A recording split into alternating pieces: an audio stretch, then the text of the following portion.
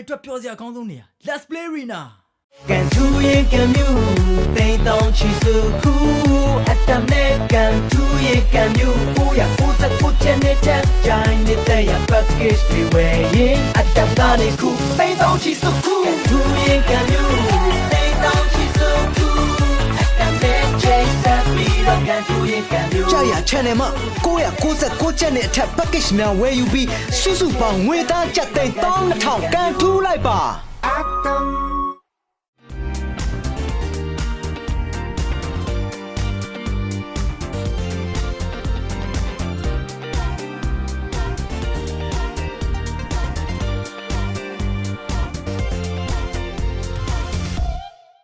energy level ကကိုယ့်ရဲ့အကြီးမားဆုံးရန်သူဖြစ်လာတဲ့အခါတမန်ချက်တွေကိုချိုးဖျက်ပြီး energy level ကို V ကုတ်နဲ့နောက်တစ်ဆင့်မြင့်ရမယ့်အချိန်ပဲ V ကုတ်မှာပါဝင်တဲ့ caffeine ကစိတ်ကိုနိုးကြတက်ကြွစေတယ်လူတင်းကမျက်လုံးရောင်ရခြင်းကိုတတ်တာစေပြီး vitamin B ကလမ်းဆန်ပြီးခွားများကိုရရှိစေပါတယ် V ကုတ် G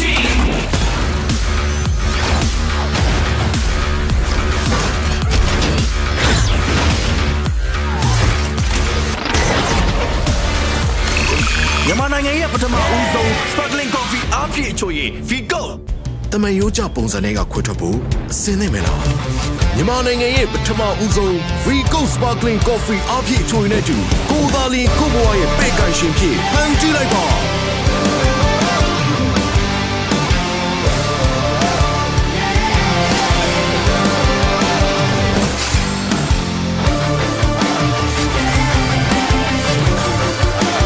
FCON နဲ့တူကိုဘွားရဲ့ရှင်သခင်ဖြစ်ကိုရိုင်းဖန်တီးလိုက်ပါ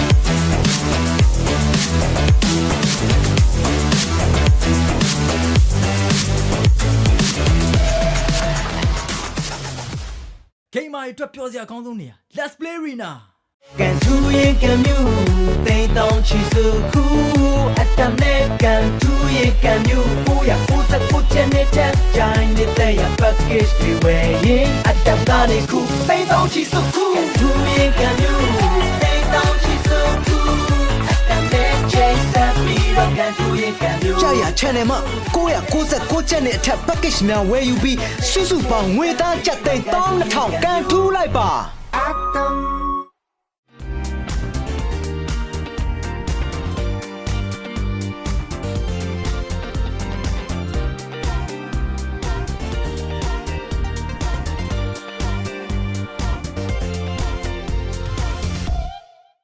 energy level ကကိုယ့်ရဲ့အကြီးမားဆုံးရန်သူဖြစ်လာတဲ့အခါတမန်ချက်တွေကိုချိုးဖျက်ပြီး energy level ကို V ကုတ်နဲ့နောက်တစ်ဆင့်မြင့်ရမယ့်အချိန်ပဲ V ကုတ်မှာပါဝင်တဲ့ caffeine ကစိတ်ကိုနိုးကြတက်ကြွစေတယ်လူတွေကမျက်လုံးရောင်ရခြင်းကိုတတ်တာစေပြီးဗီတာမင် B ကလမ်းဆန်ပြီးခွားများကိုရရှိစေပါတယ် V ကုတ်ကြီး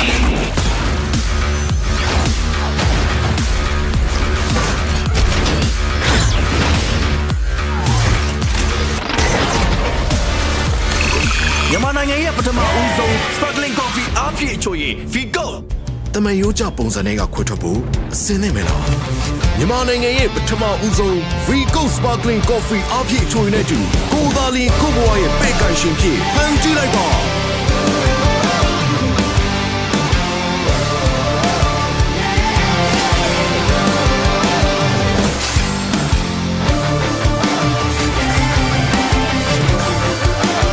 V-Go နဲ့တူကိုဘွားရဲ့ရှင်သခင်ဖြစ်ကိုရိုင်းဖန်တီးလိုက်ပါ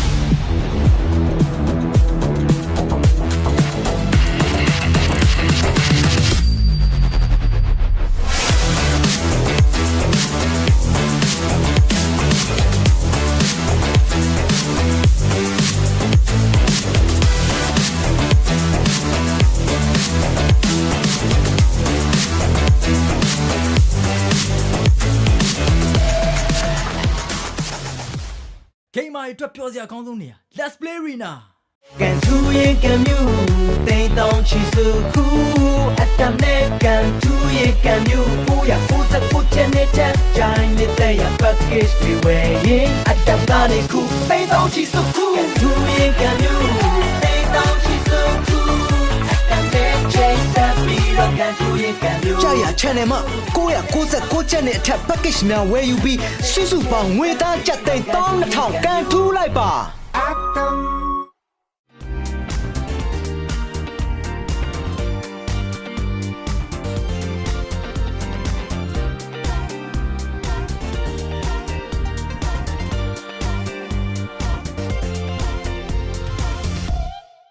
energy level ကကိုယ့်ရဲ့အကြီးမားဆုံးရန်သူဖြစ်လာတဲ့အခါတမန်ချက်တွေကိုချိုးဖြတ်ပြီး energy level ကို V ကုတ်နဲ့နောက်တစ်ဆင့်မြင့်ရမယ့်အချိန်ပဲ V ကုတ်ပါဝင်တဲ့ caffeine ကစိတ်ကိုနိုးကြတက်ကြွစေတယ်လူတင်းကမျက်လုံးကြောင့်ညာခြင်းကိုတတ်တာစေပြီး vitamin B ကလမ်းဆန်ပြီးခွားမြတ်ကိုရရှိစေပါတယ် V ကုတ်ချင်း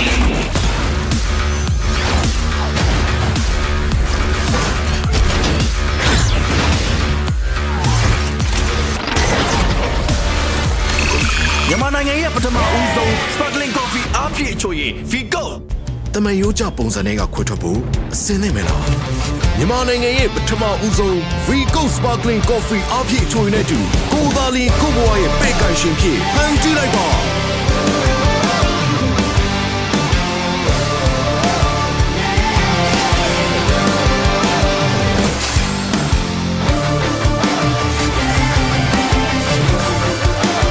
V-Go နဲ့တူကိုယ့်ဘဝရဲ့ရှင်သခင်ဖြစ်ကိုယ်ရိုင်းဖန်ကြည့်လိုက်ပါ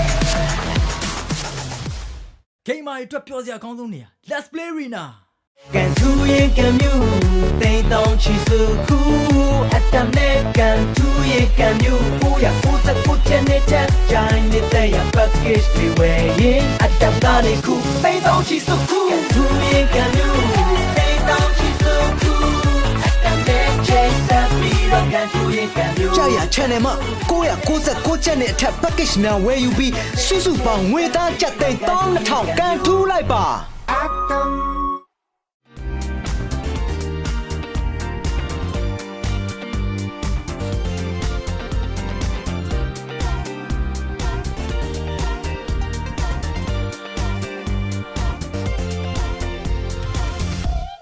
ကိုယ့်ရဲ့ energy level ကကိုယ့်ရဲ့အကြီးမားဆုံးရန်သူဖြစ်လာတဲ့အခါတမတ်ချက်တွေကိုချိုးဖျက်ပြီး energy level ကို V ကုတ်နဲ့နောက်တစ်ဆင့်မြင့်ရမယ့်အချိန်ပဲ V ကုတ်ပါဝင်တဲ့ caffeine ကစိတ်ကိုနိုးကြတက်ကြွစေတယ်လူတွေကမျက်လုံးကြောင့်ညာခြင်းကိုတတ်တာစေပြီးဗီတာမင် B ကလန်းဆန်းပြီးခွားများကိုရရှိစေပါတယ် V ကုတ် G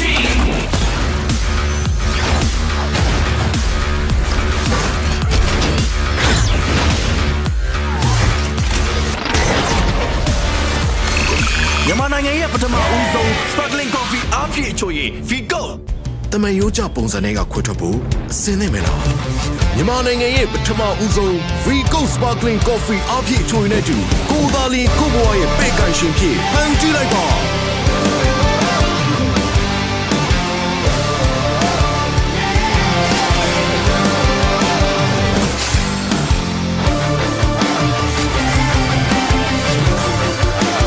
Vigo နဲ့တူကိုဘွားရဲ့ရှင်သခင်ဖြစ်ကိုရိုင်းဖန်တီးလိုက်ပါ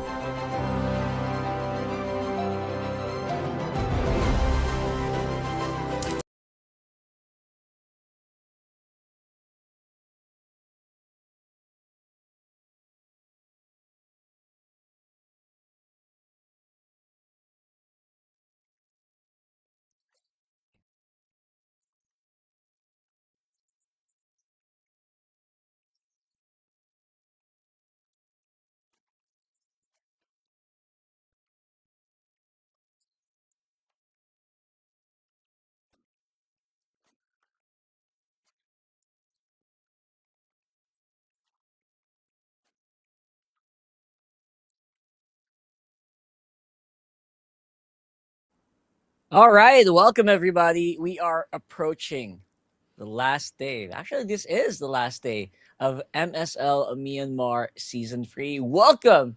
We're going to have our lower bracket finals and our grand finals here today. And we'll be your casters for this. I'm Rockhart, and alongside me is Husky. What's up, brother? How are you today? I'm doing great. First, finally, we get to work together, and MSL Myanmar has been quite the eventful tournament. You know, we get the slot. Of course, everyone's fighting to go to Paris for EWC, for MSC, and 2 great series coming up. You know, best of 5, best of 7, and familiar names. I have, you know, my own predictions. I'm hoping to see a certain team make it through and lift that trophy. But to say the least, this season has been pretty unpredictable. Very, very unpredictable. Obviously, one of the things that really kind of just stuck to the top, thing that never really changed here, is of course one of the teams that played yesterday, YG, man, YANGON GALACTICOS. 9-0 in the regular season, wins it out on the play-ins, and also sweeps their games yesterday. Again, despite all odds on that game number 2, that was really insane. I got to give it to them, man. So YG, I think, is definitely a big forerunner here for the day. But again, we still have 3 teams. 3 teams are remaining here, and one of them, or 2 of them rather, are going to be fighting off later today. That is going to be Team 7 and, of course, FALCON Esports.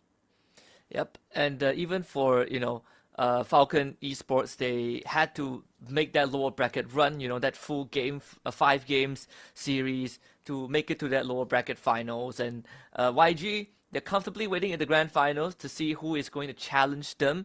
But Falcons against Team 7 is also going to be a series that I look forward to. I am particularly excited to see Dax in action again. Dax and New Cole, especially for Falcons. They have been around for so long. Big veterans. My personal favorite to make it through. But I'm all for an underdog story. I want to see if Team 7 can put up a fight and really push them to their limits and maybe get that match against YG again in the finals. That's right, because Team 7 has actually been, their second seed. Team 7 has been really performing pretty spectacularly, only losing that one series to YG. And yesterday was just given a pretty solid defeat there, which again already was a revenge arc. And now they have to revenge the revenge arc, bro, because they have to do it again. They have to fight. They have to beat Falcons here just so they can be able to do the revenge against YG. So just rebeating them again. So it's going to be so interesting if that's actually going to be the case. So we've got some pretty interesting stories for you. Yeah, basically it was Falcons. If you did not watch yesterday, it was FALCON Esports who won the Battle of the Skies. And they actually took down pretty handily games yesterday. So I'm very excited. Very, very excited for this one. I feel like we have a lot of players to watch out for as well. Personally, I think a lot of people have been watching Blink. Blink respected on that Hellcurt. And I'm very excited to see whether or not that's going to be the case as well today. Yeah, I mean we have been spoiled with revenge arcs. Even I believe over in MPLPH, you guys also witnessed your own revenge arc yesterday. Falcons, or the other Falcons, taking out Onyx Philippines to head to Paris, I think, as well. So that itself has already, I think, set up for quite the narrative. But here, if you ask me, I think Team 7, the fact that they got into play-ins by taking down Falcons and and making Falcons run that lower bracket, and now having another chance to take them down again, it is going to be a story to tell if you're a Team 7 fan. But if you're a FALCON Esports fan, you're looking for redemption, right? You're looking to right the wrongs and hopefully prove that you are still one of the top 2 teams in that region, like they've always been for the longest of time. Yeah, and I feel like, that's always been the case, right? Like, it's always hunting for that top one spot, because top 1 from Myanmar has always been just so good, right? Top 1 from Myanmar has always been like the dark horse in major tournaments, right? I know you cast internationals, right? You cast a lot of internationals. You always expect a really strong appearance from Myanmar, despite them always being like underdogs, right? And they always show up strong, always placing highly. Even YG in last M7, right? They're so good. They were able to place very highly. A lot of people didn't expect that from them, and that's why top 1 here in Myanmar is just so important. Yeah, I think YG plays like 7th and 8th, right? They plays like in the same bracket as Team Falcons. I remember that when we look at even M6 as well, or even in tournaments like the Snapdragon Pro Series, when we see teams like Falcons, or even from regions like Cambodia, for example, like CFU, these teams are always the one that at least gives Malaysia some of the biggest challenges out there. We really have to fight tooth and nail to edge out a win. And every single time, we meet on the international stage, it feels like we are in our own playoffs. And I think that's the fun part, right? They have been consistently showing up. They are aggressive gameplay has always been a shocker because we always thought that we are good at that. But then Myanmar comes out and one-up us. This region goes all the way back to M1, M2, where they finished second in M2 as well, just trailing behind Bren. So I think overall across these years, if there's one thing they're good at, is that they are fighters, man. They are so good at setting up these situations where you are forced to take a fight, but you're never gonna win. That's always been the identity of a Myanmar representative. Every time you're in an international, we are fighters. We are the unpredictable. We are the game changers basically for a majority of the time. And I'm very excited. That's why everyone's just so excited. And the play style for Myanmar has been very distinct. If you notice, right? Like, it's not just aggro. It's like complete chaos. It's fast gameplay. And that's something that we saw yesterday for YG. That's why YG really has I think a really high place in a lot of people's power rankings. A lot of people's power rankings for the championship today. Later on, they are in the grand finals. They're only waiting for the next fight, or for the next winner of this coming best of 5. And again, it is going to be a best of 5 here in this one, guys. And then it's going to be a best of 7 later on. So hopefully you guys are excited for that one. Right now, yesterday, Team 7 really did do very well. They did very well, right? They were swept. But if you watch, they really put up a pretty solid fight, especially that game number 2, man. That game number 2, they were like 8K, 7,000 gold ahead. They were on the brink of closing it against YG. They just fell a little bit short. And again, a miracle comeback play, right? That's just a miracle comeback play coming in from YG. But other than that, it feels like Team 7 could have actually brought it all the way to 5. Yeah, I remember, like, I tuned in, I remember, like halfway through, and I noticed that, okay, Team 7, they were very far ahead, but the results say otherwise, right? Like, for a moment, I thought that maybe there might have been a graphical error, where the team tags were flipped, but then I looked at the plays, and I'm like, no, that's not the case. And I did YG. That game 2 was probably one of those morale boost moments where it really shows that their experience in the game and how they handle these late game situations, right? Having a comp that is well versed with obviously clear limitations up against what Team 7 has. Team 7 got that Freya, got the Harry going, late game demons, but YG just better in these kind of front to back peel, and they were able to hold it out, especially for Kaiser on that Zhu Xin, being able to go almost deathless the entire game and just being that rock that YG needs to outlast Team 7. That's true. It's amazing, right? That you were able to do a comeback like that. And that's what we were talking about last night as well. Husky, like, all right, I'll lose like that. What does that do to Team 7, right? What does that do to the morale of Team 7? Because they know they had that game. They should have had that game in their minds, right? So what do you do? Mm-hmm. What happens when you just let that slip from your fingers? And I think we got a little bit of a preview of that in Game 3. Game 3 was just pretty far. That was miles away from their performance in Game 2. So what I'm hoping is, that they kind of just took the time to recover from that.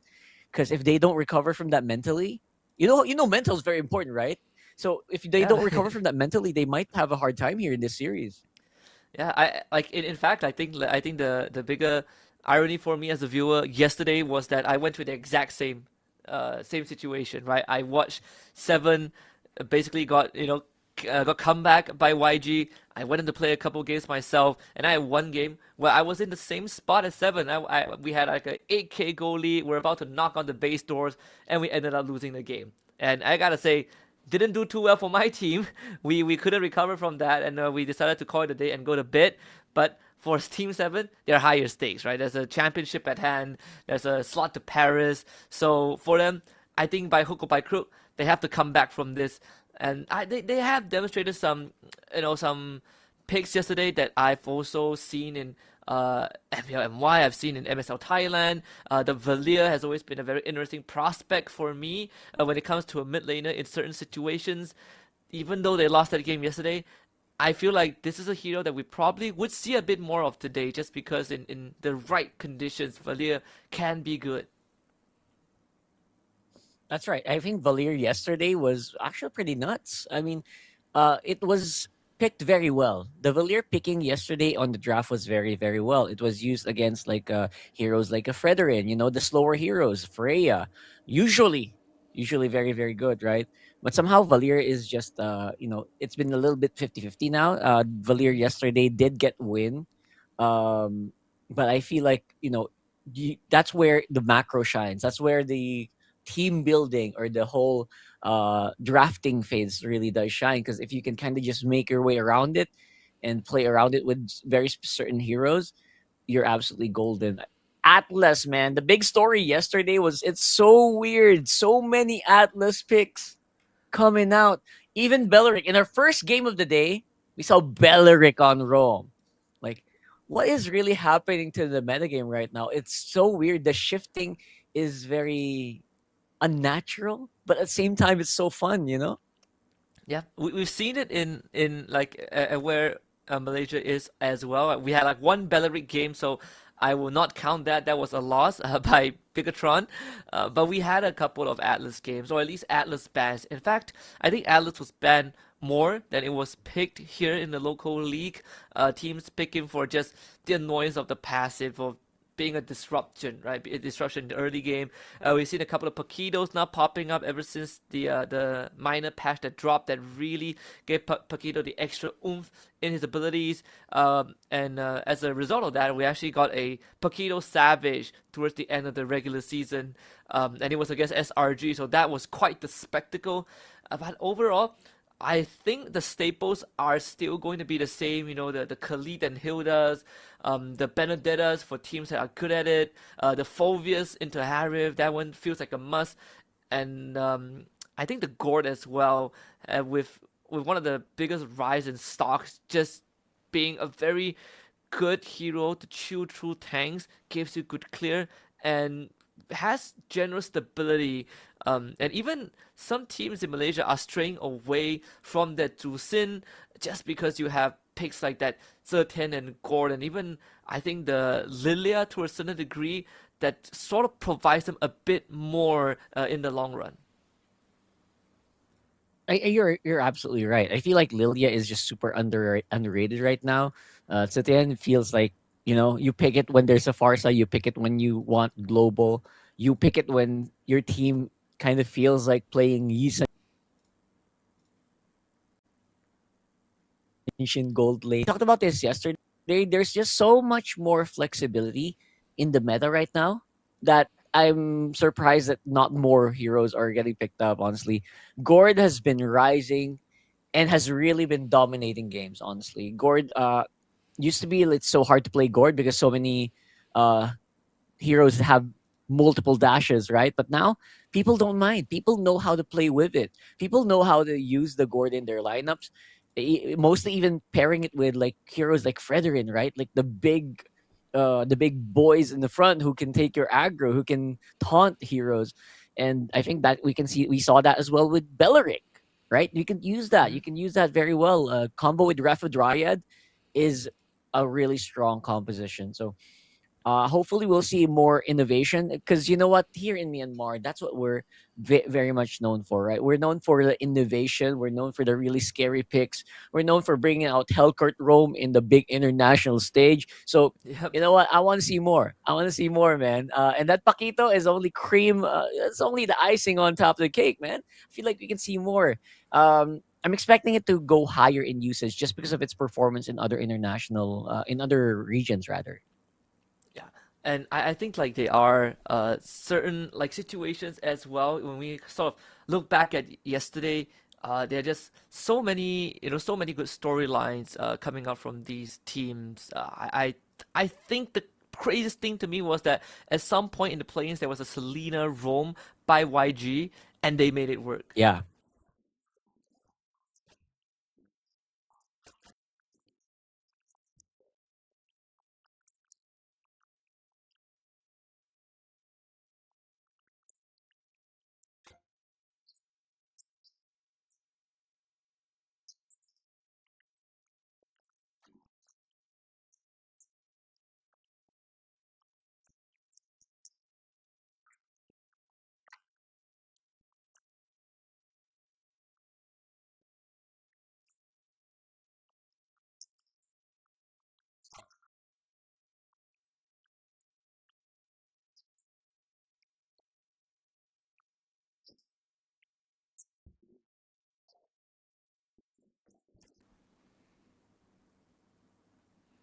There you go.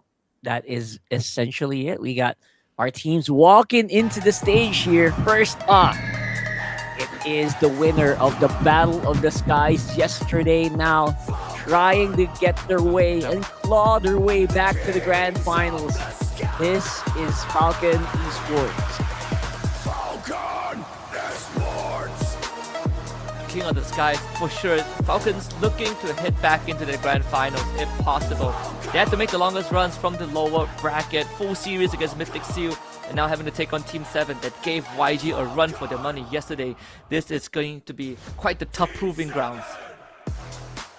Yeah, gonna be a big proving ground, especially against the second seed of the regular season, who has beaten so many teams, save for one. The one that they want to get some revenge against today. And again, climb their way back to the top. It's Team 7. Got that mental reset. Hope is in place. I just gotta sidetrack a bit. Man, these team intro songs, they're pretty lit. I like it. I like the vibe that it's bringing. Obviously for Team 7, there's a lot of pressure on their shoulders considering the chain of events that has transpired yesterday. But the battle has to continue on, and we will have both coaches of the teams also coming out on stage. Then we proceed with the fist bumps and get them ready for the draft picks, man. Yeah, I'm so excited for the draft picks. I like the smiles here on our players' faces, especially for Team 7. That's actually the one that I was watching out for. I want to see what they will look like. I want to see how they're feeling coming into this game, because mental is like a big part of it, right? You know this very well, right? Your mental state coming into a game is gonna dictate how it ends, how it finishes. Yeah, I just spent a good amount of time researching it, like observing it for like, especially when I play with my friends and all, or like when I play alone, and because I always thought that how hard can it be, right? How hard can it be to move on from a tough loss? Just reset, treat it as never happened. And I realized it is not that easy. There's actually a significant contrast in how good you perform with how good your mental state is at. You start making more common mistakes, you start having lapse of judgment, you start overlooking key details in the game. So it's a tough battle. Most games are won before you hop into the land of dawn, and it's won on the mental side. But for Falcons, we got New Cole, Dax, PS, Kidax, and Benny, the usual names, the usual veterans, but in a more competitive climate. Absolutely. And again, if you're talking about mental, you know what? They seem to be in a very good one. They did come over. They did come from a big win yesterday, and that was something that you could be very, very proud of. If you're Falcons right now, you must be feeling very good about that. And knowing that you are facing off against Team 7, though, that might be a different story. They are second seed. They're the second most powerful team in MSL Myanmar right now, which is, of course, Team 7. Team 7, yeah. Again, CK, Lucky, Cien, Tanpok, and OP. I think, if you are in a spot like Team 7 is currently at as the second seed, there's going to be that extra pressure knowing that, you have something to prove for yourselves as compared to the usual names like YG and Falcons. But I personally think that, Falcons fans, they should feel a bit more at ease considering this lineup.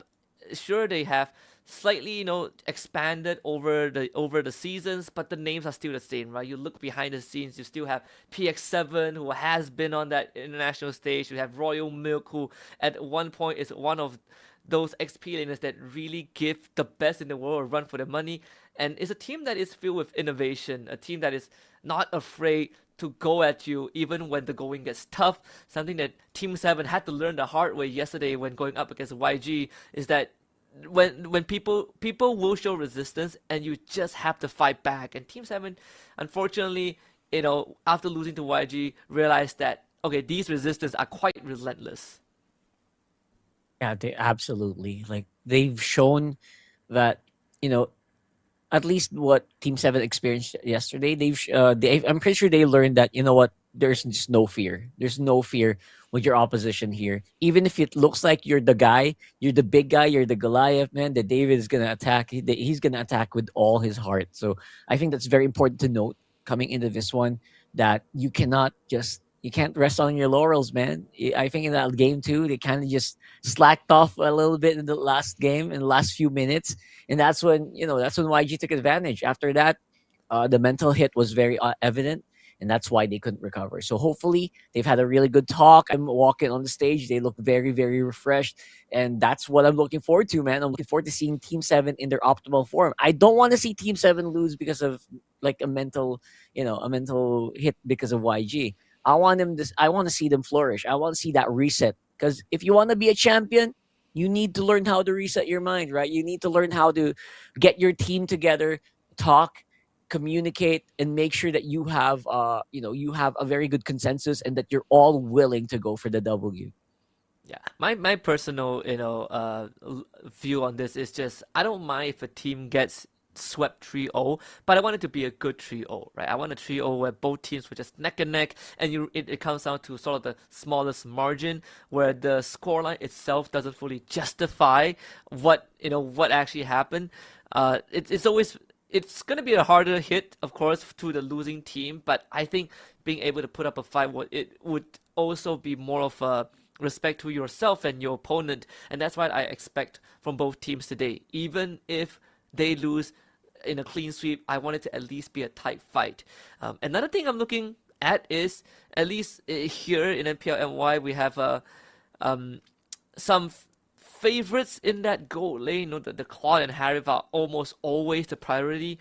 I personally am not a big fan of Harif, and I'll explain why. Right, I'm not a big fan of because of how much he has been juiced up in the recent patch. I think the numbers are a bit ridiculous now for Harif, even though he's not 100% win rate, but it's quite the insurance policy.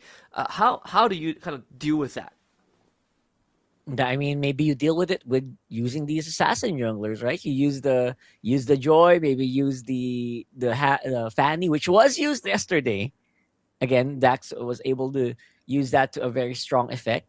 And maybe that's the way you deal with that Harif. And the matchup here is, of course, Lucky versus Dax. Joy, not so much.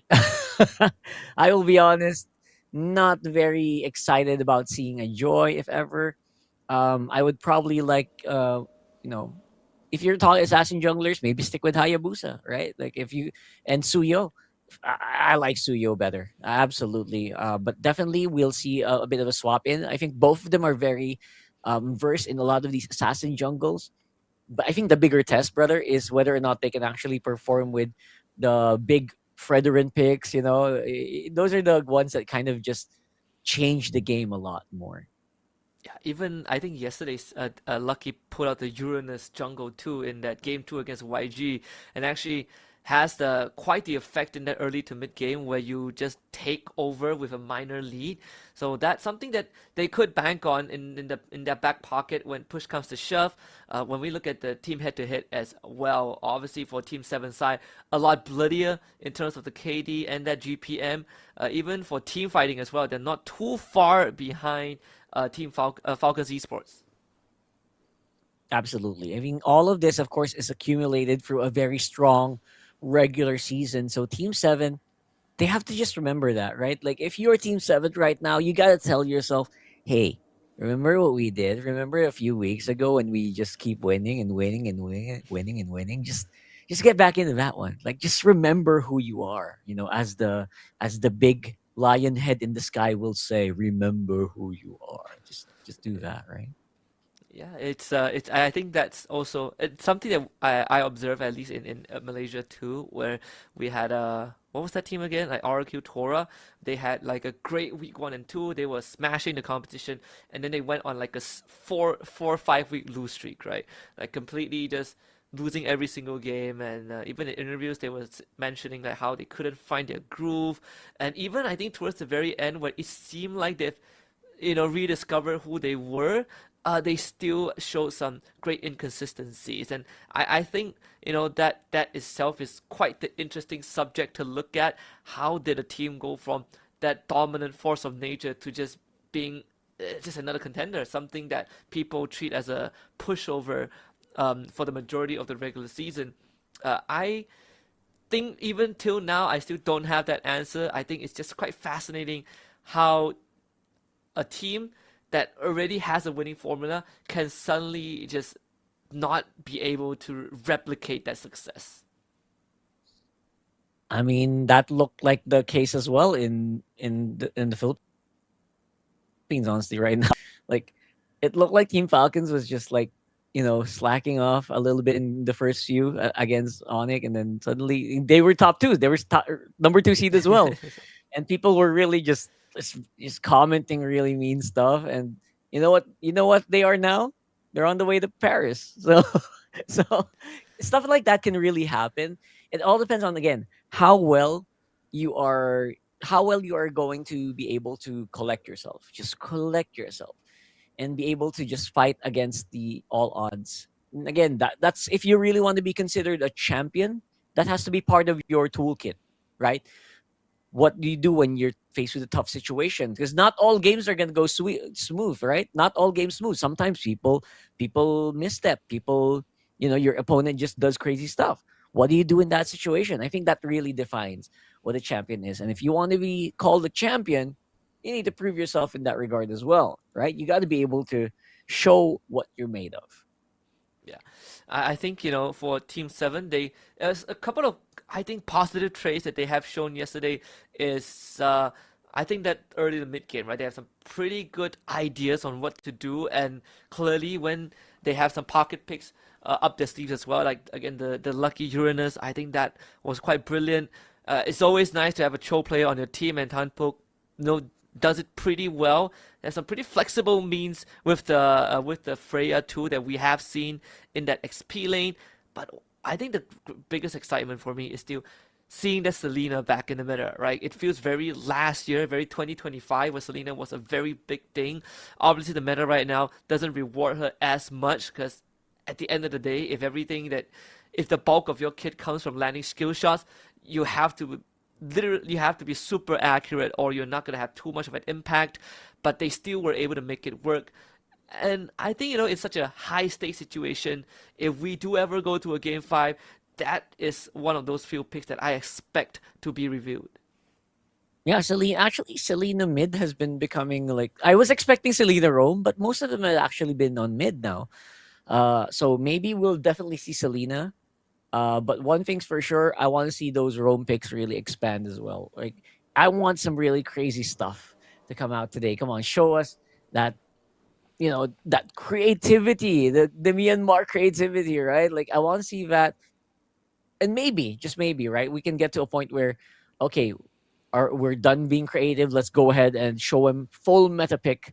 Like, go, just be very, very stable. And those are the things that I want to see, like the transition between what you can be and who you really are is going to have to be shown here. So Team Falcons, I feel like they just have a really good performance, man. Like I was watching Team Falcons yesterday and I was like, all right. Because, Coach RC, one of their old coaches, he's a really good friend of mine, right?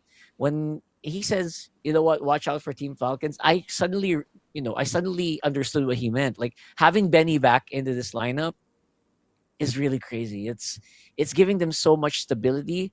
But Benny, obviously, he also plays that Harif a lot that you were talking about. He also plays the Claude a lot. So having more stability just enables everyone else, like New Code, like Dax, to just go crazy here. And I guess that's one of the things that make Team Falcons just so scary, man. Falcon Esports has been like a really, wild card in so many games. And until now, like even way back, like years back, Falcons Esports already been wild card. What more now, right? With such a wide meta, so many picks that can be picked now.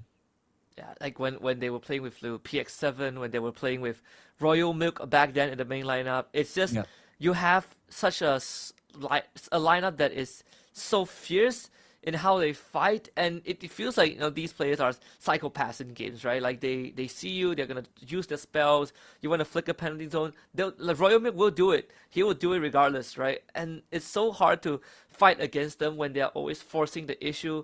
The way that they draft is very linear. They're very honest in how they draft. They're not shy in say, oh, we're gonna hide some flex picks and surprise you. No, they show you that they are out for blood, and they will do it. And I think this version of Falcons is the exact same thing. Just to echo on what you mentioned about Benny, he is, I think, one of the best goal laners we have seen come out from that region. And right now he's in a meta where he is given the tools to literally win a game for his team. And that the Harif again is one of the strongest heroes right now. But if you put it on something like a Claude, like a carry, Benny, I think he's got it. If we have to go down the list and somehow end up with that M6 Bruno as well, Benny's pretty good on that hero. That's true. Benny's so good on that hero, man. So I'm excited to see stuff like that occur. We saw a Bruno, I think, a few days ago. So check that out.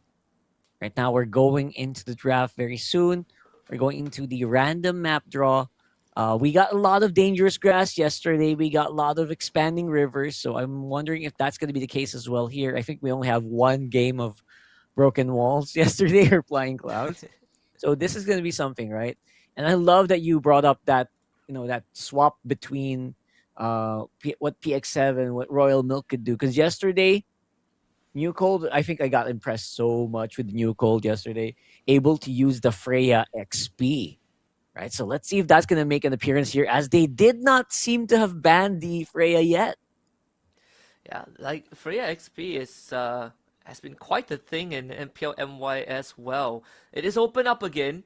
The priority actually, at least from Falcon Esports side, is more towards having that Uranus and the Kalea, and of course the Jusin being sort of like the primary targets. But with the Phobias taken up by 7, I think that Freya becomes quite the commodity. Of course, we have the Guinevere as well that is available, the Marcel.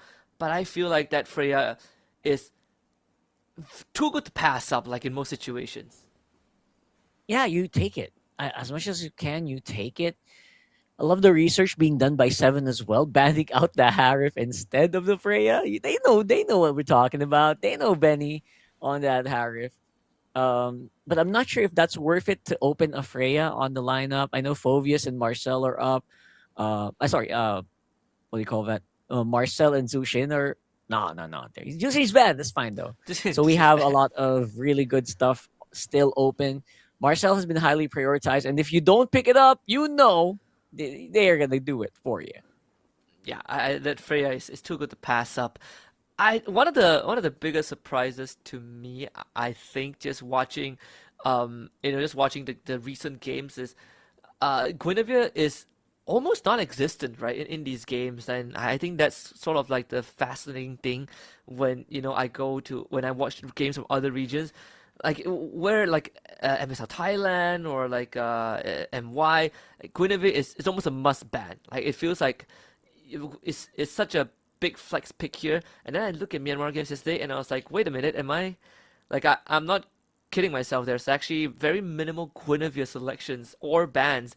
But we did talk about the Valir, good against tank lineups that just want to be in your face because he's so great at peeling and just keeping you at an arm's length. And then they give Benny that claw that we also were discussing earlier on. So there's already quite a framework there for Falcons Esports. Absolutely. A really good framework. All they need now is like a really solid tank XP and maybe a strong roam. I'm thinking about Glue right now on the roam, just so that you can control that Freya, one of the few heroes that can kind of just straight up control that. And I love that you brought up the lack of the Guinevere here. Usually, Guinevere is just so good on its own. Actually, in our region, mostly gets first pick, especially in like the MDLs and everything. But I guess one of the key components of that, the Guinevere is banned out, the Kalea. So people love running the Guinevere Kalea, right? So if one of them is removed, they don't really want to show up as much as possible. So more jungle bans are going to be coming up. And again, this is a very frail lineup for Falcons right now. They really need a really strong roam and maybe a tank jungle. I'm thinking maybe a Fredrin can do something about this one. Fredrin jungle and blue roam feels like it should be what makes it for Falcons, right? Yeah, I'm thinking the same thing, and I think 7 also had the had that foresight. That's why that gourd was picked up in anticipation. If you go for a tank, we already have an answer to shred their health bar. But I think, if not for that glue in the XP, if they want to go slightly harder and more gung-ho into 7, something that can reach the gourd, then maybe the Terizla or the Alice could be the alternative. Although I personally would still like that glue, just so you could help out that Valir in the peeling department in case Freya slips through, especially with the Valkyrie's Descent. You time it well, and suddenly the Searing Torrent doesn't push you back, and then it will pose quite the problem for that backline. So there's a couple of options that Falcons can consider, but 7 are taking out big engaged heroes like that Sora. They know that XP is the big deal, so that's why glue on XP is still pretty good, I think.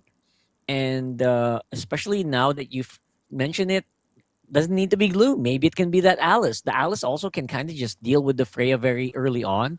In the later stages, the Alice can't really sustain anymore against the Freya, but you know what? They don't mind.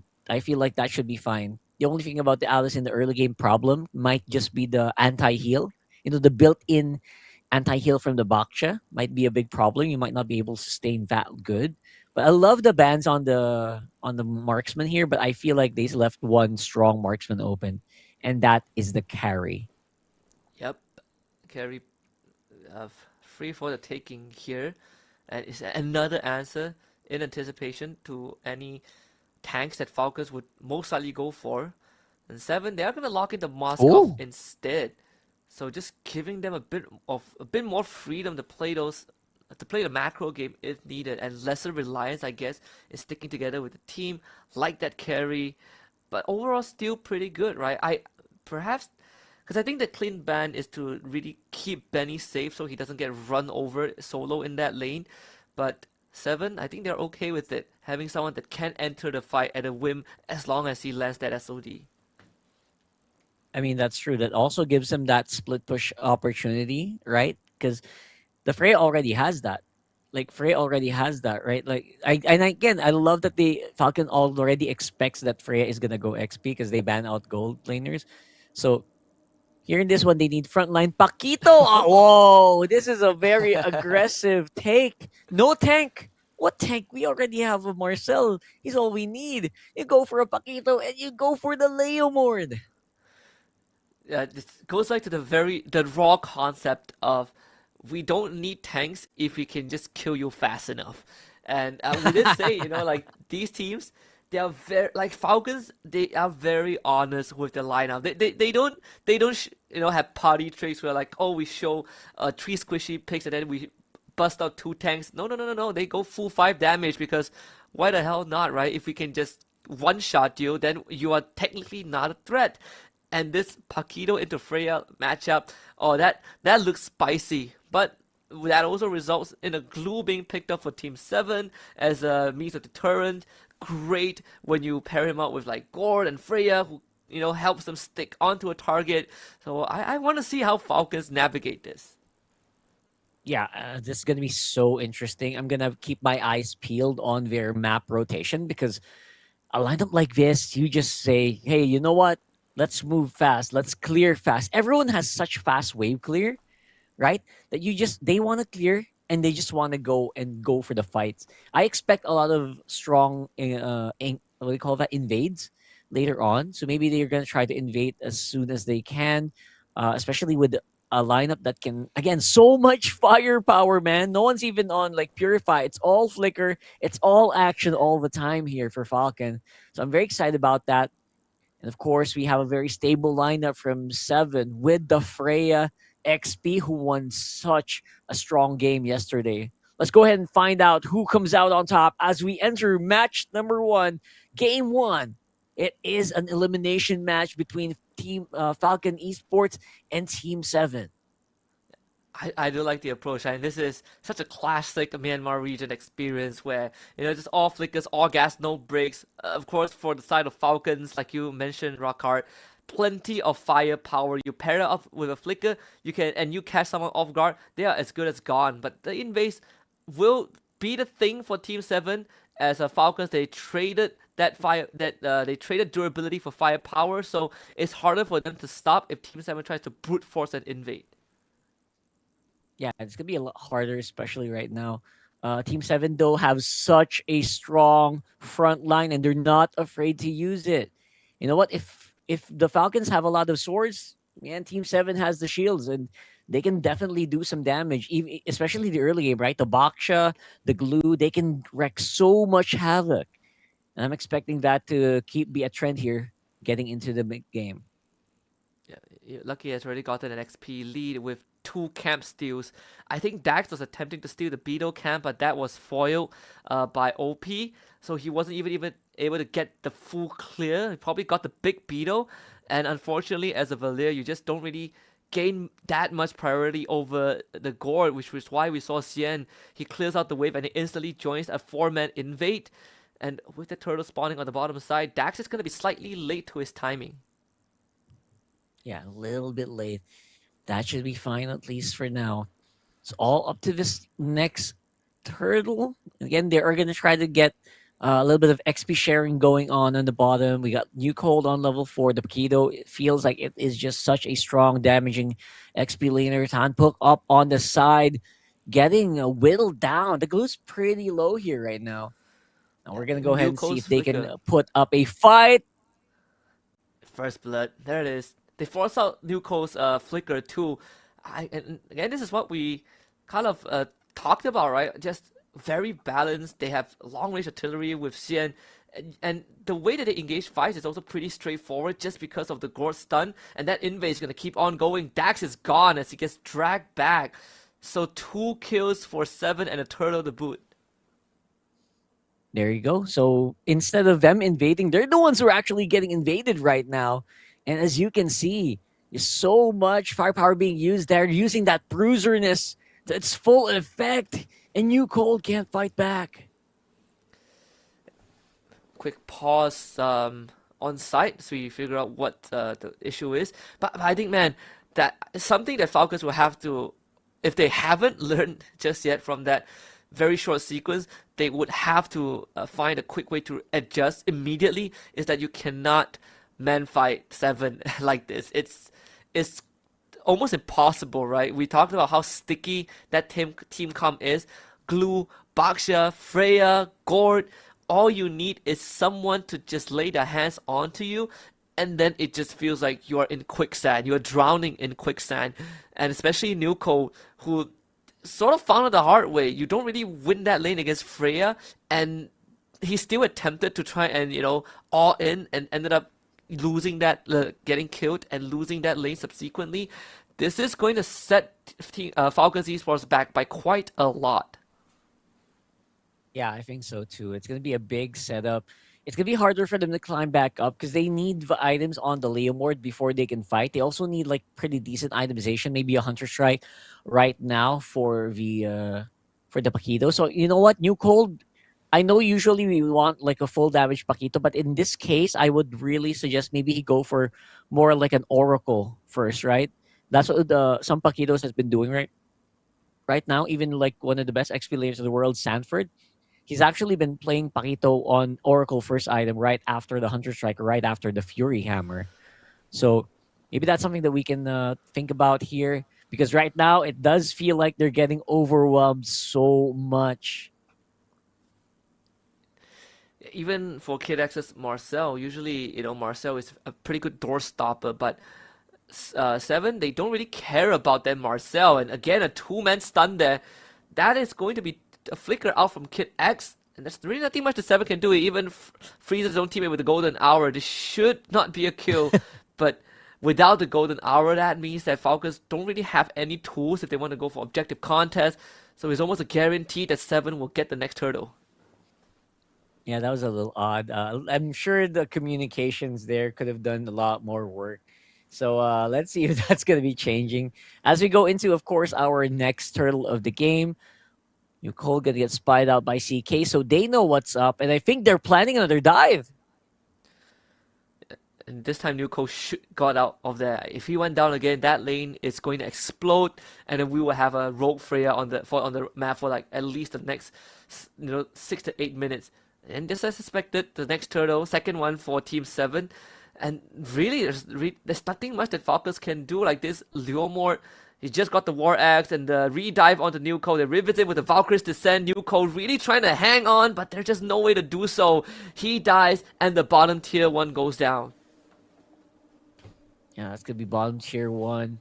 Of course, they will get a little bit of trade, so that's a big plus, right? So they're kind of equalizing a little bit, slowly getting that Claude into a state where it can finally join the fights. Because for the Falcons, it's been more like 4v4, but feels like 4v5, right? Because they need Leomord on the farm. They need the Paquito's not really doing that much. And Benny, he's going to have to do the hard carrying in terms of damage later on. I'm expecting that lane swap to come in soon so that OP can get better farm time, I guess. The Golden Hour does hit on the 2, and Kid X will buy some time. Mystic Gush is more than enough to melt him down. 7 can still go on if they want to. They get the grab, and the stun from the projectile. So another 2 kills going over to Team 7. Nuko will only get 1 in return, but Team 7 gets a full team wipe 6 minutes in. Okay. So it's so ironic. The team that has full-on damage from almost every single role is now the team who's getting run over by the team that just has like a glue and just has a Baksha. It just shows you how strong those picks are right now. You can see here on the replay, they love playing on this, man. They love it when you group up on him. And I think we just saw the power of the Freya in this matchup, just dipping and diving inside and outside those turrets. They're happy to dive here. They're doing it again. And Nuko is going to go down for the 4th time this game, just not giving Paquito any room to breathe. And not just, the Freya that you mentioned, right? Even like the glue, once those 2 stick onto someone, it is almost impossible to get them off of you. It feels like they're like leeches, It's you try to pull them out, they hurt even more. You keep on bleeding. A 5.4k goalie for Team 7, all 3 turtles in their favor. This game has essentially spiraled out of control for Team Falcons. It is spiraling way out of control right now. And this could end quickly if they don't do something about it. I think this could end after this Lord, if they're not super careful here. So watch out for the next moves. And I think we should be able to get into a very good spot here when maybe Benny can fight. But that's not coming anytime soon, man. Yeah, they're going to lean a whole lot more to get Benny into a fighting position. Although PS did survive, Nuko tries to look for one shot onto OP. Just does not have the damage and even had to use his own flicker to get out. So Team 7, they are the ones that come out on the better end. Man, all right. So Team 7 looks like they are mad. They are roaring. They want to get more kills here, man. You can see it, right? They're so ready to dive. And I think this is going to be very interesting. Again, what is Falcon Esports going to do about this? All they can do is just buy time until Benny's properly suited up, man. But he's having a hard time getting gold on his own. Yeah, it's pretty hard. And you think about it, the cores on the side of Falcons, they all are resource hungry, and Kid X, he's gonna get stuck on and instantly go down. And Pook with the flicker out, SOD connects. Here comes Nuko from the corner as well. Does some decent damage, but not enough to find any sort of a trade back. So Team 7 walks away with a kill on the roamer of Falcons. All right, so this is going to be a pretty decent deal here for 7. I don't think they need to rush it. All they need to do is buy more time, get to that Lord, and just get into gear. I think they can end it right here if they can catch Benny, if they can catch PS later. That should be game. Yeah, and Benny is not even... That doesn't even have his Trinity just yet. I think he's like, at least a minute and a half away from that. And again, right, like Nuko, Dax, Benny, they all want resources to be functional. And unfortunately, they will have to sacrifice it to give it to Benny, because Benny is their final hope. But against the Lord, and the damage, oh my goodness, you say they're going to catch Benny, and they found it. OP SOD in the Golden Hour, just way too late. The core members are already dead. All right, so I think I literally called that into existence, right? And now, luckily for them, the Lord's pretty far away. But now they have a few more seconds. These energy shields are going to get popped right now. And this is going to be a problem. 7 seems like they're happy to go for this. What are they going to Do I think What are they going to do? I think you wait for the next Lord, and the game ends. It is pretty safe to call it GG's unless Falcons pull off a miracle or they replicate what was done yesterday by YG. But even YG still had a standing inhibitor when they made the comeback instead of having a bare base. And they had a draft that could maneuver in and out of the map pretty quickly. They had the Alice in the XP lane. They had some sort of hero that can front, but not the case for Falcons. The people who front is only the Marcel. If the Paquito and the Leomord want to do that, they are throwing their body into the fire. This Baksha has a cursed helmet. The glue is basically going full damage. Just got the radiant armor, but also has a glowing one on top of the cursed helmet. If he finds the Valir or the Claude, they are guaranteed to go down. Suddenly, I was thinking, what if this Leomord was like a Fredrin? Maybe they would have had a better fight since, Fredrin not super item dependent to get ramping. But now they are suffering the consequences of that very, very greedy draft, honestly. Now that you think about it, everyone needs items. No one can function without like at least 2 to 3 items on their own. So now they suffer the consequences. They will need to look for gold. They need to buy more time. That is the game plan here for Falcon Esports. Buy more time so that your items can get into a good spot, or if you can finally take a fight. But we don't see that anytime here soon. Yeah, the silver lining is that PS just got his Ice Queen's wand, so some extra peel, but Dax still not at his endless battle just yet. I wager probably Benny just got his Trinity not long ago, but is still trying to farm up for the Winds of Nature. This also, made me look back at the draft and think that maybe this Valir didn't need to come out that early, because there are a lot of better options left. But what's done is done. This is the final push from Team 7.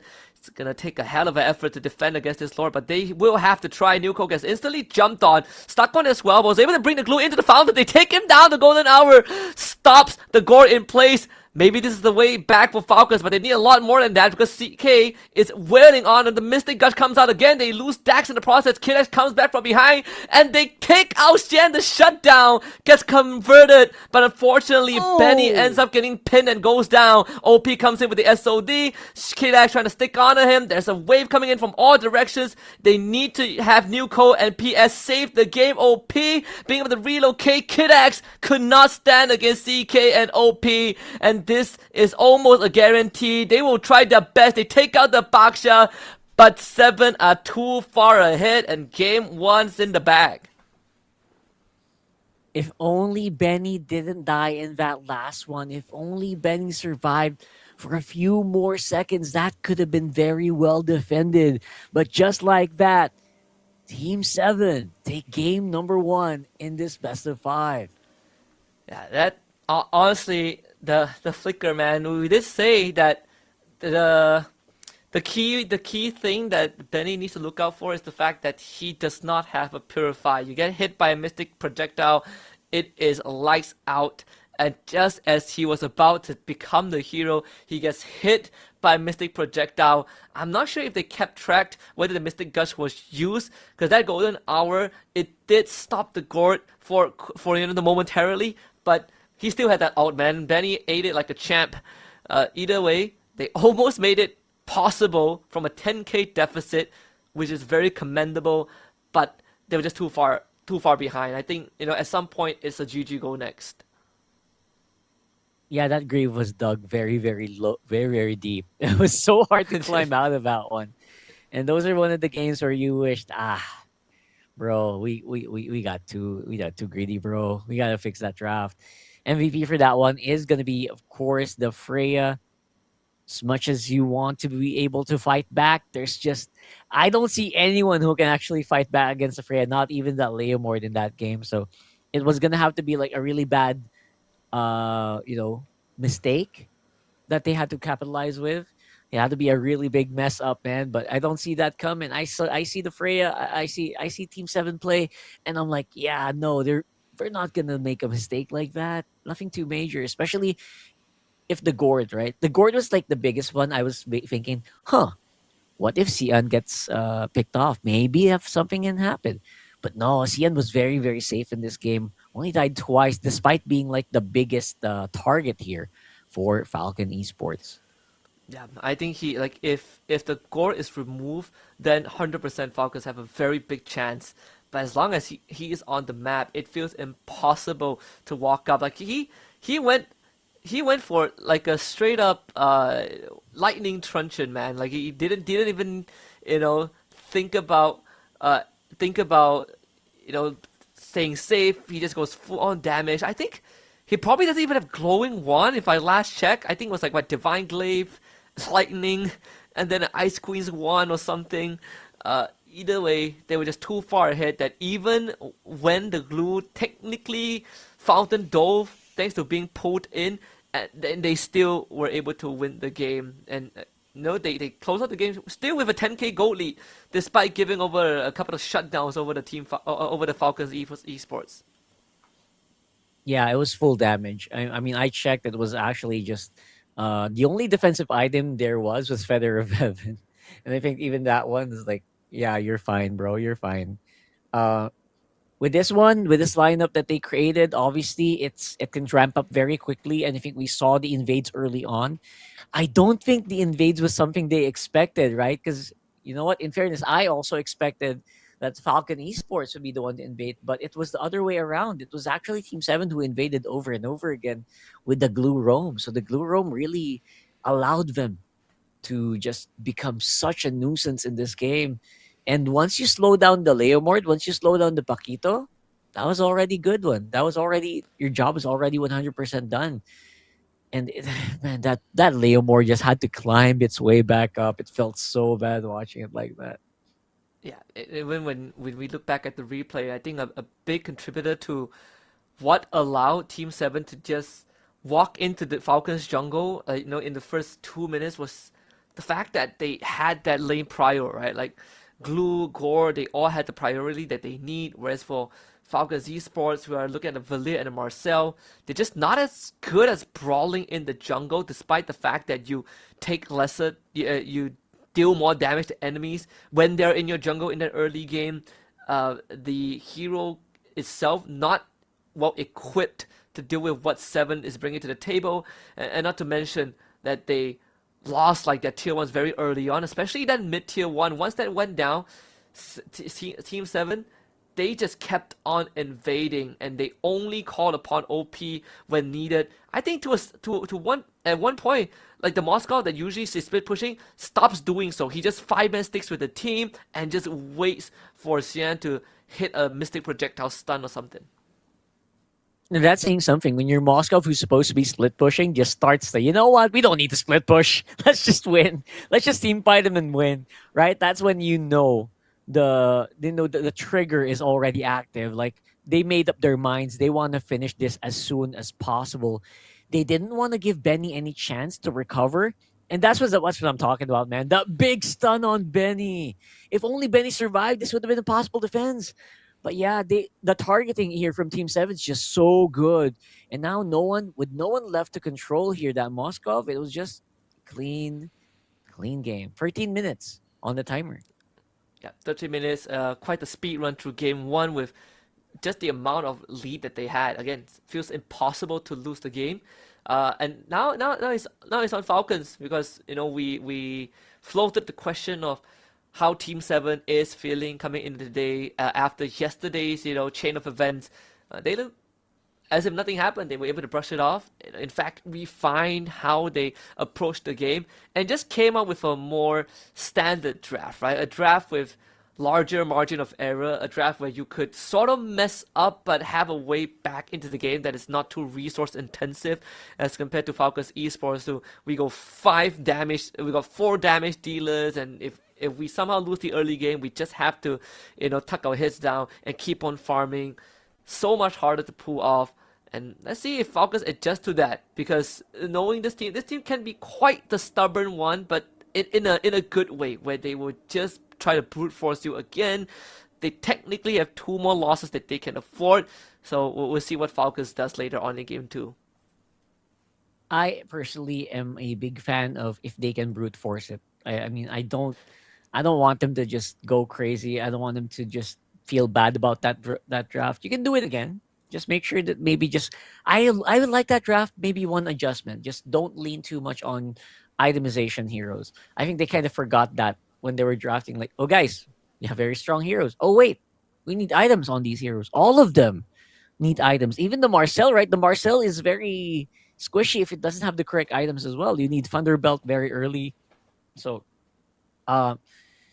just go back to the drawing board, man. Just go back to the drawing board and just go ahead and try to balance it out a little bit. Just a little bit more balance. Fredrin instead of Leomord might have worked.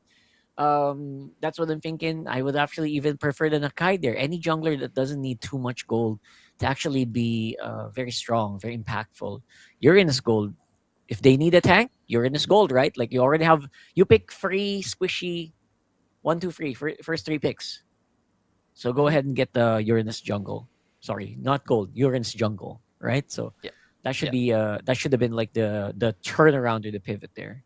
Yeah, I think like the only option they had was probably the Fredrin, because Uranus was banned by themselves. Oh, it was banned out. Yeah. It was banned by them, yeah. But my personal adjustment, if they wanted to offer the Leomord, is to not have that Verlier shown that early, right? Because they shown Verlier in the blue 2nd and 3rd pick. I feel like the Eve probably would have also helped just a little bit against a draft that wants to run in your face like that.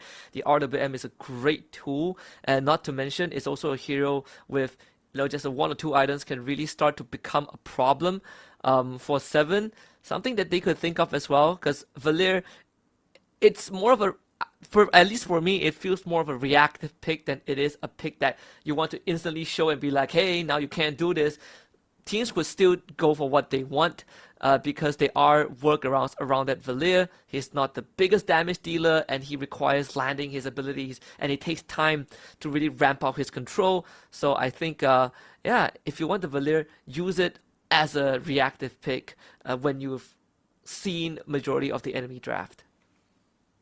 That's true. The Valier, as strong as it is, I can't stop singing praises about the Valier. It's so good in a lot of lineups right now. But you need to hit those shots. It has to be a straight line. If something blocks it, your combo's broken, right? And I would like to see something very similar to maybe a Lilia in that game. Maybe it could have been better. And again, don't show it too early. Don't show it too early, man. You show it too early, you got problems. That Valier can work. I see it work. Even in our region, right? In our region, you can pick the Valier, but it's number 4, number 5 after the draft. Yeah. I agree. I think that's probably like the best place. It's more like a red side thing. Even on blue side, 4 or 5 is not bad because you see 4 picks from the enemy side. But overall, it's just game 1. If anything, I think Falcons Esports, that's going to be sort of like the litmus test to get a feel of what 7 is capable of, and make some adjustments. You did say that they did their homework as well in how they went for the first phase ban. I was slightly caught off guard with how much priority they gave to the Uranus ban in the first phase. It doesn't seem like Team 7 were too bothered by it. So let's see if that's going to be let through in game 2. All right. I would like to see like a really big swap out though. I don't want to. I feel like if you do that again, if you do that lineup again, maybe just don't do it in the same way. Don't show it, right? And ban out the Freya. Bro, the Freya. What's the win rate of the Freya at this point? I think our Freya win rate is like pretty high right now, more than 60% or 70% for the playoffs. So just ban out heroes like that. Should be fine, man. Yeah, let me. I wonder as well. I feel like Freya win rates. It's Freya. There's like 100 plus games played already in the Myanmar. Freya was picked like. Freya won like 40. And funnily enough, Freya has a sub 50% win rate. She actually won like 48%. Oh, no, in the playoffs. Yeah, in yeah. the playoffs. Just In the playoffs.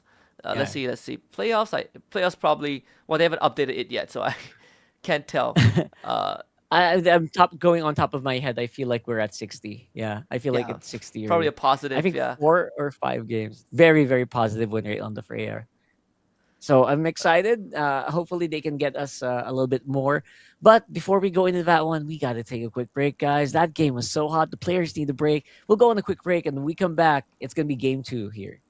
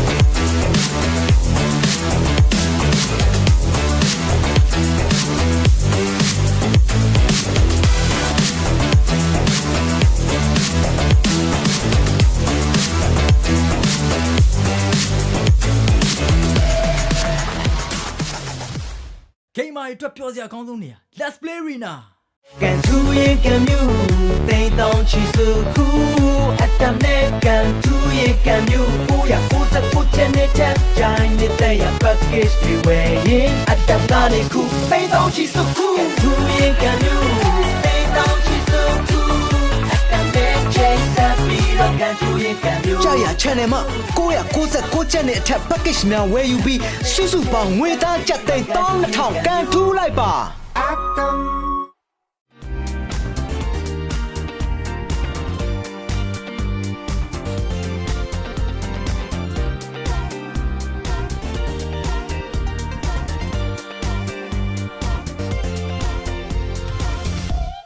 ကိုယ့်ရဲ့ energy level ကကိုယ့်ရဲ့အကြီးမားဆုံးရန်သူဖြစ်လာတဲ့အခါတမန်ချက်တွေကိုချိုးဖြတ်ပြီး energy level ကို V ကုတ်နဲ့နောက်တစ်ဆင့်မြင့်ရမယ့်အချိန်ပဲ V ကုတ်မှာပါဝင်တဲ့ caffeine ကစိတ်ကိုနိုးကြတက်ကြွစေတယ်လူတွေကမျက်လုံးရောင်ရခြင်းကိုတတ်တာစေပြီးဗီတာမင် B ကလမ်းဆန်းပြီးခွားများကိုရရှိစေပါတယ် V ကုတ် team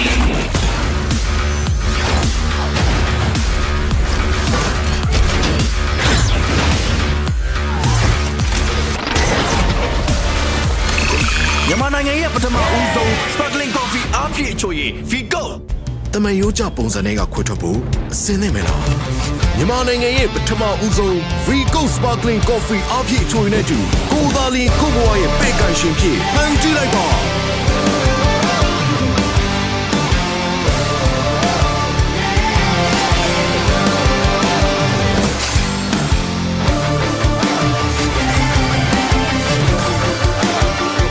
နဲ့တူကိုဘွားရဲ့ရှင်သခင်ဖြစ်ကိုရိုင်းဖန်တီးလိုက်ပါ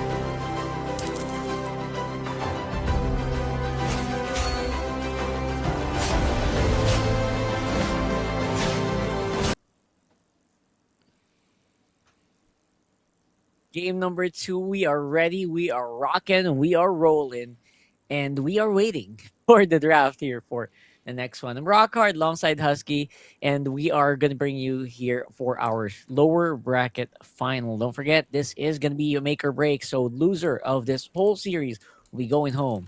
And the winner is going to fight our current top contender here, YG, for a spot in they're going to be fighting for the MSL Myanmar Season 3 Championship and a spot in Paris for EWC 26. So big stakes here. So get your friends along, invite your friends to watch, because it's going to be the Myanmar region, man. We're going to look for who's going to be the big representative for the Myanmar region today. So you don't want to be not here when that happens. Yep. And of course, game one has given us sort of the premonition of what might come, and of how, and also like how daring Falcons Esports can be with the drafting patterns. It's very Falcons Esports, but Team 7, they are very prepared, I think, to answer that, right? Again, they showed us a very standard draft, no shenanigans. They play very by the book, and even covering all of their bases with the draft that they have brought up. The preparation is definitely apparent as we head into the game to draft. The bans are almost the same, with Falcons Esports this time opting to ban out the Baksha instead, but everything else is the same as game one. Yeah, I think they sort of forgot how strong the Baksha is, and now Falcon. Oh, this is scary. They're gonna be coming up first with the Freya of their own. Yeah, they took a gamble with the Marcel in game one and then realized that, man, that Freya is too much of a problem, but they will give the Marcel over to Team 7 this time. But Team 7 can also pair it up, with a strong pick of their own. It could be a flex if they want, like the glue, but they could also go for I think like a strong jungler. I think the Harif is open this time if they want to opt for that as well. I don't mind the Harif. I feel like you can lock it in here, although I don't really see that much of a what do you call that? I don't really see that much of a priority for the Harif right now, especially considering you are the team that has the Marcel. Sometimes Harif and Marcel they don't really mesh too well together, just because you can mess up the synchrovision. If it has to be like a perfect Zaman force placement for it to be effective, right? It's so hard to do that, and sometimes it can get messed up. So that's why this time around it's Harif going over the Falcons. Oh my goodness, what a strong lineup so far. Yeah, and in true Falcon style, very direct, very straightforward. Just sort of like game one where they showed all three cores and they just say that, hey, we are gonna hit hard. We're gonna hit, and they have heroes that can do that slightly better in that early to mid game, especially that Suyo as compared to Leomord. But of course, these are also heroes that if the Marcel doesn't get his items yet, they could easily just blow through his health bar. Caught you yawning that, sir. There's no running away from that. That's on the internet forever. But 7 now, they don't have the Baksha, but I think in the jungle, if they want to go for an assassin matchup, there is the what am I missing? I still think like a Guinevere is not too bad now that you have the Gord as well. But they are gonna opt for the Claude. I think that's fine since you already saw the Harif on the other side. So for me, it's a little difficult just because you're gonna have to buy so much time for the Claude here. But to be fair, there's not really much of a good gold laner pick. I don't think a Moskov would be wise to pick early on. And if they really want to secure their gold lane, if they said, hey, you know what? I just want to stay on Claude, man. Just give me the Claude. We'll be fine. And then you got to trust them, right? So for now, it is going to be a pretty much mid lane ban for me, I think. Completely removing a lot of good, strong mid lane picks is going to be important. I don't see the Valier getting banned here because I don't think they need to ban the Valier. But it could do some decent damage. Now, for other mid lane picks, I think we're starting to forget picks like the Eve, man. The Eve could be so good if it gets picked up for Falcon. Yep. So it's a pick that I suggested that could be possible too. I was thinking if I'm Team 7, I would ban out the Yve, or at least Yve would be on my radar, because even if they if not Yve, then maybe the Zertia, like either or, right? But I think you can ban out the Yve since she is a way bigger threat in the grand scheme of things. And then you have the Claude that can sort of threaten the backline, but they opt to ban out the Selena instead, which is also like one of the few picks that we briefly talked about, where you said it's more in the mid lane, and it has showed up in Rome for doing the play-ins as well. I think, was it by Team Falcons? No, it was by a YG where they played in Rome for one of their games. Definitely a more targeted pick there. But Falcons, they are trying to protect the Harif and the Freya with the Esmer ban. Another XP, I think the glue ban would be okay, but they banned a higher Busa instead.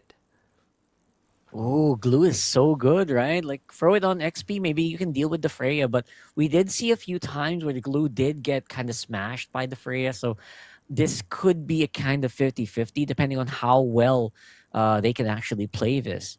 Now for this one, again, you need a strong, solid frontliner, not too hungry on the economics. As long as you get a XP that's not super item dependent, this could be fine.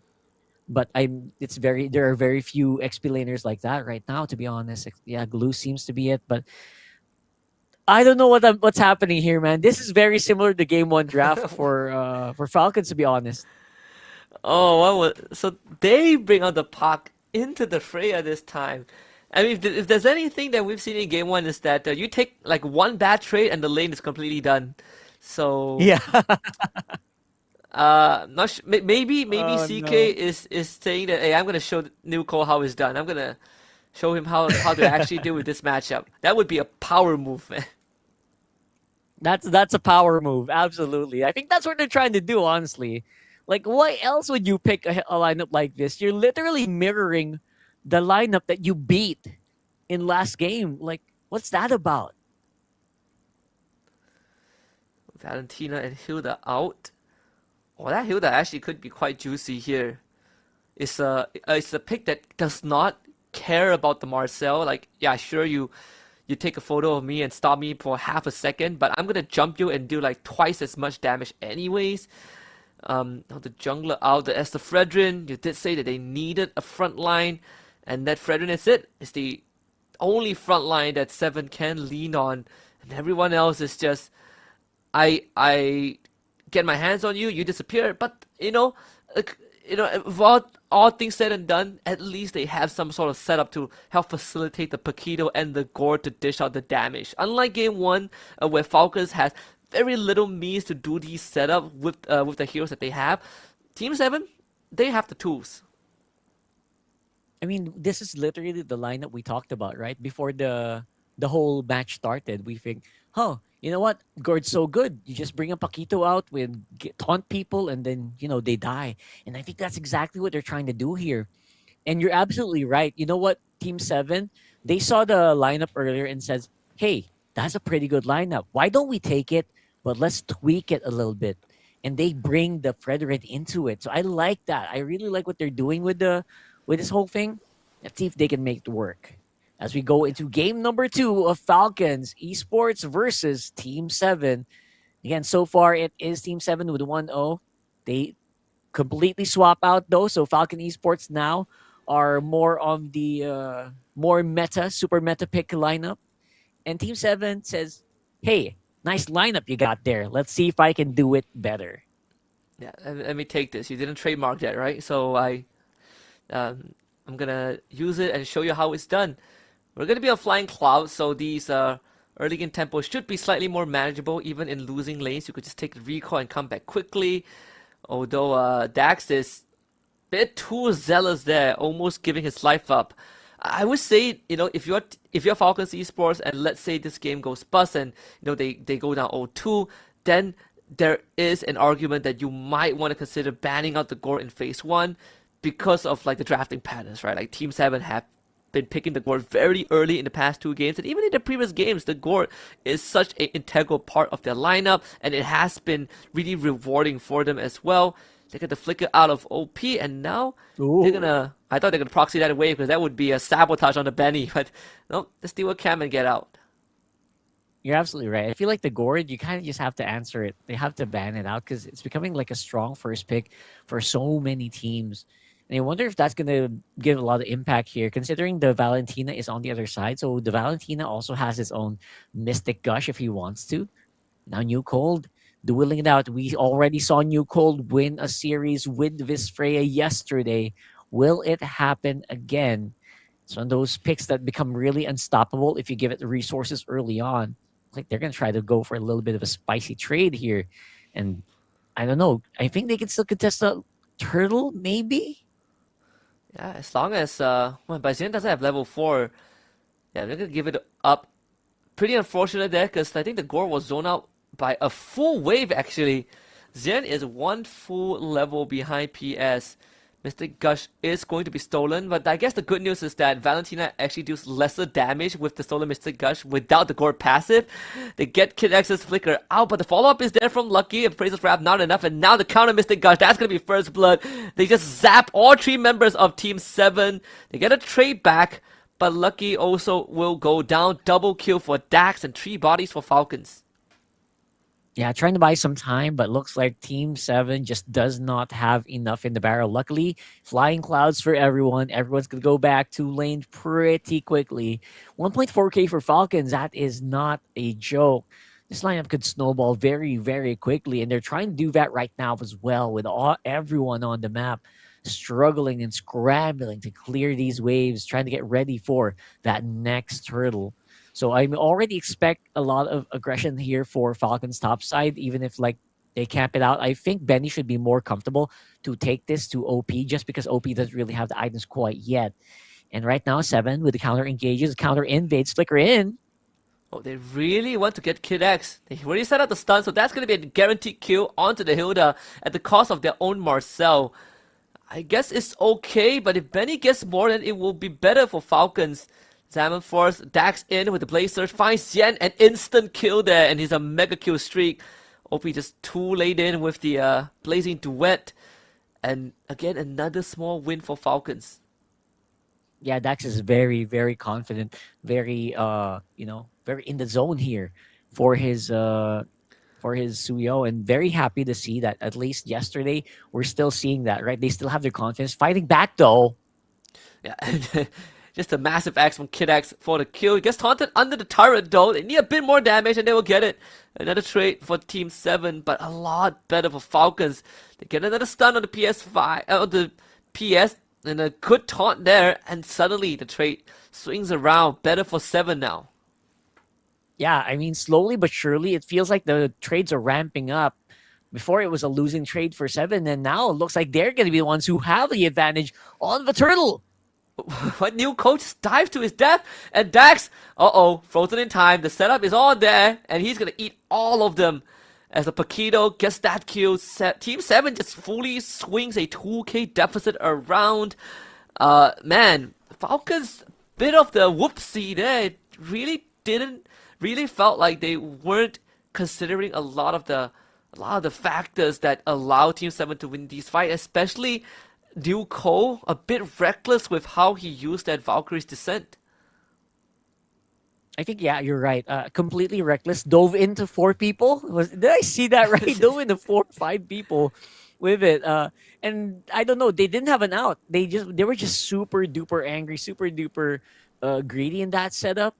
They already had the disadvantage. You already have like a really bad position. I'm not sure why they actually fought that. But it looks like they just want to go for a quick pause here, see if something happening on their phone maybe.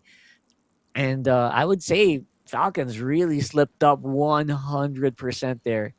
It was just a little bit difficult to actually get into a good position, especially since everyone was pretty far away on the map. After they lost that one guy, I feel like they should just completely backed off there. Yeah, they just kept on funneling back in, right? Like I think they lost Kid X, and then PS got taunted on the edge of the wall, and in the mid lane he dies, and now Benny gets dove. He's gonna almost die, but they commit the flicker, because why not? You trade Lucky for Benny. I think that's still a win for 7, and you get the top tier 1, so whatever lead that Falcons has, that has been mitigated. Yeah, completely mitigated here. You're also giving away so much assist gold to OP right there. So OP's not getting the kills on the Claude, but he is getting the assist. He is getting that lane gold. He is getting that tower gold as well. So everyone else just looking like they're really roaring to go here.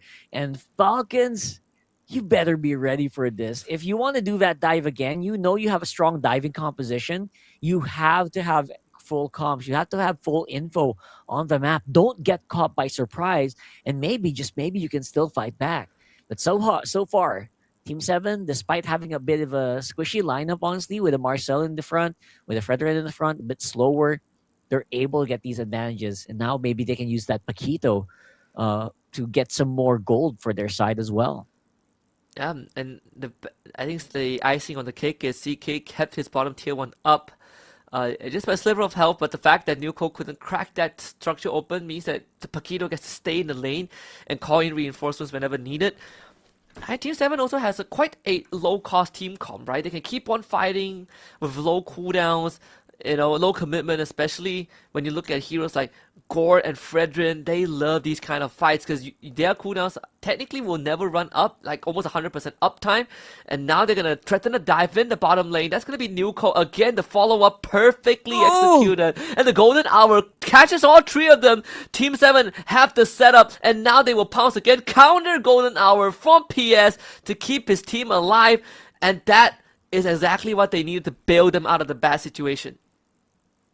That was pretty good. The counter golden hour here, PS, doing very good job here of making sure that his team does not get run over. So you stop the big bus from running you over by throwing another big bus, but now you don't have any buses. You lose out. You're like, it's just a wash. And now the guys who have the goal lead still maintain the goal lead, and they also retain their control of the turtle. So now the one thing that Falcons at least has is they still hold on to that mid tower, the outer tower and mid. So at least their jungle is relatively safe.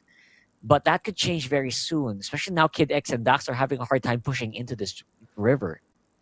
Even for Dax, I think he doesn't want to man fight CK anymore, because this Paquito can actually, he's finally packing a big punch, and now the invade will commence. As long as Xian is around, Falcons will need to, think twice if they want to go in, especially like a frontal assault from Falcons is quite ill-advised. If the Gore can easily just catch you like that, with the Fredrin as well, it feels impossible to run straight into Team 7. But to find an alternative angle, they don't really have the heroes for that, right? It really feels like maybe you're looking at Dax and Kid X to do so, but everyone else, they're more suited to take on an honest team fight. Yeah, absolutely. And honest is the way to go here. Because I feel like there's just no other way to go on the side. There's no way to take people by surprise. I don't even see any conceals here, right? So no surprise conceal play or whatever. It's just straight up fight. When you see a big Fredrin come in, when you see the Hilda come in, you know there's going to be a big brawl in the map, and you got to be ready for it. It's going to be hard to kill Xian too. He does have the Blood Wings ready. And all Team 7 is looking for is take down this mid-tier 1, and the whole map will be theirs to take. Lord is up, it's going to be coming up in, under 10 seconds on the top side, and that's where Kid X is positioned. But the thing is, the Hilda not able to provide the threat that she usually would want to by standing in a bush, just because, Team 7, they're not really worried about that. They did steal the golden hour away, so let's see if PS will find another bailout. Yeah, possibly. If they can find one, they got to do it soon, man. Because once they get a hold of this turtle, this lord, it's over, right? These towers are going to go down. They're going to have so much gold. The Claude is going to go crazy. And right now, they're going for a fight. And that's another golden hour used. This one, I believe both of them used their golden hour. And the Mystic Gush a bit better from Zhen's side. So Kid X goes down again. The Pak in almost takes down PS. And Townpoke also zones out the Harley. Benny actually commits to it. That's a flicker out from the Marcel. The Zaman Force is going to be waited out by Team 7. And the Paquito continuously causing distraction in the side lane. They need a way in for a potential steal, but it doesn't seem possible. And now Newco is completely out of position. Has to use the Vengeance. Lord for Team 7. They lose the Marcel, but CK ready to go back in with Lucky getting knocked up. Newco disengages in time. The stun doesn't connect. Shan with a Mystic Gush as a deterrent. Kid X eats it up. And Team 7 finally calls it off. But Benny from the side seems like he's looking for an angle in. But Team 7, can they get out of this? The stun connects onto Lucky. Back. They're finally out here. Benny, dangerous! Almost gets hit by the Praiser's Wrath. And Team 7, now it's their turn to go back in. I love this swap, man. It feels like I'm watching a cartoon, man. They're all just going back and forth and back and forth. And I like what I see. I like the fight here coming in from Falcons. They said, you know what? We're behind. Who cares? Go ahead, fight. Go ahead and dive, man. But now they're going to be able to catch one very crucial member here of Team Falcon. And now they are in trouble. Dax is gone for 30 seconds with the Lord walking up on top. The good news is that they still have the Holy Shield. If the Lord crashes in on time, I think it should be possible. And Dax will come back in time as well with the Retribution. We did say Team 7 has a low-cost, low-commitment draft, and that's why they could, give us that wild goose chase and running back and forth. Not to mention his flying cloud, so makes it even more convenient to do so. The Lord will end up crashing, and they have the tools to clear it out. Falcons will not lose any inhibs this time, contrary to Game 1. Another stolen golden hour in PS's hands. Let's see, Team 7. This is a slightly harder game, only a 3k gold lead. The next Lord in a minute plus on the bottom side. Yeah, so in this Lord, despite everything that's happening for Falcon, I feel like they can still kind of contest this. It's only a 3k gold lead, and positioning is very off. Uses the golden hour so early on, though. Yeah, both of them whiffing the golden hour. I feel like the idea was there, but if Danpuk actually caught someone, then they would have the Fredrin to follow up with a taunt. The idea was great, but they did commit a flicker from the Marcel, so that's 100 seconds without that battle spell. I guess the silver lining is that they basically have control of all the lanes, and they can basically send this Marcel to open up the map, and they have CK lurking in the jungle as well, so even if Falcons want to walk up into the map, they gotta do it as a team. Yeah, they can do it. I feel like they can have some, they have a license to walk out the map. Right now, though, they have to choose where the fights are going to happen. Because right now, if it happens here, it might be problematic. It's a very tough area to fight in. Oh, there's a golden hour catching on the tree. Follow up with another knock-up taunt. PS is burning out the glowing one, but still somehow manages to walk away. Can't say the same for Kid X as he goes down again. Just in time for the Lord to spawn. And I think Team 7, they're going to turn to the objective. Yeah, another -1 here so early on. How are you even going to fight? How are you even going to contest? They might just have to give this up because they don't have Kid X. They don't have like a really good way to get back into this. I don't know, man. It's going to be so hard for them to actually just get in the position now that even 7 just playing so aggressively. So let's go ahead and walk over to the other side here. Waiting for the next Lord on top. This could be a pretty deadly push. OP locking in the Malefic gun. So he should be more than willing to take this fight. They even caught Dex in the jungle too. Probably one Mystic Projectile stun into a couple of pack combos. This would do the job. Now they look for all the inhibitors. The mid and the bottom one guaranteed to go down. Another Mystic Gush. Benny almost getting one shot at there by the Paquito. And PS eventually ends up going down. It's a 5v4. The minion wave will be cleared out. And Flickering Time Poke gets all of them frozen up. But it's a bit off with the combo though. Doesn't really matter. They still have the follow-up damage. It's a cheap low commitment comp. They will keep on pelting away. That's a double kill for the Paquito. Team 7 turns onto the Crystal with the help of the Lord. They cash in on the team wipe. A triple kill for CK. And Team 7 are one game away from the grand finals. Bro, they almost messed up the combo. Almost. If that golden hour was later by 1 second, that whole lineup would have survived, and maybe that could be the turnaround there. But Team 7 says, you know what? We can just keep going. Captain America says, I can do this all day. Team 7 says, so can we. And I think that's exactly what they did. They just kept fighting and fighting and fighting over again. And it worked out for them, bro. I mean, better, again, the Marcel just so good. That's one of the, I think in this game you saw why. Don't open Marcel. Just don't open it, man, if you can't deal with it. Yeah, technically, I think like 90% of the combo was messed up already. Like the whole Blazing Duet did 0 damage, but they were just too far ahead, right? Like the cooldowns came back off so fast. Team 7 again having the right idea and just showing Falcons Esports how it's done. The Paquito into the Freya lane wasn't as one-sided as game 1 just because the trades were better. You know, I think in game 1 Nuko was just a bit too gung-ho. We saw some of that habit in this game too as well with how he used the Freya in the earlier stages, especially that turtle fight where he just nose dove into 4 members of Team 7. That could end up becoming their undoing, something that they have very little time to polish before game 3, but it's a necessity because we cannot have Nuko doing these kind of daredevil moves. Absolutely, man. That was not what I was expecting. That was too risky, too often. And you kind of can see why, right? You can see why that lineup was so good. That's why in game 1, I said, bro, this lineup is killer. But then, oh, wait, it's too gold hungry. You need so much gold in it. But now they made it work. They saw the potential of that lineup, and they said, you know what? Just change the jungler and you're fine. That's what they did, and it works so well. Man, that's so good. a big props here for obviously for Falcon. I mean, they had a good idea. They just get the Freya. It's so high win rate, right? Just get the Freya. But no, it's not that simple.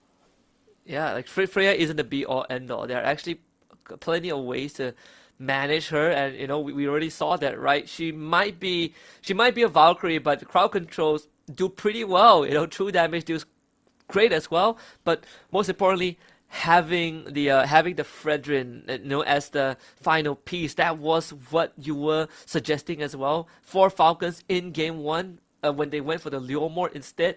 But Team 7 just showing them that, hey, that Fredrin is pretty darn good. You don't really need too much items on him, and he can still do his job well.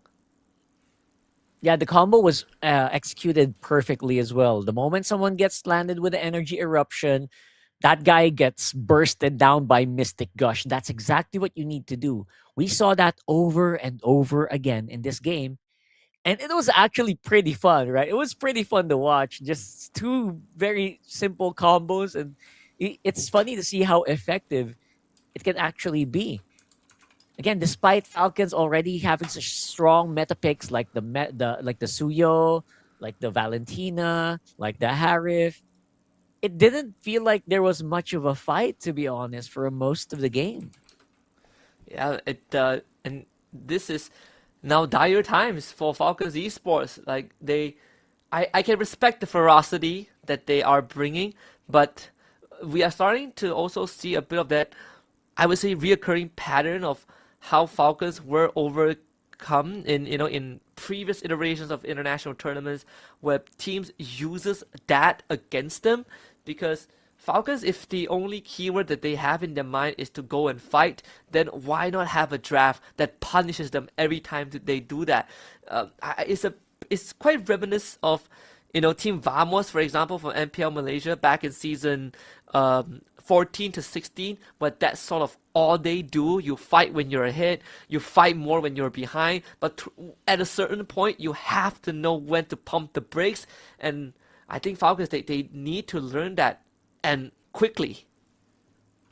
Yeah, because time is slowly running out, right? So you have to learn everything, every single trade that you're doing here in this series. You have to keep it in heart, because we're one game away, bro. We're literally one game away. It's crunch time. If you don't learn all of that now, it's gonna be too late.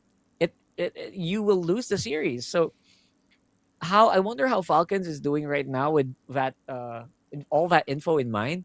I wonder if they can kind of find a way to patch it up before time is too late now, right? Because you're only best of 5. You might think it's best of 7, lower bracket final, but no, it's only a best of 5. And yeah, to everyone just watching, it's Team 7, one game away from a grand final slot and to complete the revenge arc against YG.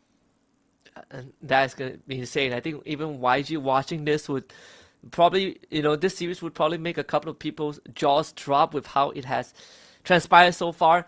But I think, heading into game 3, maybe some of the suggestions that we made that Falcons can consider, like for example, think about banning the Gord, or like you said, just don't let the Marcel through. I think Falcons might need to think about that, right? Or go red side for once, right? Go red side and get like a strong opening red 1 and 2. That could probably be one of the ways that they could recover, considering that on blue side, it seems that they were very focused on getting those big numbers out, but in the grand scheme of things, there were a lot of loopholes that Team 7 sort of took advantage of. Yeah, so many loopholes.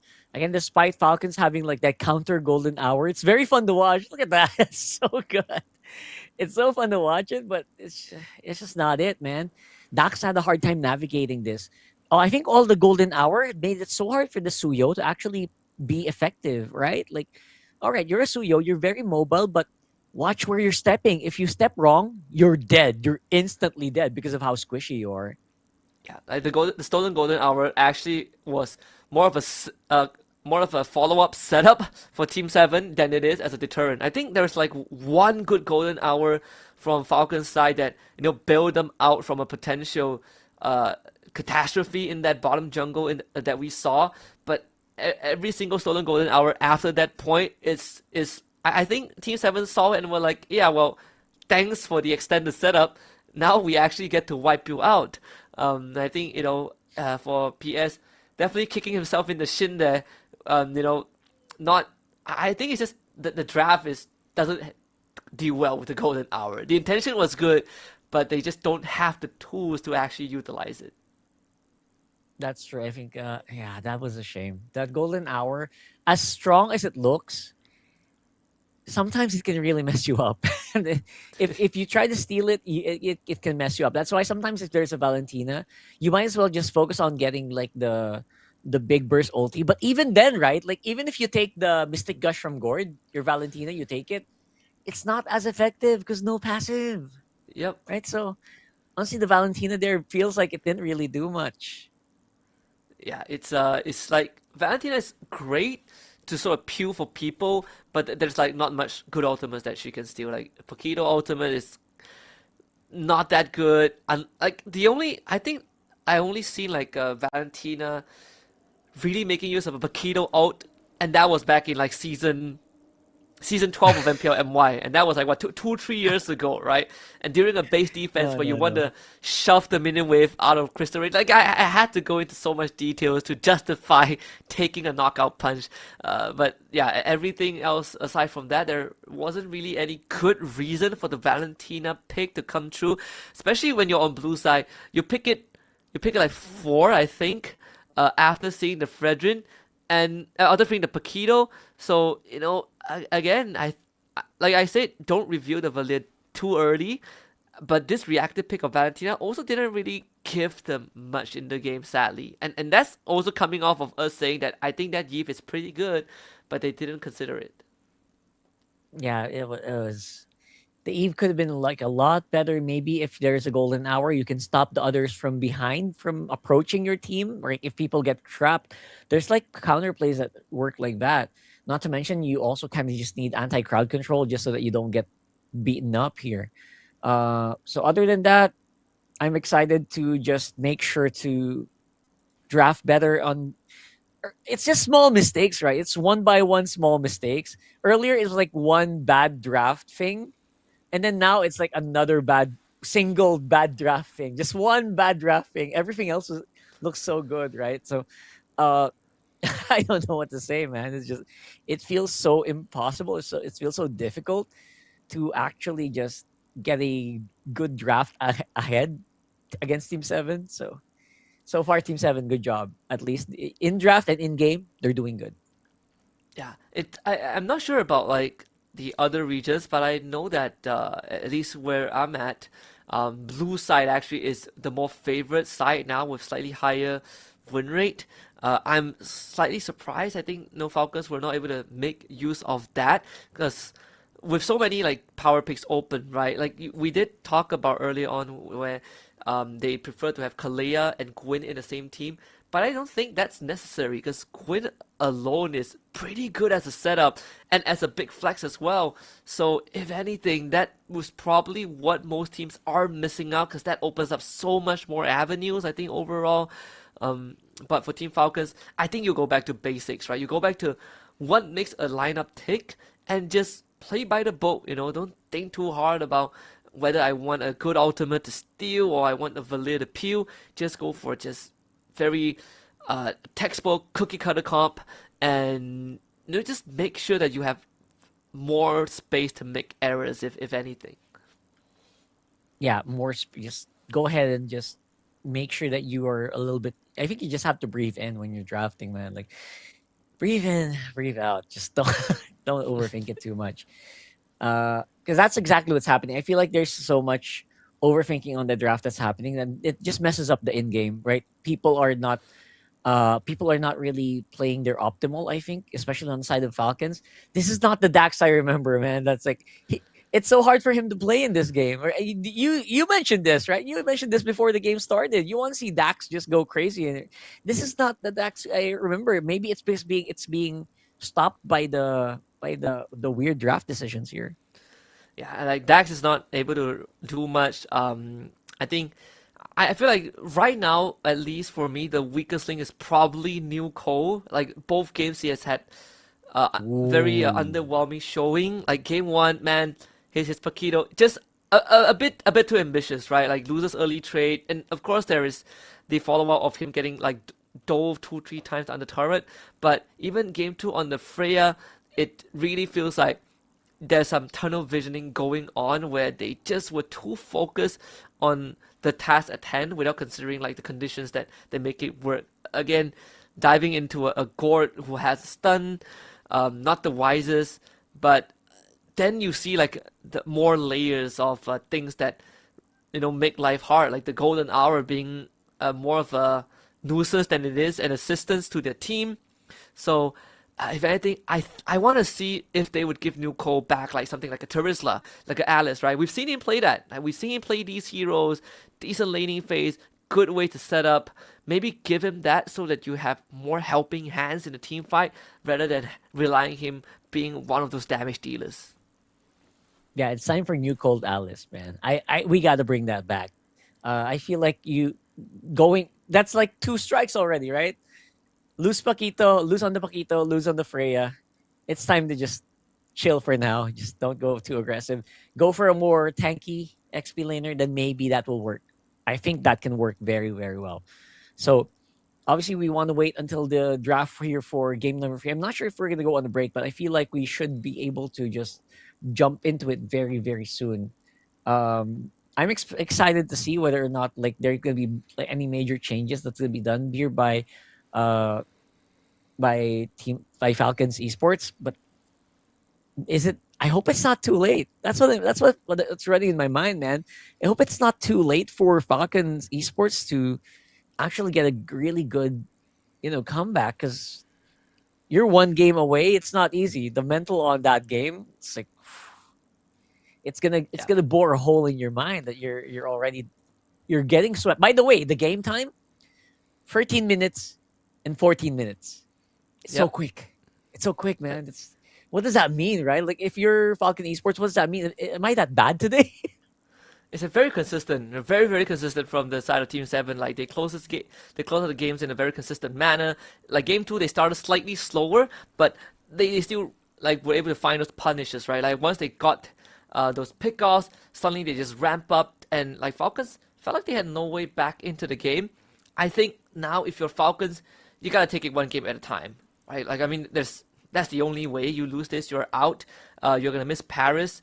Whereas for Team 7, this could be one of those runs, where sort of like a new name, stakes their flag at EWC. And I think it's also a team that is hungry to take YG on the second time, because they did come close yesterday.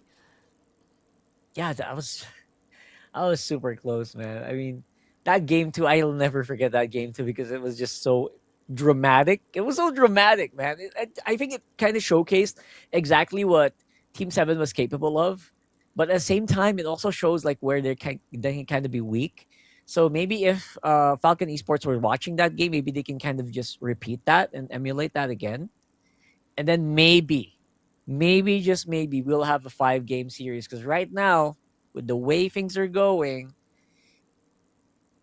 we could be in for a long break. We could be in for a quick 5-0. We could make a big 3-0, bro. So don't let that happen. Just don't let that happen. Like, especially if you're Falcon Esports coach right now, just don't get too mad. Don't get overheated. We'll be able to show your team that you'll be able to bounce back. Because right now the draft, honestly, man, the draft just isn't helping the team. Right, the draft in game 1 and game 2. It had very obvious problems. Yeah, I think another way is like they could look back at yesterday, I suppose. Look back at yesterday, or like the games that they won, and just draw some references, right? And what makes those team comp works. Because again, I think it's not necessarily them making a big mistake. It's more in the gameplay. I mean, gameplay, it does play a part, but a lot of it really started from the draft. And if they just look back at what works and just give the players sort of like the default role, then that could be their way back into the game. Because right now, they're going with drafts that are very reliant on them having like a perfect game. But once you kind of slip out a bit, there's very little room to come back. And that's something that, if they haven't learned it in game 1, they should figure it out in game 2. I mean, that's 2 games already of 2 games worth of lessons. Number 1, on how your team is playing the composition.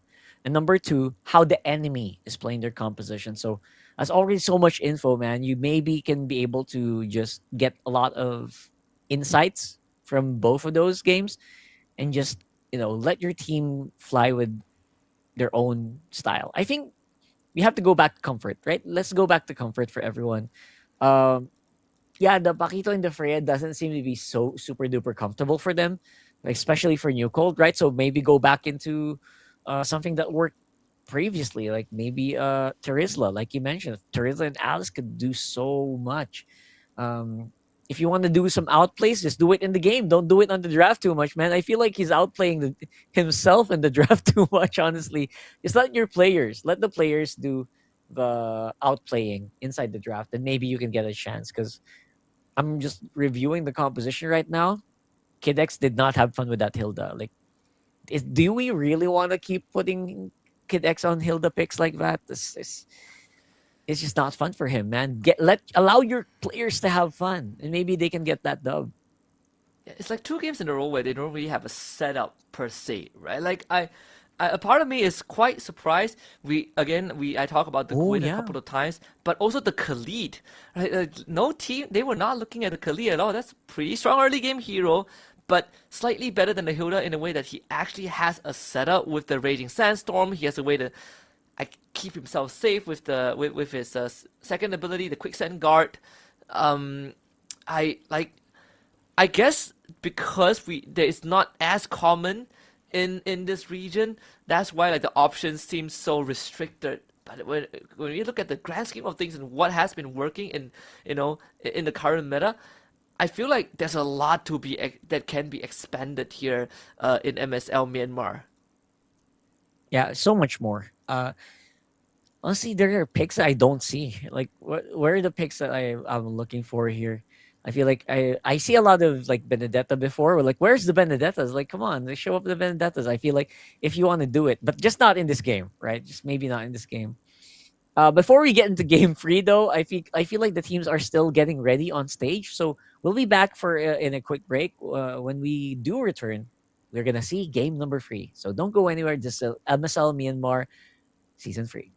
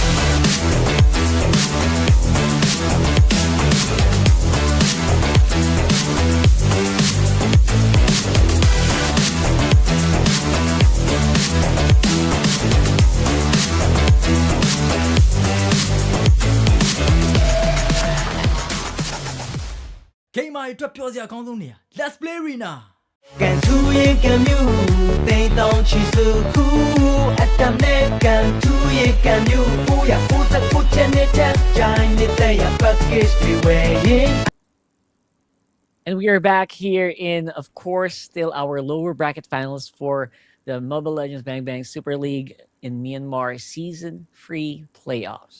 We're on card. We've got Husky here, and we are going to bring you game number 3 of Team 7 versus FALCON Esports. Now, it's been an uphill climb for Falcons. Let's throw it over to the draft, and let's see what they're cooking. So no side switching. They both stay on the same side, but the bans definitely changed, right? Like, well, the Boxer and the Marcel are banned out. Freya, Gord, and Leomord given over to Falcon 7. They get the Claw and the Deuce in, so this is definitely slightly different from the first 2 games.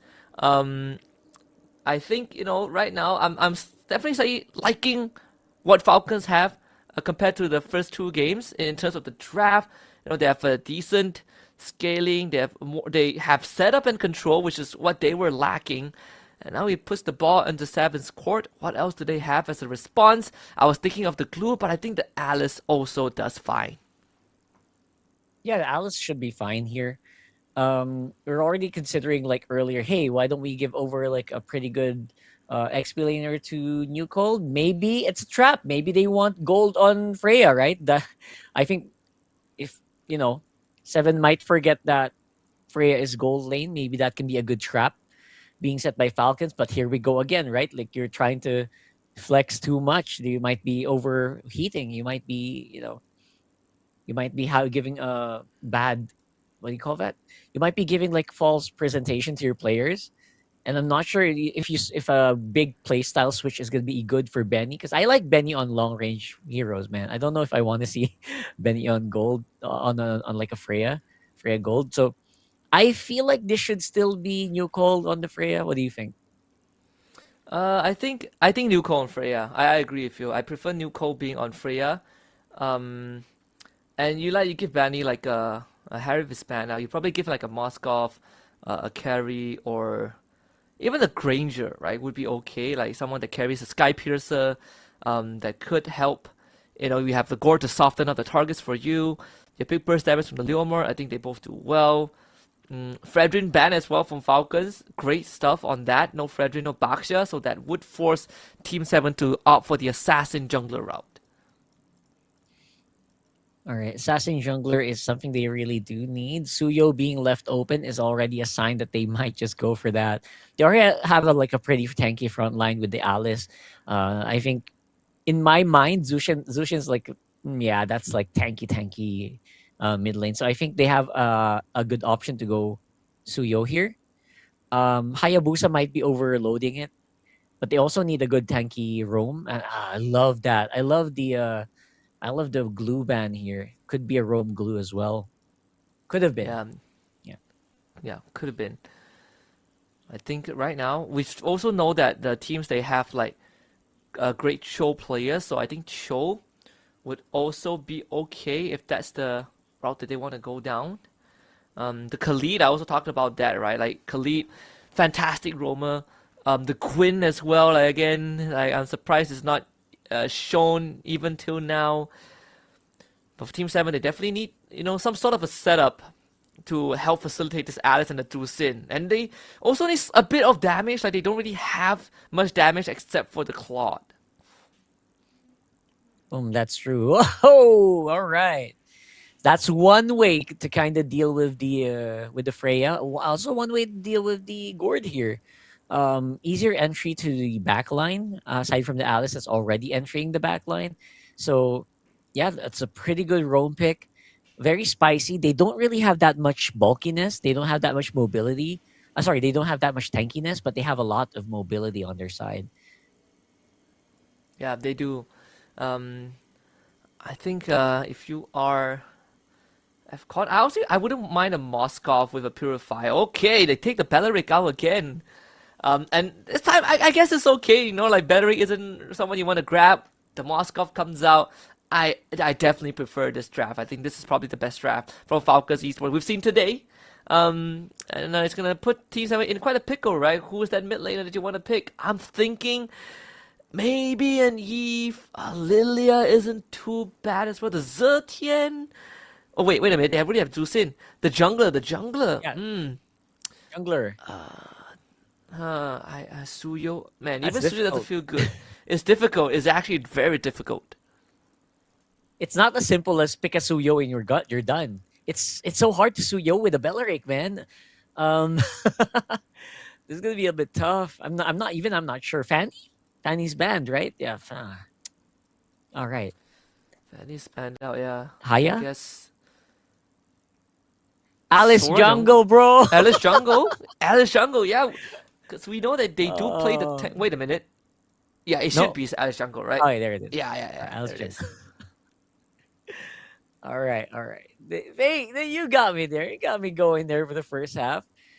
Alice Jungle kind of suffers from being super slow and clear, but let's see. Maybe it can still work out. Team 7, I don't know what they're cooking. It looks very good, like if on paper, but in reality, I think you have to agree with me, right? Alice Jungle is super slow in clearing. Sometimes can get overshadowed by a Leomord. How will it fare against the Belleric? Sora against Freya is also I'm scared of that matchup. So let's see. Yeah. I think overall it should be this one. I definitely prefer Falcon's draft a bit more, but we've seen crazy stuff here, Rockart. It's having the game 3 this time. If 7 wins this, then Falcons are out of grand finals and out of contention for EWC. So this is a must-win from them. And again, gotta take it one game at a time.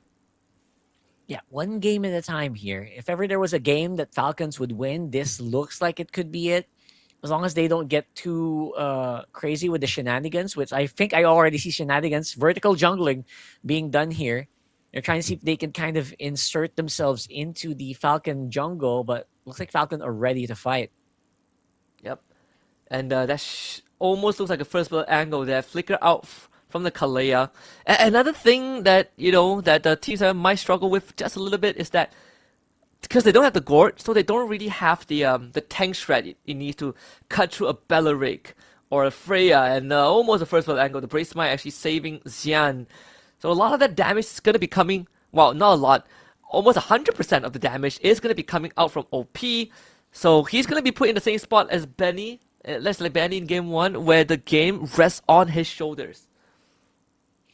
You're absolutely right. Like this is a Benny game. Like even if Xian goes for like a Sky Piercer, right? It's gonna be all up to OP here. It's all gonna be up to OP getting in a good position with that Claude, just like in game 1 for Benny. And yeah, they're gonna have to deal with so much. They're gonna have to deal with the uncertainty of a Belleric here, who is actually getting whittled down a little bit. Dax could actually invade, but they're fighting. Dax into deep, first blood given up, and 7 again wins out somehow. Even though, I guess, because Kid X, not level 4 just yet, doesn't have the Wrath of Dryas or the early game for Team 7, this is exactly what they need. So they get the Turtle on top as well to give themselves a much needed advantage. And I mean, even OP is somehow in ahead in experience. Does not have the Purify, but the stun doesn't connect, so OP will be safe. Right, a little bit of disconnect there, and OP definitely having a better laning phase just because, I don't know, just because he is a Claude, I guess. Moskov usually good at dueling, but only after we have like SOD. Before that, you only have to rely on really bad positioning from your opponent. But if your opponent is good at positioning, like he's not against a wall, he actually is going to be ahead. That's what we're seeing right here as well.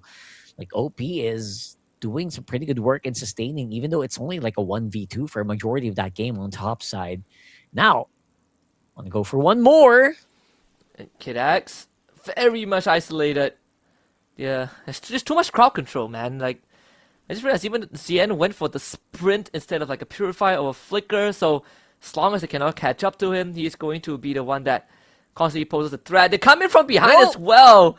Benny able to navigate the first layer of engage, but not against Xian. You did not see that coming. Oh, I saw a little bit of a misstep as well. CK was 2v1 on the bottom side. Shifting skies going to be used up just as a defensive measure. But as I was saying earlier, I mean, that wasn't even a perfect dive. I think I saw Fanpoke kind of mess up on the targeting. He dove to the tower instead, right? So even though it wasn't the perfect setup, the macro play is still working out so well for Team 7 so far. It has been fantastic, honestly. Like Team 7, you know, again, just recognizing the situation. OP should be okay. They will laser him down. They trade Flicker for Flicker. Here comes Lucky again. Look at PS. Flicker in with a tidal slam. Looks for Benny. Benny gets lifted up again. It's so hard to shake off the Kalia and the Tusen. Oh, Kid X into the wall with his own Flicker. That's a double kill for Lucky. And the top tier 1 is gone. Okay.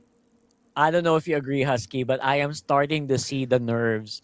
I am starting to see the dread that Falcons are feeling on the game. Stuff like that shouldn't happen, man. What is up here? Now, because of that, 7 are going to be in such a big advantage now. Yeah, you lose. I mean, as a Moskov, you are supposed to be the one that gets first dip on turrets. Man, and then you lose the turtle. I agree with you. I think Falcons, they're starting to lose control. Not of the game, but of themselves. The ball, the orange buff, not stolen. That almost looked like Lucky was able to get the steal away. But hey, it doesn't matter, right? They get control of the bottom lane. They proxy the wave. And the bot tier 1 is now going to break. And CK should be able to hold this top turret himself. Even though, I mean, even better, he saw Falcons showing up. So I don't think they can kill him. They will try though. The taunt, the knockup, the stun, more than enough. But I don't think they can get the turret unless they fully commit to it. Yeah, they're trading right now. It's 5 people from Falcons on top side. Xian is going to be but only for long. They're buying some time and everything while all this is happening. Of course, there's gold going over to OP on that Claude. So they're not coming out of this scot-free. And the goal lead, though, going to get pretty much equalized a little bit. Re-engaged by Lucky. I think that was too much. They bit off too much there, 7 on top side. They gave away their life. They didn't need to. But, you know, that's just what happens. And Falcons, finally, something happened with the full commit. They finally get the resources they need to kind of fight, especially right now for Benny. Yeah. I mean, all things considered, there is still some you know, fight left in them, right? I especially, you know, if you are on the side of Falcons, you want every single advantage that you can get. And let's see if they can continue that. Another kidnap attempt there. Raffle Dry as a response. OP comes in with the Blazing Duet. The Mystic Gush committed, but PS explodes. And now it is going to be 7's game. With the Drusin around, you cannot shake them off. Lucky and Xian in. And that is another 3 bodies for 7. 3 bodies free, and they're also going to lose out on the orange buff and possibly the last turtle of the game going over the 7. Just when you thought Falcons could actually fight back, 7 says, hold a minute. Hold my drink. We are going to go ahead and dive them under turret, and they can't do a thing about it. And so far, so good here for Team 7, getting everything they want on the map. They're actually getting all the waves properly. They're timing it correctly. And OP is untouched on this Claude. He has the items he needs, man. This Blazing Duet's going to hurt. Yep. This condition is the same as game 1, right? As long as he doesn't get hit by any crowd control, he's good. If he comes in with the right timing with the Blazing Duet, he is going to wipe the floor with Team Falcons. With Falcons Esports. And look at that, almost a 4K goal advantage. We're looking at the top tier 2 already down. I mean, Falcons Esports, they still have some fight left in them. But if this keeps on going, we might not see that come to fruition. A Purify from Benny just to keep himself safe. That was close. If Benny didn't have a Purify, that would have been such a massacre. Now a little bit of a check here. So luckily for Falcons, Benny's only behind by like almost less than 1,000 gold. So he should be fine item-wise. And everyone else, though, across the board, it is just a massive Falcon advantage. Sorry, it's 7 advantage. They should be able to clean this up now. I think if you are Team Falcons, just gotta be very careful. Like even Kid X has this Belleric, finds the right timing, flickers in, counter engaged, but still, CK almost safe. SOD connects. That could be the opportunity for Benny to come in as they lose PS and somehow didn't find any OP? kill. Benny didn't even commit onto that. And that means they don't have the main damage dealers that they need. And the triple kill for Zen, that was so odd, Rockhart. I honestly thought that maybe Moscow would participate. I saw the SOD hit as well. Like, what happened there? What is with the hesitation? And they were chasing. After the SOD hit, they were still chasing. He didn't go in. They went jump in over and over again. So there's a complete disconnect in the comms here for Falcon Esports. This is not a good look for them. Oh, that really hurt. I felt like that was the opportunity. That was the opening to end the game. But they've made that bid. Now they gotta sleep in it. A Lord for Team 7, 6.5k gold lead. 9 minutes in. This could truly be the final chance. If anything, if Falcons don't find a way out of this hole, we might just see Team 7 going to the finals with a 3-0 sweep over Falcons.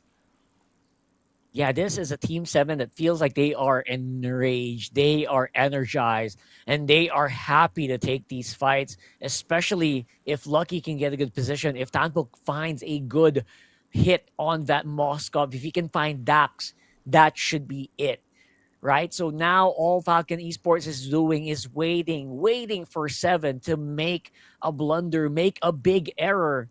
But so far, they are going to have to deal with this wave. They're going to have to deal with the Lord on the bottom side as well. That tower does not have the holy defense. So they're going to have to brawl for this. That is going to be tough. Let's see. They call in the horse. Lucky is right in the back line. He's on the PS. PS removed. And this is just brutal. They even come in with the shifting skies as well. CK ends up dying, but 4 kills for Team 7 and a healthy Lord and a clock. I think this is it, Rockhart. The fastest game of this series. Under 11 minutes, Team 7, they punched a ticket to the grand finals and a rematch against YG. The revenge arc is only beginning, says Team 7, as they end the journey here of Falcon Esports for this lower bracket final. So that's going to be it for Falcon Esports for this season. Thank you so much for joining, and you will be securing that 3rd place slot. And now it's going to be Team 7 with the grand finals appearance against YANGON Galacticos. Top seed number 1 versus 2nd seed happening here. It's so poetic as well because right back in MPLPH, it's also top seed 1 versus top seed 2 in the finals today. So I am super hyped for this one, man. We are seeing the power levels of all these teams, of all these players combined, and we are seeing exactly where they should fall. So look, let's go ahead and just enjoy what victory you have for now, 7, because it's going to be a big battle later on. A best of 7 versus YG. Yeah, that one is going to be quite the doozy. Again, commiserations to Falcons Esports. Today is not it. Today just doesn't feel like the Falcons that we know. But I guess, it's a good thing as well, proving that there are better teams are evolving and growing a lot more. The region is strengthening overall, and Team 7 now have a chance to really complete that saga, right? That Cinderella story, that if they take down YG, they complete the revenge, and they will be one of the new faces that will be heading to Paris. And what a tale it would be. And they've already gotten the first step, riding off a momentum, a 3-0 over Falcons Esports into the grand finals against YG. YG will have to watch out for what's to come. That's huge momentum, honestly. And I think we saw that, right? We saw that momentum can really work wonders. We also saw that momentum didn't work well for Falcon Esports. They got that big victory yesterday. Still didn't help them get a single game today. And yes, we have very, very fast games in this game number 3. Less than 11 minutes. It was 10 minutes 40 something. I don't know, but it's just really, really strong, man. It's a really strong showing here for Team 7. I'm excited. They might actually be able to do well here in the revenge arc later on today against YG, where just so you guys don't for you guys who don't know, YG actually beat.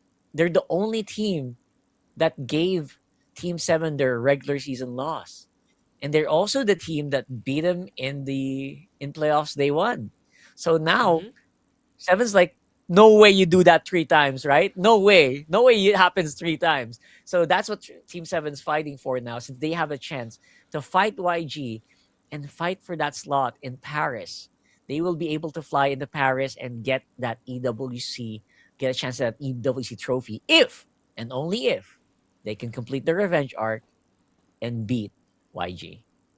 Yeah, some people say that third time's a charm, right? You would believe that after a certain amount of practice against a boss fight, you should figure out a way. And we'll see if Team 7 is that team that refuses to go down. And I think if you're YG, you're gonna start putting some respect on Team 7's name. The fact that they keep coming back for more, and no matter how brutal the losses have been, they just keep coming back swinging. And YG, well, Team 7, they're going to be fueled by hunger. And sometimes the team that is hungrier is the team that comes out on top. I personally am excited for the grand finals. And if we do, I think there's a good chance we get a slightly extended break.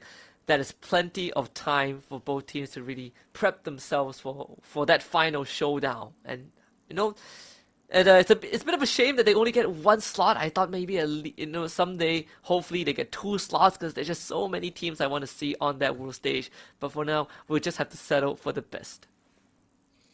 Yeah, we need to find the best of the best here in Myanmar, and that is the guy. That is the team that will be flying off to Paris. Again, flying to Europe, that's not easy, right? That's saying something. That's a very fun time. And I hope that we can find they can find their momentum here for Team 7. And YG, I'm just excited, man. I'm just excited to see. They look like they're the best. At least that's what they're showing, right? Such an exciting time, especially later on in our grand finals. But for Falcons, man, I had high hopes. I had high hopes for Falcons here, honestly. Not gonna lie, I was hoping for Falcons to really just go ham in this last series. I could feel the nerves, especially that last one. I saw a Belleric just failing to jump over a wall with the flicker. It's one of those signs that the team just got in their heads. The losses in the first two games, I feel like it got in their heads a little bit, and that is a bit of a shame to see, because I know the potential of these players. You also know the potential of these players, man. You know where they came from. You know how long these guys have really grinded. You know how long these guys have fought against so many odds, again, beating so many teams as well, going into the play-ins, through the play-ins, into the playoffs. That was so interesting to see the way that Falcons really committed in their journey today.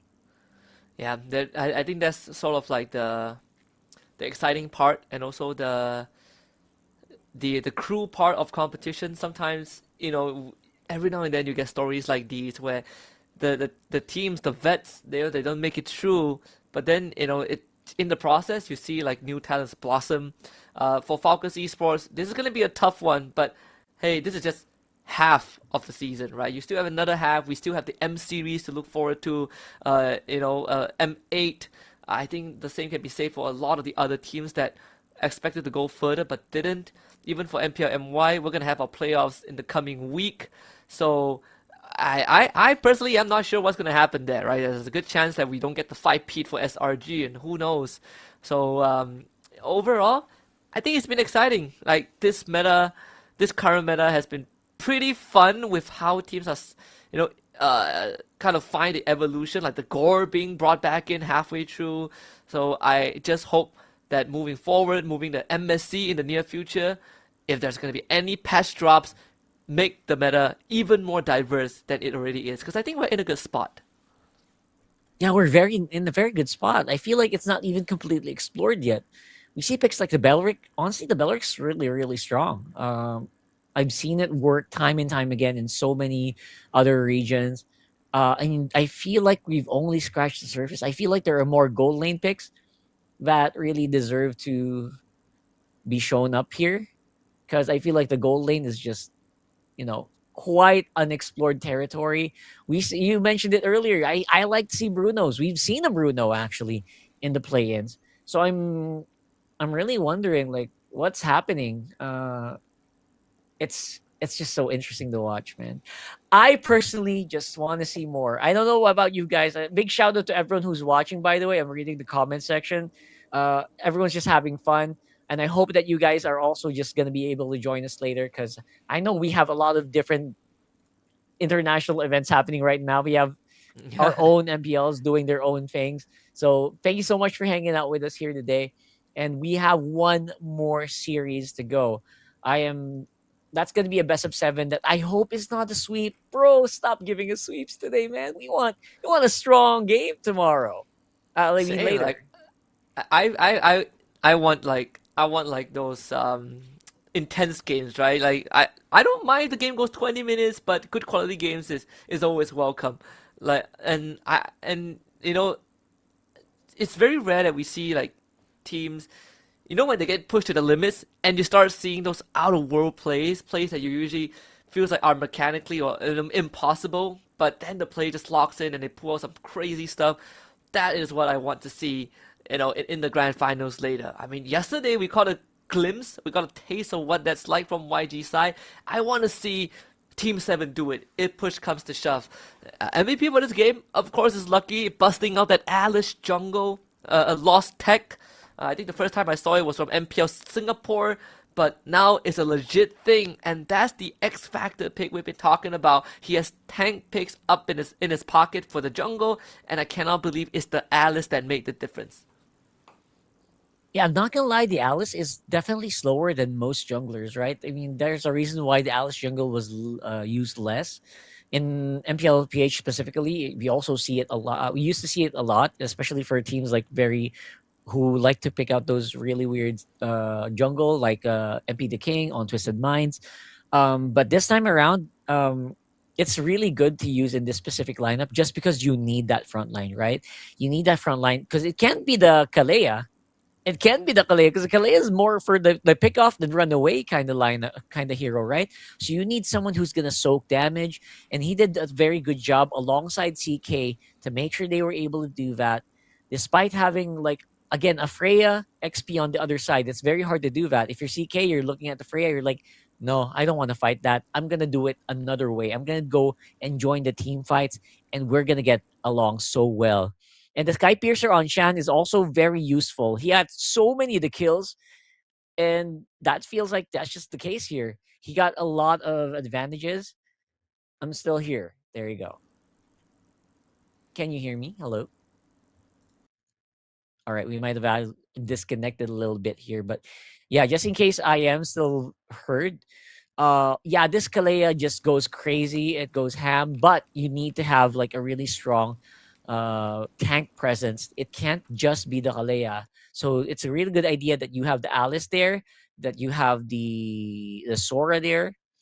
And now, because of that, they were able to give a lot of time for OP. OP got so many assists early on, man. And I'm excited, right? I'm excited to see more plays from OP like this. Although this is a very high pressure situation already, it feels like they did very well under pressure. I just want to bring up again, Freya XP lost twice today, sadly. So yeah, I don't know. We gotta really think how we think about Freya. Maybe Freya should stay on gold, man. Yeah, unfortunately for Freya, it's the stock's not doing well, and again, I feel like that's the cool thing, that teams, we will have a week or two where hero becomes so good that it feels like there's no way to go around it, and then teams just start finding solutions, right? The coaching staff start finding solutions to it. Now we have ways to deal with the Freya XP. We have ways to deal with the Gourd, for example. I think the idea from Falcons were correct. They, at least in terms of adjustment, right? Instead of banning the Gourd, they picked the Gourd. But I think Team 7 are just on the ball today with how they respond to Falcon's ideas. They always have a solution to that. And in Game 3, I feel like it's less about the draft and more of just how Team 7 play better as a team. I agree. It's the draft was okay, man. I don't know what to say. The draft feels okay. It was more of the in-game decisions. I think we pointed out a few of them, right? The in-game micro where the Belleric is missing out on like a flicker, where Benny is not triggering the SOD. What's up? Like, are you guys just have so much fear, or are you just nervous? Maybe that's what I'm thinking. So I hope they can kind of find these mistakes once they rewatch the video, patch it up, practice better, because that was a winnable game. Honestly, that draft felt like it was winnable. You can see, right? 7 made the mistake here. Like, instead of jumping on the hero, the Kalea jumped on the tower.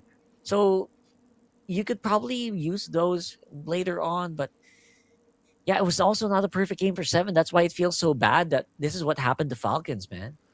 I think Falcons, like, this was the part where, you know, we both agreed that there were some nerfs, the flicker into the wall, but I think it's also, you know, like having the Belleric, you're less mobile compared to the Kalea. And not only that, there was quite a weird attempt while Benny was getting ganked that they tried to 2-man gank a Sora with Freya and Leomord, which on paper is almost impossible to make work. I can respect the attempt, but I think, you know, Falcons, maybe they just felt like they needed to do something, and that something unfortunately didn't work. This was the one where the SOD land, I think, right? The SOD, it lands... Yeah, right there. And then Benny just takes a recall. I feel like It was he just could have recalling. done something.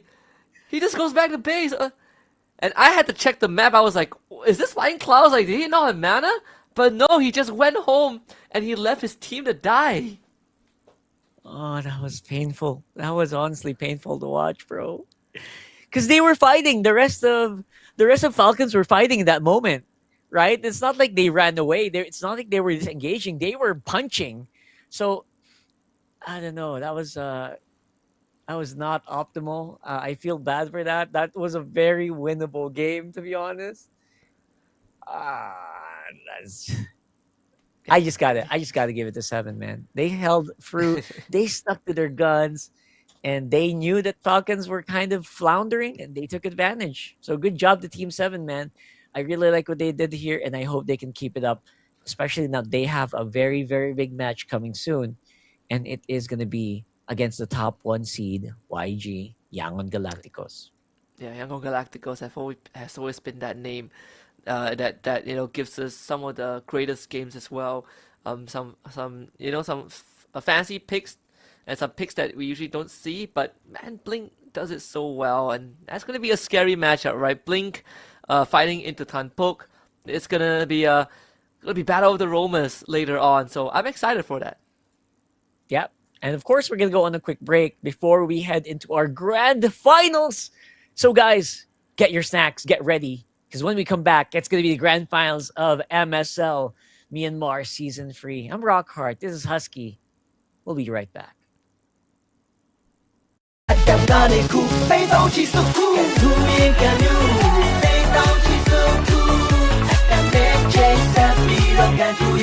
Jaya Channel မှာ999ကျပ်နဲ့အထက် package များ where you be စုစုပေါင်းငွေသားကျပ်သိန်း12000ကန်ထူးလိုက်ပါ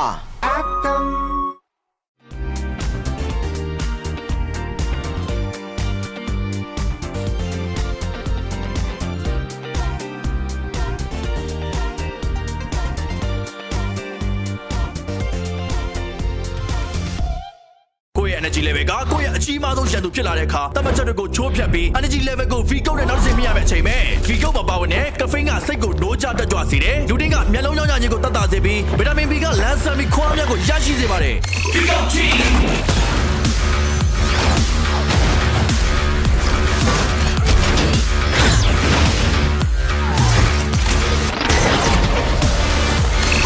မြန်မာနိုင်ငံရဲ့ပထမဦးဆုံး sparkling coffee အားဖြည့်အချိုရည် V ကုတ် တမန်ရိုးကြပုံစံတွေကခွဲထွက်ဖို့အစင်းနေမယ်လားမြန်မာနိုင်ငံရဲ့ပထမဦးဆုံး Vigo Sparkling Coffee အပြည့်အချိုရနဲ့တူကိုယ်သာလင်ကိုယ့်ဘဝရဲ့ပဲ့ကန်ရှင်ဖြစ်ဟန်ကြည့်လိုက်ပါ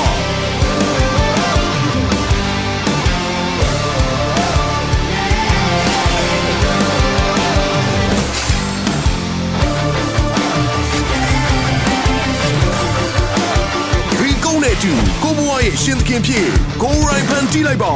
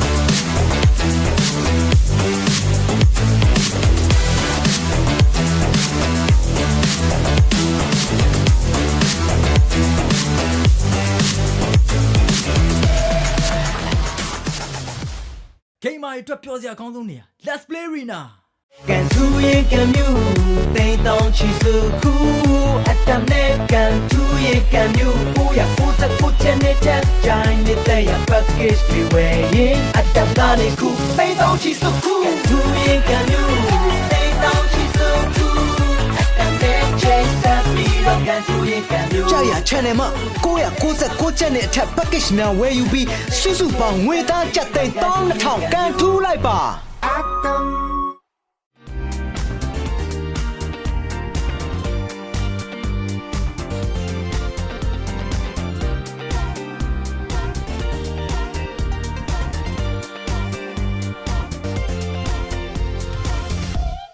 ကိုယ့်ရဲ့ energy level ကကိုယ့်ရဲ့အကြီးမားဆုံးရန်သူဖြစ်လာတဲ့အခါတမတ်ချက်တွေကိုချိုးဖြတ်ပြီး energy level ကို V ကုတ်နဲ့နောက်တစ်ဆင့်မြင့်ရမယ့်အချိန်ပဲ V ကုတ်ပါဝင်တဲ့ caffeine ကစိတ်ကိုနိုးကြတက်ကြွစေတယ်လူတင်းကမျက်လုံးကြောင့်ညင်ကိုတက်တာစေပြီး vitamin B ကလမ်းဆန်ပြီးခွန်အားများကိုရရှိစေပါတယ် V ကုတ်ကြီး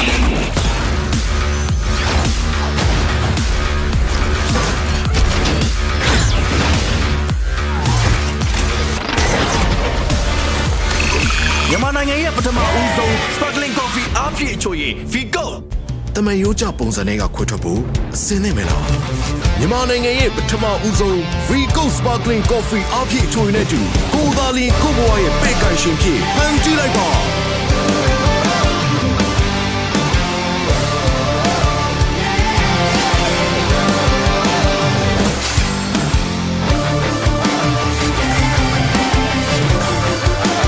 Vigo နဲ့တူကိုယ့်ဘဝရဲ့ရှင်သခင်ဖြစ်ကိုယ်ရိုင်းဖန်တီးလိုက်ပါ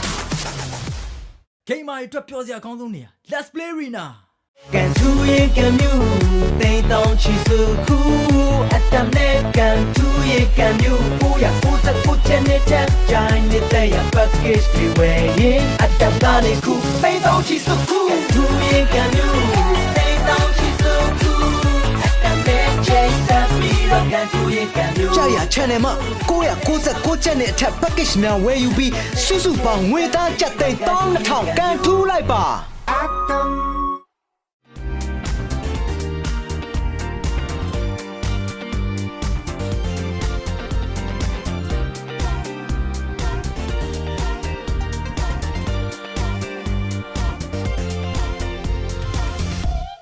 ကိုယ့်ရဲ့ energy level ကကိုယ့်ရဲ့အကြီးမားဆုံးရန်သူဖြစ်လာတဲ့အခါတမတ်ချက်တွေကိုချိုးဖျက်ပြီး energy level ကို V ကုတ်နဲ့နောက်တစ်ဆင့်မြင့်ရမယ့်အချိန်ပဲ V ကုတ်ပါဝင်တဲ့ caffeine ကစိတ်ကိုနိုးကြတက်ကြွစေတယ်လူတွေကမျက်လုံးကြောင့်ညာခြင်းကိုတတ်တာစေပြီးဗီတာမင် B ကလမ်းဆန်းပြီးခွားမြတ်ကိုရရှိစေပါတယ် V ကုတ်ကြီး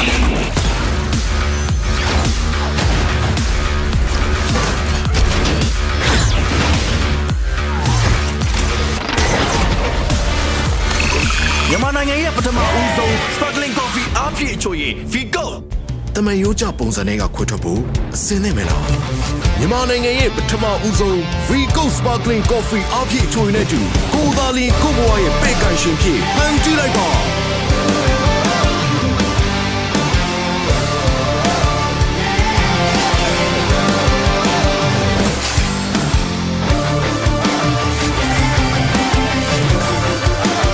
V-Go နဲ့တူကိုဘွားရဲ့ရှင်သခင်ဖြစ်ကိုရိုင်းဖန်ကြည့်လိုက်ပါ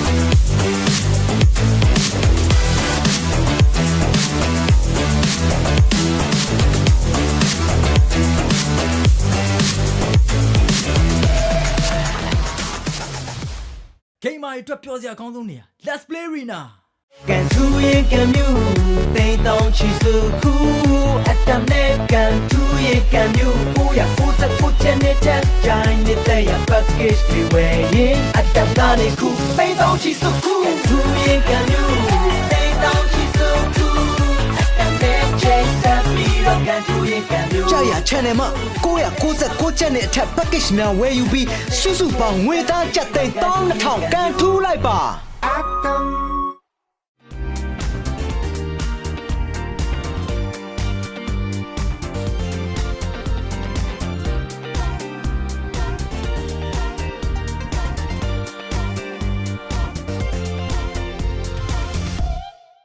energy level ကကိုယ့်ရဲ့အကြီးမားဆုံးရန်သူဖြစ်လာတဲ့အခါတမန်ချက်တွေကိုချိုးဖြတ်ပြီး energy level ကို V ကုတ်နဲ့နောက်တစ်ဆင့်မြင့်ရမယ့်အချိန်ပဲ V ကုတ်မှာပါဝင်တဲ့ caffeine ကစိတ်ကိုနိုးကြတက်ကြွစေတယ်လူတွေကမျက်လုံးရောင်ရခြင်းကိုတတ်တာစေပြီး vitamin B ကလမ်းဆန်းပြီးခွားများကိုရရှိစေပါတယ် V ကုတ် team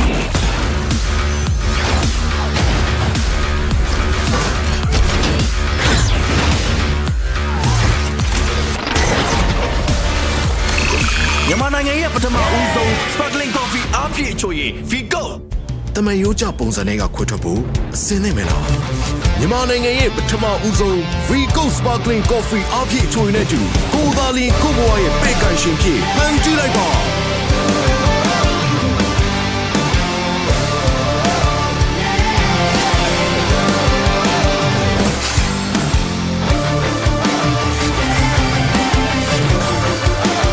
Vigo နဲ့တူကိုယ့်ဘဝရဲ့ရှင်သခင်ဖြစ်ကိုယ်ရိုင်းဖန်တီးလိုက်ပါ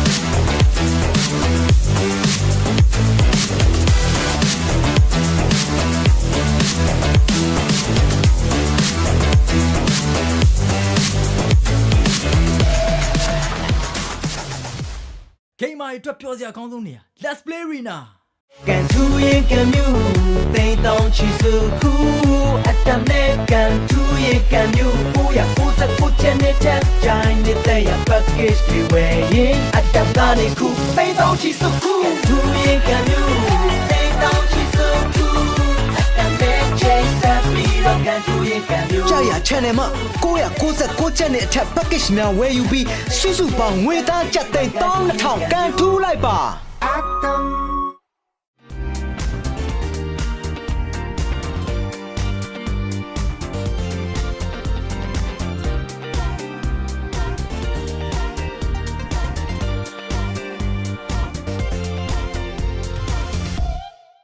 energy level ကကိုယ့်ရဲ့အကြီးမားဆုံးရန်သူဖြစ်လာတဲ့အခါတမန်ချက်တွေကိုချိုးဖြတ်ပြီး energy level ကို V ကုတ်နဲ့နောက်တစ်ဆင့်မြင့်ရမယ့်အချိန်ပဲ V ကုတ်မှာပါဝင်တဲ့ caffeine ကစိတ်ကိုနိုးကြတက်ကြွစေတယ်လူတွေကမျက်လုံးကြောင့်ညင်ကိုတတ်တာစေပြီးဗီတာမင် B ကလမ်းဆန်းပြီးခွားများကိုရရှိစေပါတယ် V ကုတ်ကြီး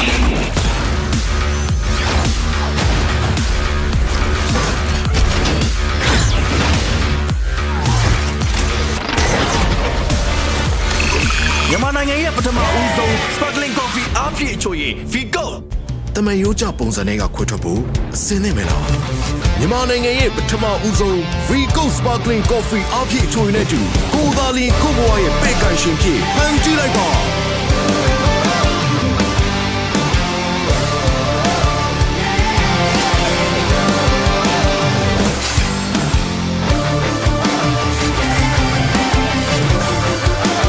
FALCONနဲ့တူကိုဘွားရဲ့ရှင်သခင်ဖြစ်ကိုရိုင်းဖန်ကြည့်လိုက်ပါ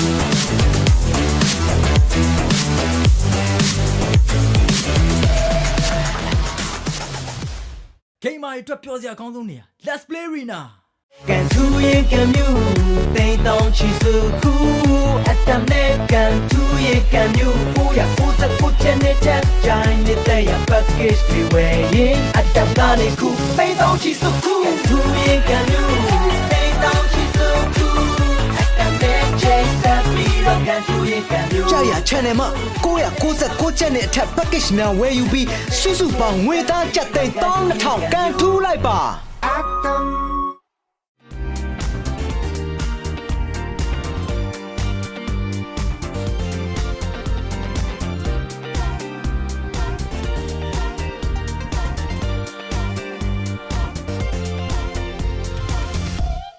ကိုယ့်ရဲ့ energy level ကကိုယ့်ရဲ့အကြီးမားဆုံးရန်သူဖြစ်လာတဲ့အခါတမတ်ချက်တွေကိုချိုးဖြတ်ပြီး energy level ကို V ကုတ်နဲ့နောက်တစ်ဆင့်မြင့်ရမယ့်အချိန်ပဲ V ကုတ်ပါဝင်တဲ့ caffeine ကစိတ်ကိုနိုးကြတက်ကြွစေတယ်လူတင်းကမျက်လုံးကြောင့်ညခြင်းကိုတတ်တာစေပြီး vitamin B ကလမ်းဆန်ပြီးခွားများကိုရရှိစေပါတယ် V ကုတ်ချင်း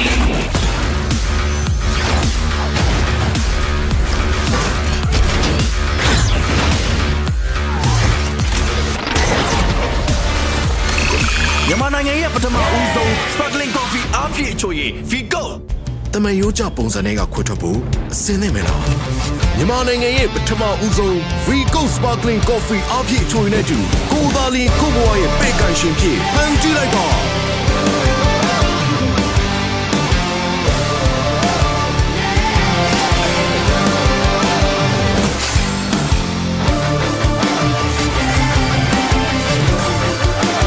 Vigo နဲ့တူကိုယ့်ဘဝရဲ့ရှင်သခင်ဖြစ်ကိုယ်ရိုင်းဖန်တီးလိုက်ပါ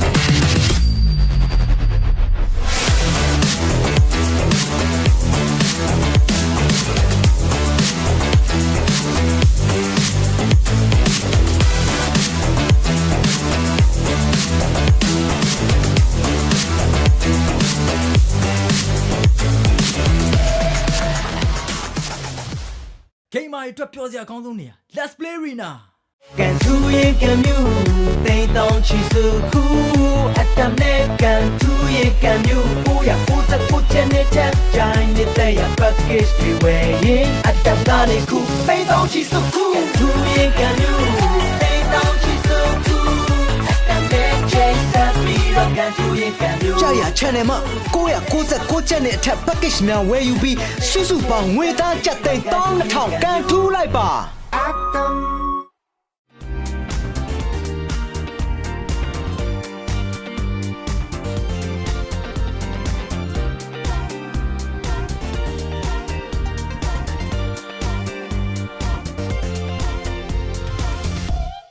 ကိုယ့်ရဲ့ energy level ကကိုယ့်ရဲ့အကြီးမားဆုံးရန်သူဖြစ်လာတဲ့အခါတမတ်ချက်တွေကိုချိုးဖြတ်ပြီး energy level ကို V ကုတ်နဲ့နောက်တစ်ဆင့်မြင့်ရမယ့်အချိန်ပဲ V ကုတ်ပါဝင်တဲ့ caffeine ကစိတ်ကိုနိုးကြတက်ကြွစေတယ်လူတင်းကမျက်လုံးကြောင့်ညင်ကိုတက်တာစေပြီးဗီတာမင် B ကလန်းဆန်ပြီးခွားမြတ်ကိုရရှိစေပါတယ် V ကုတ်ကြီး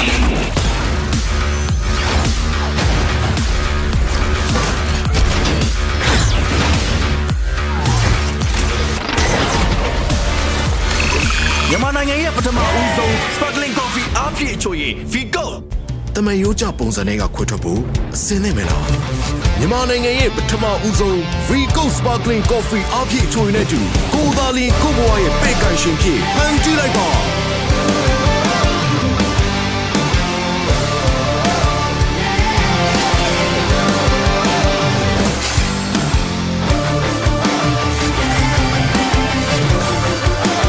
Vigo နဲ့တူကိုယ့်ဘဝရဲ့ရှင်သခင်ဖြစ်ကိုယ်ရိုင်းဖန်ကြည့်လိုက်ပါ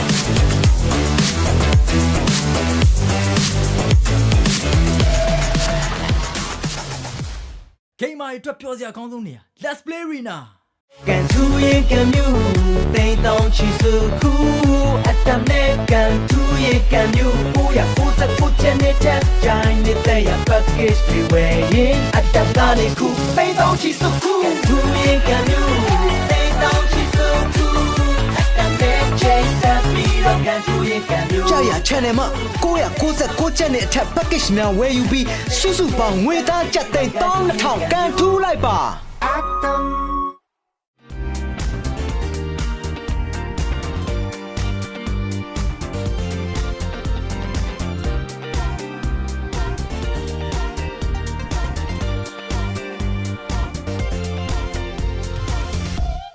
ကိုယ့်ရဲ့ energy level ကကိုယ့်ရဲ့အကြီးမားဆုံးရန်သူဖြစ်လာတဲ့အခါတမတ်ချက်တွေကိုချိုးဖျက်ပြီး energy level ကို V ကုတ်နဲ့နောက်တစ်ဆင့်မြင့်ရမယ့်အချိန်ပဲ V ကုတ်ပါဝင်တဲ့ caffeine ကစိတ်ကိုနိုးကြတက်ကြွစေတယ်လူတိုင်းကမျက်လုံးကြောင့်ညခြင်းကိုတတ်တာစေပြီးဗီတာမင် B ကလမ်းဆန်ပြီးခွားမြတ်ကိုရရှိစေပါတယ် V ကုတ်ကြီး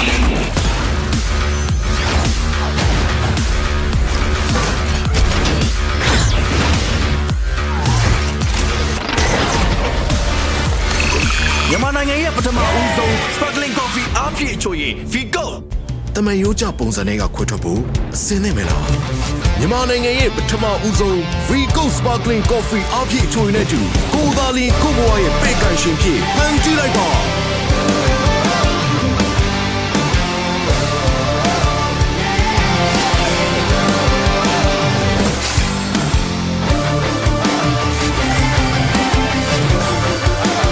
Vigo နဲ့တူကိုဘွားရဲ့ရှင်သခင်ဖြစ်ကိုရိုင်းဖန်တီးလိုက်ပါ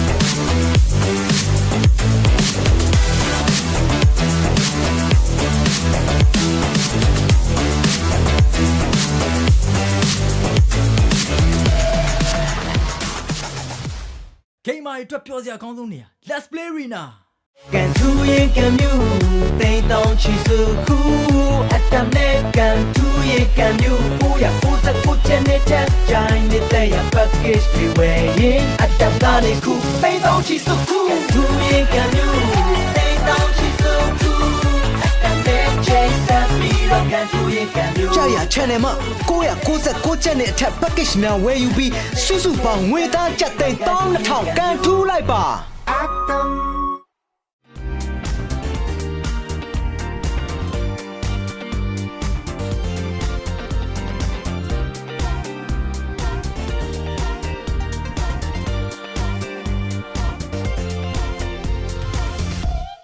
ကိုယ့်ရဲ့ energy level ကကိုယ့်ရဲ့အကြီးမားဆုံးရန်သူဖြစ်လာတဲ့အခါတမန်ချက်တွေကိုချိုးဖြတ်ပြီး energy level ကို V ကုတ်နဲ့နောက်တစ်ဆင့်မြင့်ရမယ့်အချိန်ပဲ V ကုတ်မှာပါဝင်တဲ့ caffeine ကစိတ်ကိုနိုးကြတက်ကြွစေတယ်လူတင်းကမျက်လုံးကြောင့်ညခြင်းကိုတတ်တာစေပြီး ဗီတာမင် B ကလမ်းဆန်းပြီးခွန်အားများကိုရရှိစေပါတယ် V ကုတ်ကြီး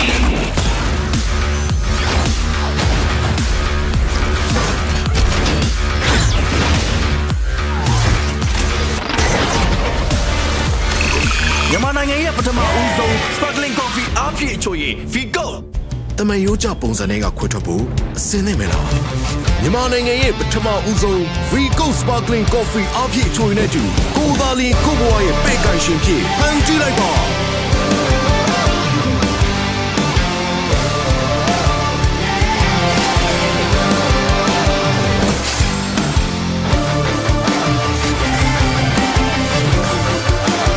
V-Go နဲ့တူကိုယ့်ဘဝရဲ့ရှင်သခင်ဖြစ်ကိုယ်ရိုင်းဖန်တီးလိုက်ပါ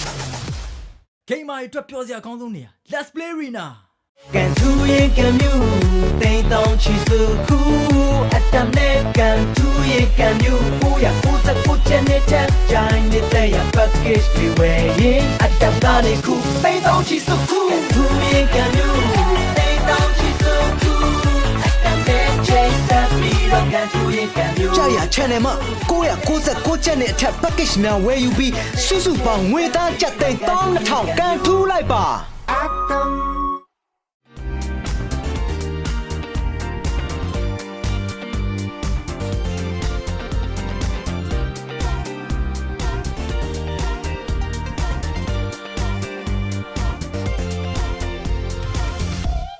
ကိုယ့်ရဲ့ energy level ကကိုယ့်ရဲ့အကြီးမားဆုံးရန်သူဖြစ်လာတဲ့အခါတမန်ချက်တွေကိုချိုးဖြတ်ပြီး energy level ကို V ကုတ်နဲ့နောက်တစ်ဆင့်မြင့်ရမယ့်အချိန်ပဲ V ကုတ်မှာပါဝင်တဲ့ caffeine ကစိတ်ကိုနိုးကြတက်ကြွစေတယ်လူတင်းကမျက်လုံးကြောင့်ညခြင်းကိုတတ်တာစေပြီး vitamin B ကလမ်းဆန်ပြီးခွားမြတ်ကိုရရှိစေပါတယ် V ကုတ်ကြီး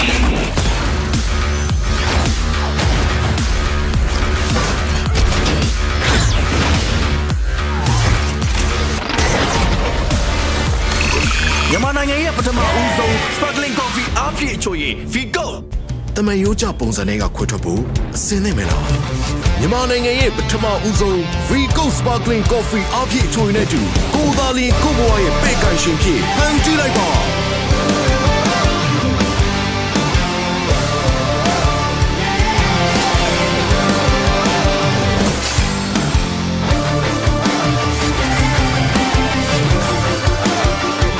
နဲ့တူကိုဘွားရဲ့ရှင်သခင်ဖြစ်ကိုရိုင်းဖန်တီးလိုက်ပါ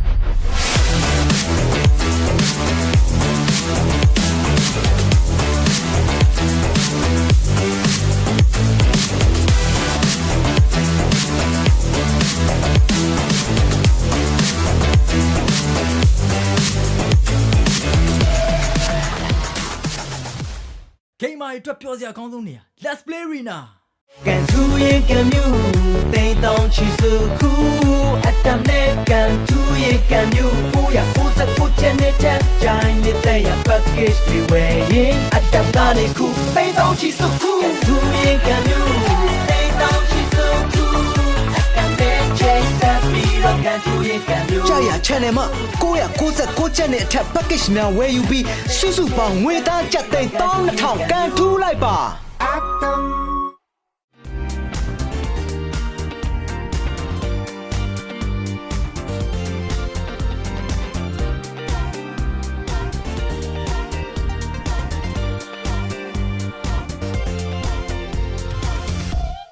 ကိုယ့်ရဲ့ energy level ကကိုယ့်ရဲ့အကြီးမားဆုံးရန်သူဖြစ်လာတဲ့အခါတမန်ချက်တွေကိုချိုးဖြတ်ပြီး energy level ကို V ကုတ်နဲ့နောက်တစ်ဆင့်မြင့်ရမယ့်အချိန်ပဲ V ကုတ်မှာပါဝင်တဲ့ caffeine ကစိတ်ကိုနိုးကြတက်ကြွစေတယ်လူတွေကမျက်လုံးရောင်ရခြင်းကိုတတ်တာစေပြီးဗီတာမင် B ကလမ်းဆန်းပြီးခွားများကိုရရှိစေပါတယ် V ကုတ် G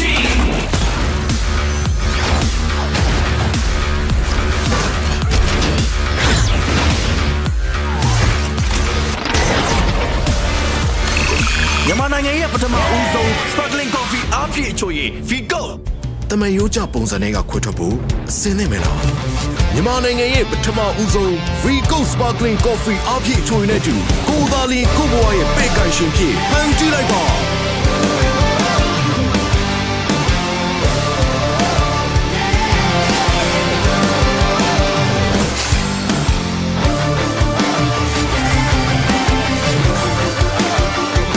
နဲ့တူကိုဘွားရဲ့ရှင်သခင်ဖြစ်ကိုရိုင်းဖန်တီးလိုက်ပါ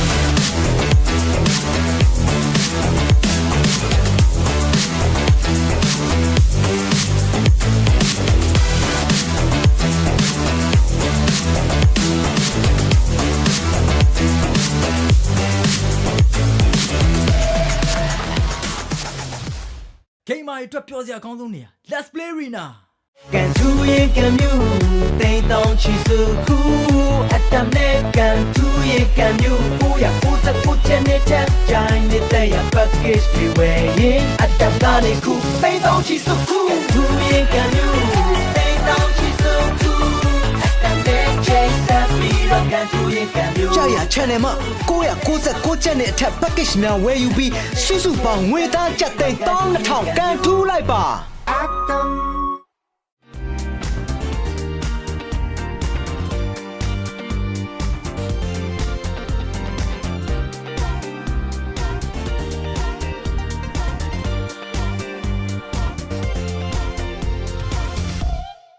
energy level ကကိုယ့်ရဲ့အကြီးမားဆုံးရန်သူဖြစ်လာတဲ့အခါတမတ်ချက်တွေကိုချိုးဖျက်ပြီး energy level ကို V ကုတ်နဲ့နောက်တစ်ဆင့်မြင့်ရမယ့်အချိန်ပဲ V ကုတ်မှာပါဝင်တဲ့ caffeine ကစိတ်ကိုနိုးကြတက်ကြွစေတယ်လူတွေကမျက်လုံးကြောင့်ခြင်းကိုတတ်တာစေပြီးဗီတာမင် B ကလန်းဆန်းပြီးခွားများကိုရရှိစေပါတယ် V ကုတ်ကြီး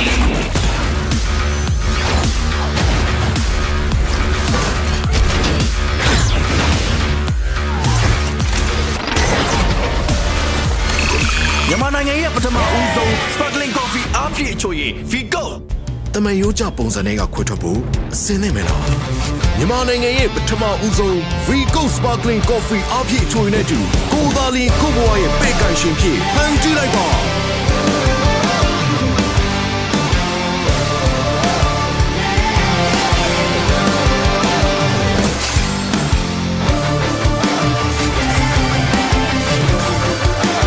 V-Go နဲ့တူကိုယ့်ဘဝရဲ့ရှင်သခင်ဖြစ်ကိုယ်ရိုင်းဖန်တီးလိုက်ပါ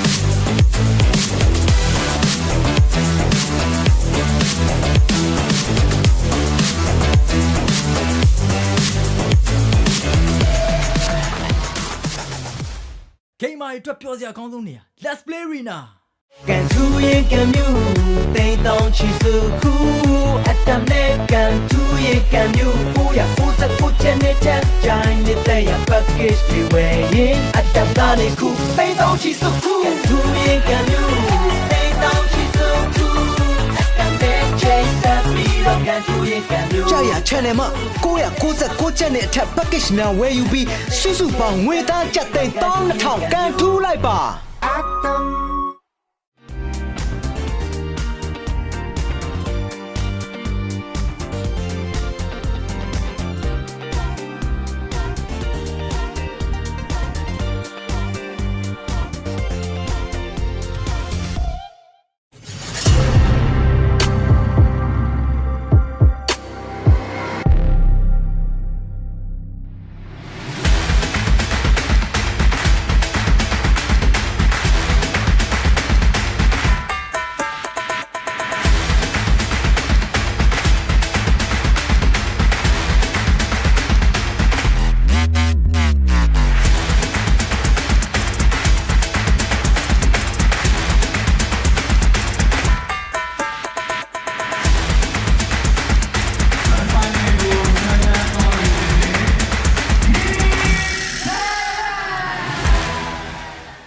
energy level ကကိုယ့်ရဲ့အကြီးမားဆုံးရန်သူဖြစ်လာတဲ့အခါတမတ်ချက်တွေကိုချိုးဖျက်ပြီး energy level ကို V ကုတ်နဲ့နောက်တစ်ဆင့်မြင့်ရမယ့်အချိန်ပဲ V ကုတ်ပါဝင်တဲ့ caffeine ကစိတ်ကိုနိုးကြတက်ကြွစေတယ်လူတွေကမျက်လုံးကြောင့်ညင်ကိုတတ်တာစေပြီး vitamin B ကလမ်းဆန်းပြီးခွားများကိုရရှိစေပါတယ် V ကုတ် G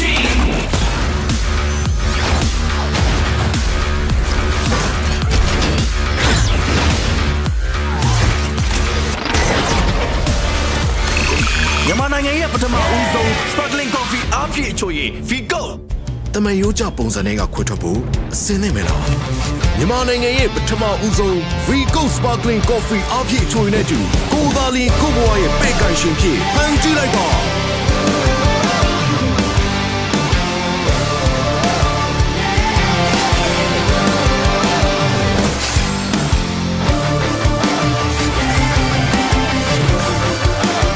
V-Go နဲ့တူကိုယ့်ဘဝရဲ့ရှင်သခင်ဖြစ်ကိုယ်ရိုင်းဖန်တီးလိုက်ပါ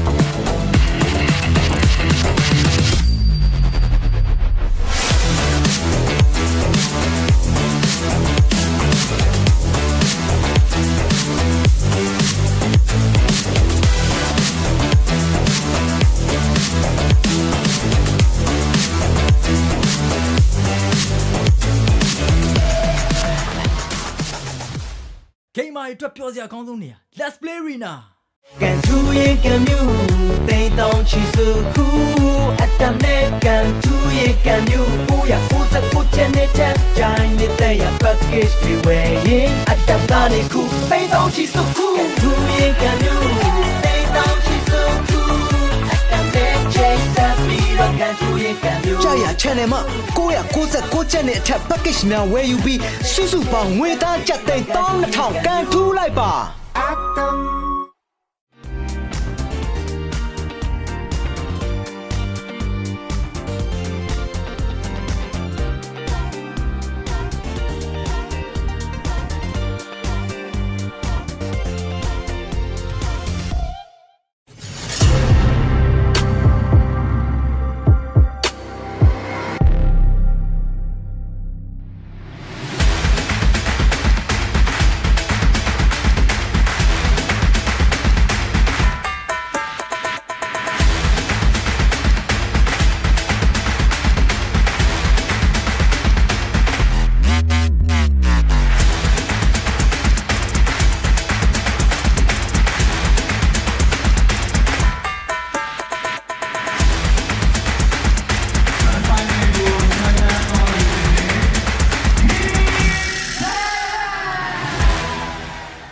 energy level ကကိုယ့်ရဲ့အကြီးမားဆုံးရန်သူဖြစ်လာတဲ့အခါတမန်ချက်တွေကိုချိုးဖြတ်ပြီး energy level ကို V ကုတ်နဲ့နောက်တစ်ဆင့်မြင်ရမယ့်အချိန်ပဲ V ကုတ်မှာပါဝင်တဲ့ caffeine ကစိတ်ကိုနိုးကြတက်ကြွစေတယ်လူတင်းကမျက်လုံးကြောင့်ညခြင်းကိုတတ်တာစေပြီး vitamin B ကလမ်းဆန်ပြီးခွားများကိုရရှိစေပါတယ် V ကုတ် team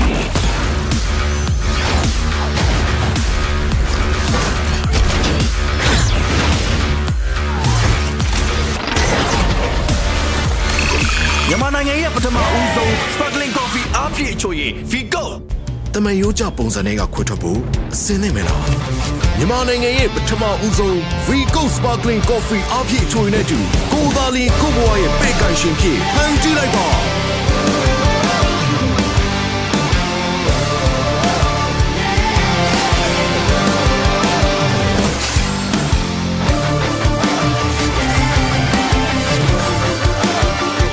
နဲ့တူကိုဘွားရဲ့ရှင်သခင်ဖြစ်ကိုရိုင်းဖန်ကြည့်လိုက်ပါ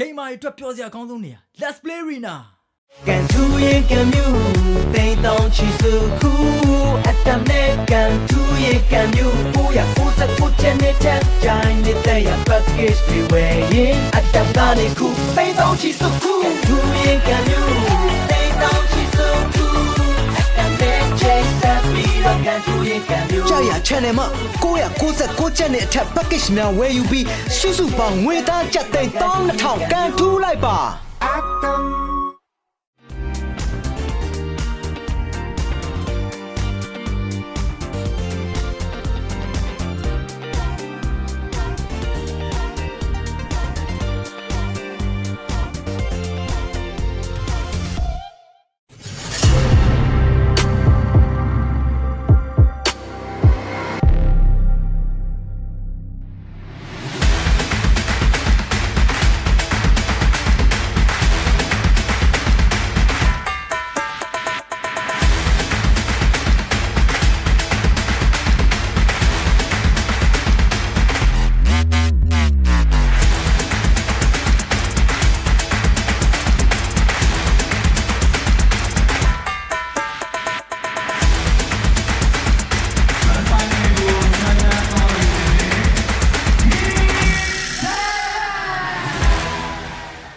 energy level ကကိုယ့်ရဲ့အကြီးမားဆုံးရန်သူဖြစ်လာတဲ့အခါတမန်ချက်တွေကိုချိုးဖြတ်ပြီး energy level ကို V ကုတ်နဲ့နောက်တစ်ဆင့်မြင့်ရမယ့်အချိန်ပဲ V ကုတ်မှာပါဝင်တဲ့ caffeine ကစိတ်ကိုနိုးကြတက်ကြွစေတယ်လူတင်းကမျက်လုံးကြောင့်ညာခြင်းကိုတတ်တာစေပြီး vitamin B ကလမ်းဆန်ပြီးခွားမြတ်ကိုရရှိစေပါတယ် V ကုတ် team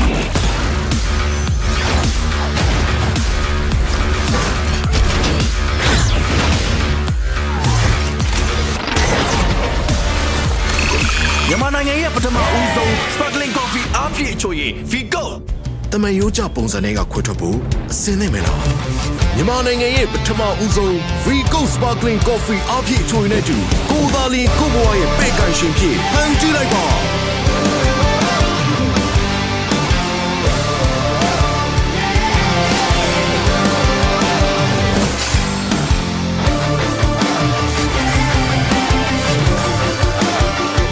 နဲ့တူကိုဘွားရဲ့ရှင်သခင်ဖြစ်ကိုရိုင်းဖန်ကြည့်လိုက်ပါ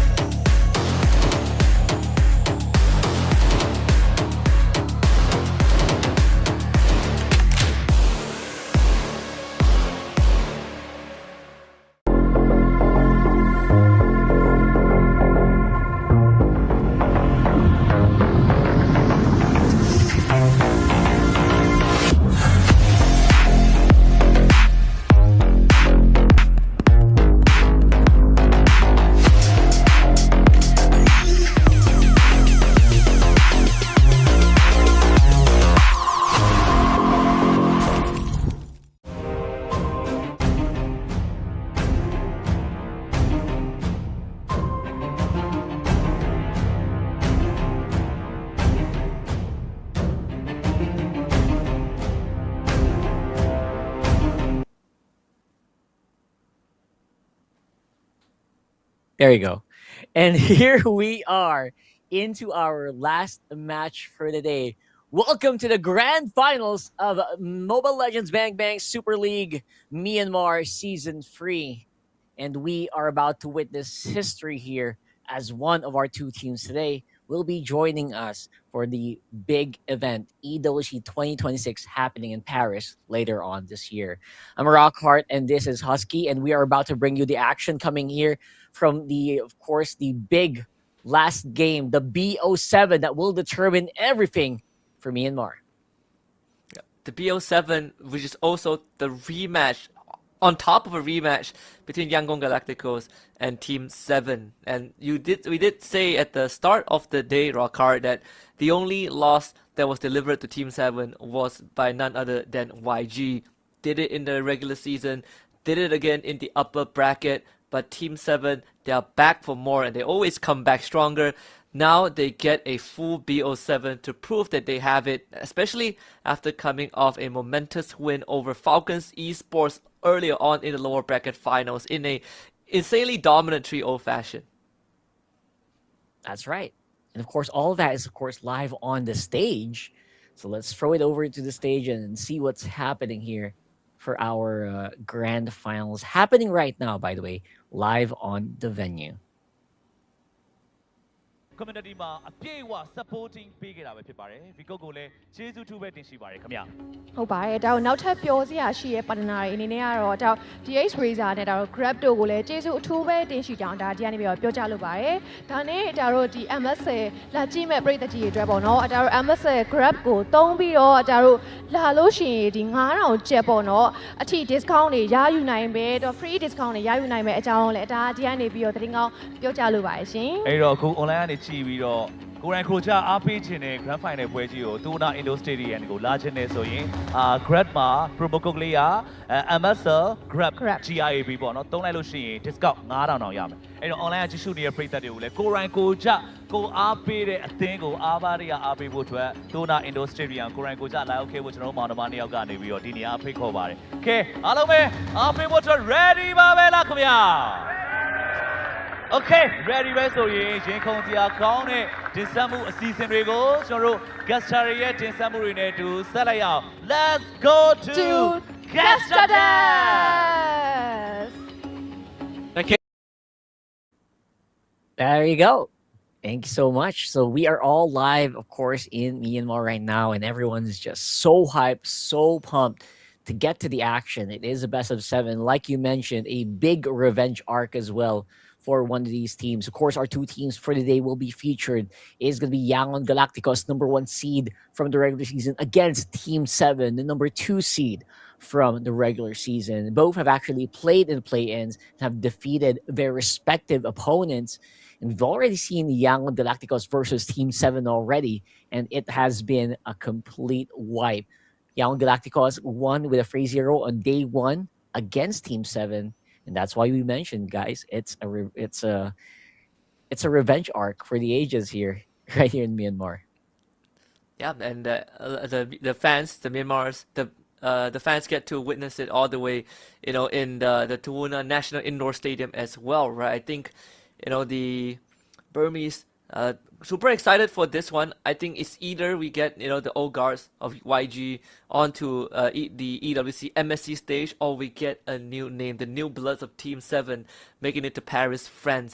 Either way, this story is going to have its own a victor that will define what the region is going to be for the next few months, and I can't wait, right? 'Cause I think YG they've made a name for themselves over the years of being one of the top contenders. You have players like, again, Blink, especially one of the elites there. But then you also have Team 7, who has shown great composure, great drafting, and most importantly, their handling of the game itself. It's very clean, very composed. It really feels like nothing gets by their keen eye.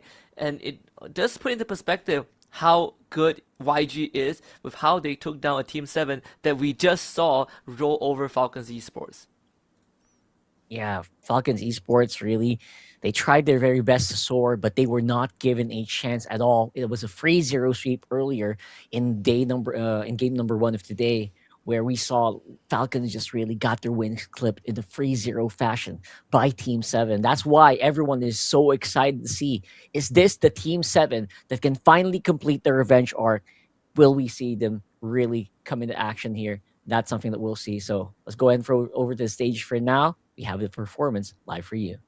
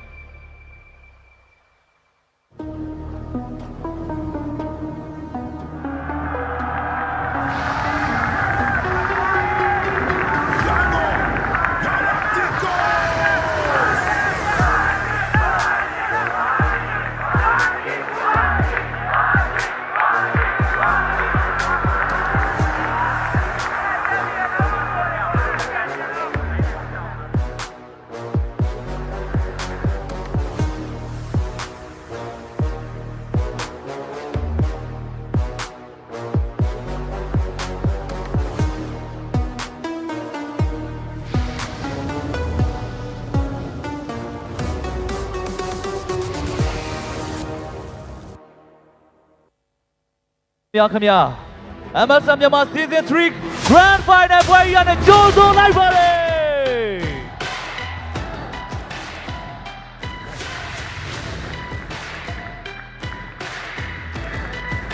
ကဲအားလုံးလည်းတကယ်ကိုရင်ခုန်စိတ်လှုပ်ရှားနေပြီလို့ထင်ပါတယ်အဲ့တော့စင်မြင့်ချက်မှာလည်းဒီနေ့ Grand Final မှာအနိုင်ရပြီးတော့မြန်မာနိုင်ငံကိုစားပြုနေတဲ့ Paris ကိုတွားရောက်ရှင်ပြိုင်မလဲဆိုတော့အားလုံးရဲ့ထက်တူရင်ခုန်မိပါတယ်အဲ့တော့စင်မြင့်ထက်မှာရှိနေတဲ့ဒီတစ်ခါမှာplayer တွေပေါ့ coach တွေကိုနည်းနည်းလောက်မေးခွင့်ပြုပါအဲ့တော့Grand Final အထိတက်လန်းလာတဲ့အတွက်ရင်ဆုံး congratulations ပါဂုဏ်ယူပါတယ်ကျွန်တော်သိချင်တာကကျွန်တော်တို့ Team 7နဲ့တွေ့တိုင်းဒါအမြဲတမ်းအသာစီးရနေရပါတော့ဒီလိုအသာစီးရနေတာကဘာကြောင့်လဲတစ်ဖက်အသင်းရဲ့ draft pick တွေ strategy တွေကိုများကြိုပြီးတော့သိနေလို့လားအားလေးသိချင်ပါတယ်ခင်ဗျ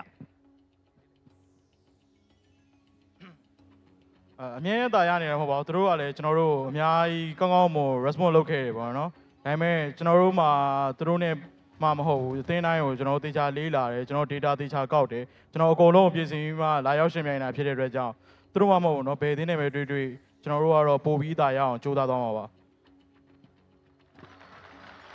ကဲတ တခုပဲမေးပါတော့မယ်ဒီနေ့ပွဲမှာချန်ပီယံဖြစ်ဖို့ Grand Final ပွဲစဉ်မှာဘယ်လိုမျိုးပြင်ဆင်ထားလဲဆိုတာလေးလည်းသိချင်ပါတယ်ခင်ဗျမနေ့ကကျွန်တော်ပြောခဲ့သလိုပဲပေါ့နော်ကျွန်တော်တို့ကဒီပြိုင်ပွဲတစ်ခုဝင်ပြိုင်ဖို့ဆိုလို့ရှိရင်ပြိုင်ပွဲစမှ training စတာမဟုတ်ဘူးဗျာကျွန်တော်တို့ကပြိုင်ပွဲမစခင်2လ3လလောက်လူတွေကကျွန်တော်တို့က training တွေဝင်ထားရတာဆိုတော့အဲ့ဒီတော့ပြင်ဆင်ခဲ့တာတွေနဲ့အခုထပ်ပြင်ဆင်ထားတာတွေနဲ့ကျွန်တော်တို့ကတော့ကိုအားကျဉ်းမှုအပြည့်ပဲယုံကြည်မှုလည်းအပြည့်ပဲအများကြီးလည်းပြင်ဆင်ထားတယ်အဲ့တော့ပြည်သက်တွေကိုလည်းအများကြီးချပြအောင်မယ်โอเคgood luck ပါခင်ဗျโอเคအခြားညီမလေး Team 7 player တွေ coach တွေတစ်ချက်လောက်မေးပေးပါဦးโอเคပါကိုက YG ပြီးပြီဆိုတော့ဒါ Team 7လှည့်ပေါ့နော်ဆိုတော့ပထမဆုံးအနေနဲ့ဒါကိုကြီးနာကိုမေးချင်ပါတယ်ကိုရှေ့မှာပြောခဲ့တဲ့အတိုင်းပဲပေါ့နော် FALCON ကိုအနေနဲ့ပေါ့နော်ဒီတောက်တန်ရဲ့ဖြစ်နေအသုံးပြုပြီးတက်လာတယ်ဆိုတော့အခုအကိုပြောတဲ့အတိုင်းလည်းဖြစ်လာပြီဆိုတော့အခုချိန်မှာ YG ကိုနိုင်မို့အတွက်ဘယ်လိုမျိုးကြီးကြိုပြီးတော့ပြင်ဆင်ထားလဲဆိုတာလေးကိုပြောပြပါအောင်YG တွက်ရလို့တော့လည်းမဟုတ်ပါဘူးဒီ Grand Final ကိုဆော့မယ်ဆိုတဲ့ဟိုဟာကျွန်တော်တို့တွေမနေ့ကမားခဲ့တဲ့အမားတွေကိုတေချာလေ့လာပြီးတော့ဗောနော်ပြန်ပြီး analysis လုပ်ပြီးတော့အကောင်းဆုံးတော့ပြင်ဆင်ထားပါတယ်ဟုတ်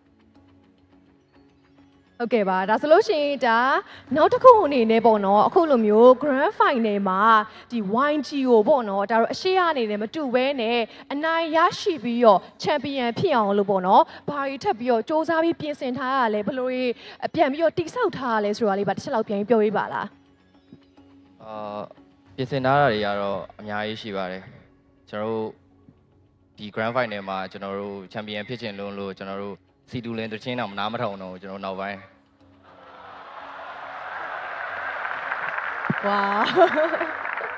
ဝါအဲ့တော့ဒီ Grand Final ရှင်ပြိုင်ဖို့ဟာတကယ်ကိုမှအချိန်နဲ့ဖြစ်မှာပါအဲ့ဒီအတွက်ကျွန်တော်တို့ MSL မြန်မာ Season 3ရဲ့ Grand Final မှာရှင်ပြိုင်မယ်ကျွန်တော်တို့ YANGON GALACTICOS အသင်းနဲ့ Team 7 နှစ်သင်းစလုံးအတွက်လက်ခုပ်သံတွေကြားကြပါရခင်ဗျာ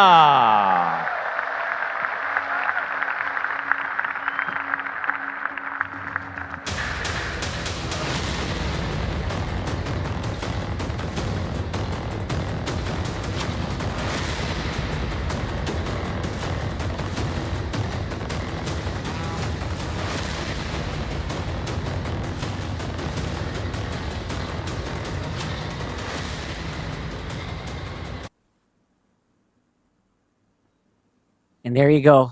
Our teams are roaring and ready. And we are about to take center stage here. Husky, I don't know about you, man, but I could feel it from the players, man. That was insane.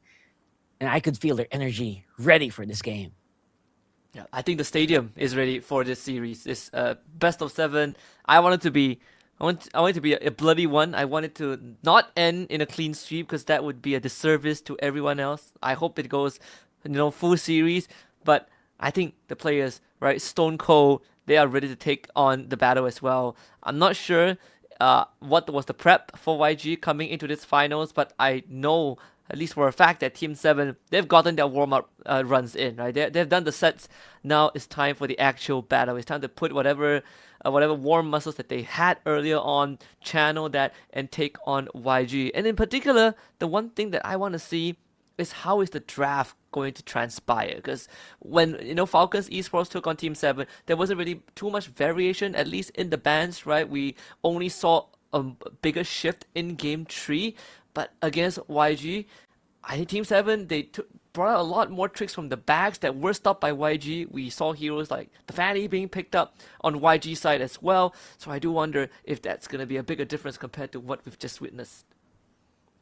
Yeah, the Fanny, I think you just have to leave it on the ban list, because right now it feels like this kind of series can really be determined by like the smallest increments, right? Like the smallest gap. You do not give an inch to your opponent, they will probably be able to take a mile, and that's something that you really have to watch out for. So don't leave stuff like the Fanny on the table. Maybe even also just permaban the Marcel. We've seen the Marcel really completely dominate, completely decimate the matches, especially earlier today. And I don't think that either teams want that to happen here. Although, when you come to the draft, there are times when you don't really have a choice. Sometimes you do have to take these risks, and I just wonder who's going to make the bigger one. Yeah, and sometimes when it comes down to like a draft, I think it's like picking a poison, right? Like do you take the red pill or the blue pill? And a lot of times these choices can be pretty complicated depending on what you want to give forward to enemies. And if your opponents are the Yangon Galacticos, then there's even more thought that needs to be put behind it. You know, Ying, Han, Kaiser, Blink, and Sanji, if they've shown anything, is that so far they are the unstoppable force. And of course, for Team 7, if you have an unstoppable force, of course, for YG, Team 7 also is that team who is completely warmed up. If you're talking an engine, they are roaring, they are burning, and they are ready to go for it. YG definitely is the team to fear here, and I think most people would definitely agree that YG is the top dog. But you know what? Well, people on top don't always stay on top, right? So that's what Team 7's banking on with CK, Lucky, Shan, Tanpok, and OP. So again, this team on its own really just has performed dominance just in the regular season, right? You also saw them go on a 7 or an 8-1 series record just because they're just that good. The only team that gave them a loss here in the regular season was YANGON Galacticos themselves, the only team that stopped them from having a perfect regular season run. And that's got to count for something. Let's go ahead and look at the GPM rankings here. Definitely the one that you have to watch out for is Sanji. Number 1 on the GPM, pretty far behind is going to be, of course, the GPM from Team 7. I don't know if that's going to be catching up anytime soon, but definitely one that you have to look out for if you're facing this team. I mean, the fact that, you know, usually when we look at GPM, the players that take center stage, that take the spotlight are going to be gold laners because, you know, that role you farm the most. But to see, you know, Lucky, the jungler of Team 7 on that list as well, that says a lot, right? Followed by Dax, especially when Lucky has a couple of games where he pivots towards the tank junglers. Usually the tank junglers, they don't really farm as fast, they don't really rely too much on items, you know, compared to the kind of the current assassins. And then we also have mid laners coming in 4th and 5th place. Really does show sort of the dynamics in the region, right? I expected to see a lot more gold laners up there and with some assassin mains, but instead we get a bit of a mix of 3 different roles, especially that jungle with a jungler that plays hybrid role. That's true. Again, we see that kind of GPM just because, you know, it's so easy for your team to usually run away with the game with a Harley, with a Suyo. Those are the things that are possibly going to be most picked as well. As you can see, these most picked is definitely one of them, Harley. Harif rather, and the Suyo right there. Asora, I'm a little bit surprised that we still see that. I think it's slowly dropping in usage. And the most banned, lots of teams just don't really want to deal with the Baksh and the Freya. Sushin, despite being on the most banned, actually has been pretty open in the whole of the playoffs since yesterday, to be honest. So most of these picks and bans really going to be going down to preference. And again, like you mentioned, what kind of poison are you allowing your opponent to take? Yeah, and we did see Jusin like in that last game between Team 7 and Falcons, and that was pretty much it. Also pretty interesting, right? Because Xian opted to go for the sprint instead of like Flicker or Purify. But the main topic is, of course, going to be revenge or repeat. Because it has happened before. YG have beaten Team 7 twice. This is either going to be that hat trick, that 3-time defeat, or Team 7 will not only exact their revenge and beat YG, but also lock in their flight to Paris, France. A lot is going to be on the stakes, on the line here. That's right. For Team 7, part of the revenge, it just makes it a little bit sweeter, right? If you get that win, they can avenge like the previous season's losses as well. And then when you go into it, right? When you go into that flight to Paris, maybe that might be the best revenge they can do against YG. But then again, it is YG. They're a very, very difficult opponent to actually fight. So it's easier said than done, to be honest, but they got to start somewhere. They got to start right here, right now. I really wonder what kind of surprises Team 7 can bring us, considering now is like the biggest, probably their biggest opponent, right? This is the biggest opponent. This is the biggest rivalry, to be honest, in this league right now, because they're the ones who are really fighting each other for that slot at the top. Yeah, a team that they have have not been able to overcome at all. Even their best attempt, when they came close yesterday, they still were denied, and it looked like, you know, an impossible task. How do you take down a team like YG? And then when you look at the play-ins, right, it is not impossible to draw blood from the first seed. Mythic Seal almost came close. They went, you know, the full distance against YG. They only lost. They lost with a 2-3 scoreline. And then you look back at how Team 7 lost yesterday, an 0-3. It seems pretty jarring that, you know, the results, considering that Team 7 is the second seed. But then when you look into the details, it doesn't really justify, you know, the overall picture, right? Team 7 put up a very good fight. Maybe not the last game, but the second game gave us a glimpse of what Team 7 is actually capable of and where they, you know, need to work on a bit more heading into the grand finals later. And if you base it from the games today, like earlier in the lower bracket finals, you could see Team 7 have completely turned a 180. Like, they seem very confident, especially against FALCON Esports. Now, that is easier to do because it is FALCON Esports. They're not placed super highly. And again, FALCON Esports has also faced their fair share of stumbles. But again, that could be something that helps Team 7, especially now that we see on the head-to-head, it's a pretty far discrepancy here in terms of KDA and GPM. But you know what? Their team fighting, they're pretty much on top. Yeah, I think that the KDA is definitely the one that could, you know, theoretically be slightly inflated because of how dominant YG has been, right? Like the 6.0 KDA, insane numbers overall. But when you look, when it boils down to just team fighting and how much these teams play together as a squad, then we get a better picture, you know, a better gauge of where they actually stand. Team 7 fighting together as a squad very, very often, and oftentimes than not, we see them really push that lead. They make sure that the gold lane wins out, and then they always walk with the mid and XP lane together. Often, you know, even in the earlier series, 4-man invade very, very early on, but once they unlock the gold lane, even heroes like Moscow, which was picked by 7 in one of their games, started sticking with the team because of how far, of how strong they feel they are. And I think that's pretty interesting as well, right? You are giving up the macro a little bit just to push the envelope further, and it worked against Falcons. And I do wonder if YG has an answer for that.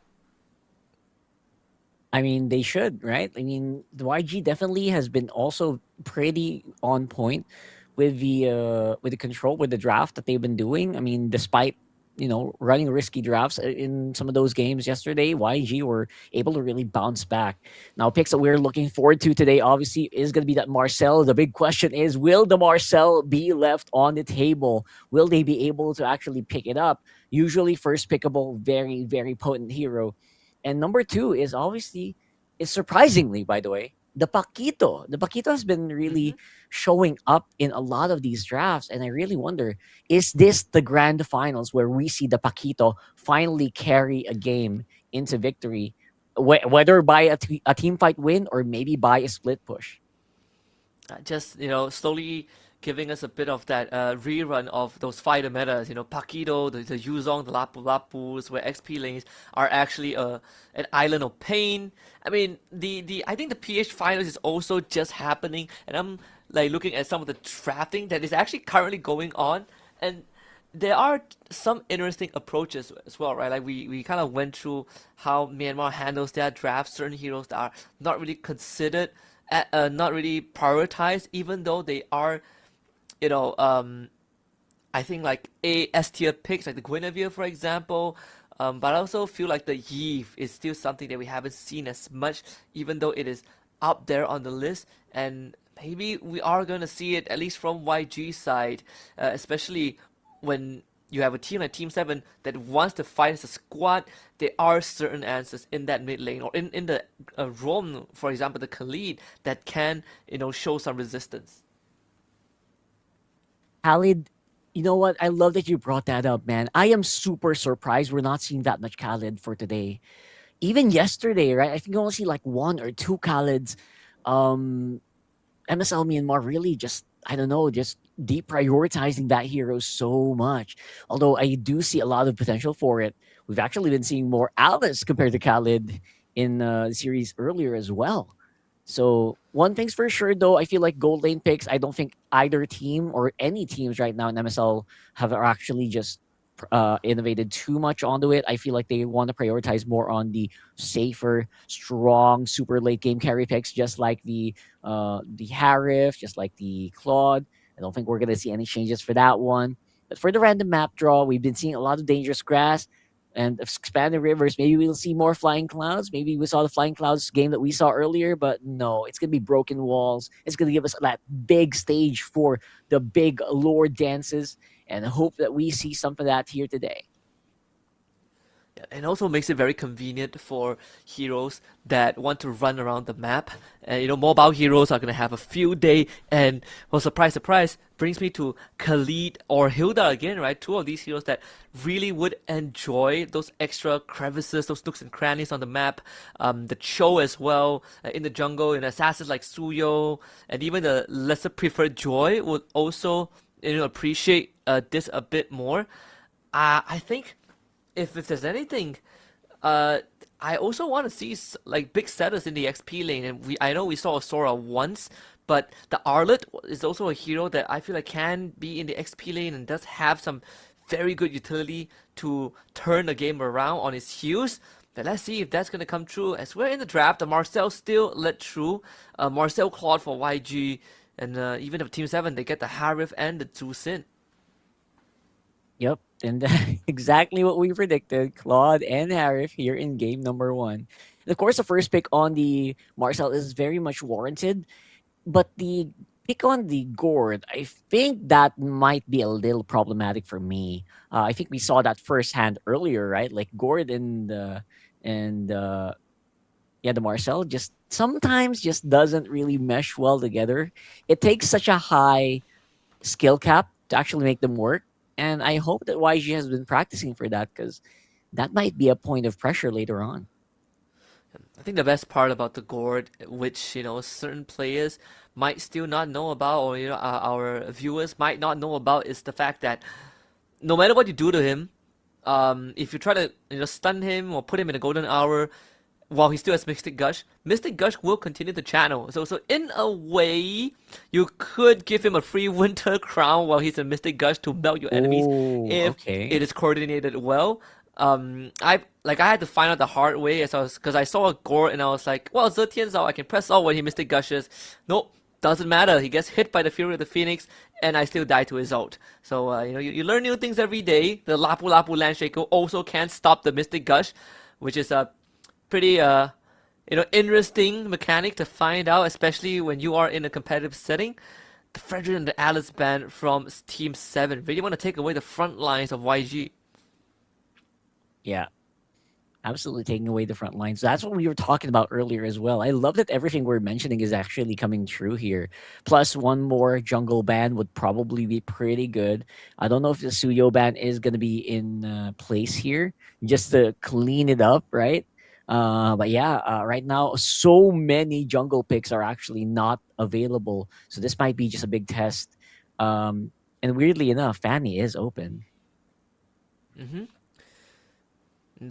In your books of predictions, you did say that Fanny should be, left on the ban list, but it's gonna be Paquito last banned by YG. Both teams have yet to get their jungler, so there is a good chance that we see Fanny get picked up, if anything. If not, the Suyo is also left up on the table, which can be quite a hot commodity, I think, for Team 7, who are looking for a jungler that can be a bit more mobile and kind of play around the stasisness of this Gord that wants to be stationary. Yeah, you got to make something that can kind of just throw maybe more movement. I just feel like he needs more movement. Suyo feels like it should be the key here if you're looking for a jungler, but it's going to be the Leo board instead for CK. Yeah, I'm not sure about this, Lucky. What do you think? What do you think is what do you think about the Leomord pick into the Marcel? I think the Leomord is not the worst, but I would definitely appreciate the Suyo's mobility slightly more. And I did talk about the Gwyn and the Arlet, right? And I'm so happy that YG picked out both of them, You have the Gwyn in the jungle, and it's a great setup against a Leomore. If you catch him without the Phantom Steed, he won't have that extra defense, and you just blow him up. But more importantly, it sets up for the glue. You have a tank melter, which is the Gourd, and eventually the Claude as well. But if you have someone like a Arlet or Gwyn that could keep that glue in place, there is nothing that the glue can actually do before he goes down. He doesn't get the triggers out at all, and you just remove any target that you find. And that's why, you know, we keep saying that these heroes like the Gwyn and Arlet are so important, because they give you the ability to essentially just disable an enemy hero. That's right. Disabling an enemy hero is super crucial, especially that Leomord. If you can disable it properly, that will be a big one. Especially with spatial migration and maybe with the Final Slash, you can stop it from being such a menace. Same with the Harif. So it's going to be the Hilda locked in for Team 7 here. Don't know how I feel about that. Maybe we can see it in more of an engage or invade composition, like what we saw earlier. I think we saw something similar to this with the glue, right? Where they invaded very early on, level 2, and they actually got a pretty good advantage. So those are things that we're going to watch out for as we load up into the game here. It's YANGON Galacticos versus Team 7 in a best of 7 Grand Finals. Now, it might be in the name. Maybe that's the name that they need to get that lucky charm. Well, we are loading it up for the Grand Finals of MSL Myanmar Season 3. Broken Walls will be the map for Game 1. YANGON Galacticos, blue side. Team 7 on the red side. One key thing for Team 7 is that they don't really have much crowd control nor setup. It's all about running down your opponents, and interesting enough, Xian still opted to go for the sprint instead of a Purify into a team that has multiple ways of getting reliable setup. So Xian has to be very, very cautious in how he treads on the map, because the reach of the Gwyn and the Arlet cannot be underestimated. They could actually hit you from very far away. And for Zusin, the last thing you want is to get picked off before the fight even starts. You want to be there as a constant utility nuisance. But without the Purify, it is going to be very hard. Yeah, without that Purify, you will be in trouble. Just like in moments like this, where they can catch you off guard here. Kaiser luckily does not really have that many offensive skills yet. But I think that is a small preview, right? Blink is going to run all over you. Of course, with a sprint, not the best one situation. Especially here, you get stunned by the Gourd, stunned by the Gwyn, you get Final Slash, you get tracking shots here for Blink. So there are so many tools that can actually lock down these members of Team 7. You're absolutely right. It's pretty scary. I personally am looking to see how Team 7 is going to play out this draft. I don't think you can kind of force an invade. Maybe with the Suyo there would have been better odds, but they are running a Leomore, right? And the last thing you want is that Leomore going for an invade before level 4 and just losing his life before the turtle. So, and more so, you have a Hilda, which I think in an invade situation, I would slightly prefer having a Khalid just for the extra burst in that first 2 levels. But again, no setup means that these kind of events can happen. They commit fully onto Team 7, but unfortunately end up getting outnumbered. So double kill for Xian instead. Right, this is what we're talking about, right? This is the amount of firepower that Team 7 can actually offer with the glue up on front. Doesn't even have grab yet. So Team 7 definitely got a very, very good start here. And they will be able to get this turtle and maybe a little bit of an invade here against YG. I would say slightly unfortunate. They didn't really have the damage profile to blow up the Hilda this early on. And now Mystic Gush comes through and a flicker forward into a stun. That's Ying with the collection of the Gen. It's very well thought of here. At the same time, Ying is also going to be in trouble here with some progression. Wait a second. Final Slash not really connecting properly here, but they get the kill in the end anyway. I was going to say a little bit of disconnect here, but it looks like Lucky will be able to clean it up anyway against Han. Yeah, finds a quick trade, and now we'll go for that invade too. So at least, there are some resistance being shown by Team 7, despite the, a bit of that unfortunate pick-off. The revisit to the bottom lane definitely wasn't expected if you are Team 7. And more importantly, this hasn't really, affected that gold lane too much. Both Sanji and OP are left on their own island. Of course, OP will get all of the gold crab thanks to the extra damage from Synchro Fission. The next turtle is probably going to be the turning point. And again, because it's on the bottom side, usually you will want the gold laners to blow out the wave and join the second turtle if possible, or at least double wave mid. So we'll see if the teams make that rotation to the top. I think they might just be doing that here with a little bit of trying or fishing here in the mid, trying to maybe they can fish off that Sushin, which is exactly what they were looking for, right? They're trying to look for that guy who doesn't have the Purify and only has a sprint. So maybe we'll see them be more aggressive around the mid area. But for now, looks like they will be respecting 7 very, very much, waiting for the next few seconds before they start on this turtle. This time, everyone will have access to the ult. And because Han is going to be waiting in the bush, Jing will be nearby too, providing enough vision. Han goes in with the Violent Requiem, maybe trying to attempt a steal, but he is out of position. So the jungler is completely removed from the fight, and odd movement as well. Blink with his flicker to get out of there. And YG just surrenders the turtle to 7. That was like a major that was a major misstep, right? I don't know what Han was trying to go for there. Way too greedy in that last one. So because of that, they will be suffering, but they will be fighting again inside the golden hour. Bit of a knock-up here for Shan, and that's what you want to see. OP with the Zaman Force clicks him out. That just might be the case. They might just force YG back here, taking out Ying in the process. Team 7 looking baller. Man, YG gotta stop. They have to cut the losses. There's no point forcing these fights. I think YG are grossly misjudging how this comp works, right? Like, you have great setup, but the damage comes from your gourd. It comes from Sanji's Claw. And without them, you don't really have the output the longer the game goes on.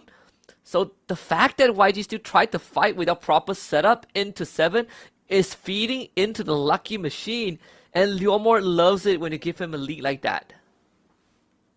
Yeah, you're just feeding everything, right? We talked about earlier in the first series that Leomord is such an item-dependent hero, but now he has that War Axe approaching possibly a Hunter Strike as well. You are just feeding into this guy. He's going to be able to trample all over you right now with a 1.4k gold lead against Han. So in terms of carry potential, this Leomord is just so crazy right now. And YG, they're going to have to play around this. They might just have to wait out their timers and wait for Sanji to get into those items, get that marksman trinity, that swift trinity that we all know that the Claude needs before you can join. For now, it's all about that mid trio. Another setup there. Xian completely forced out of the fight. Again, this is the kind of setup that I'm talking about, right? They have very easy ways to set things up.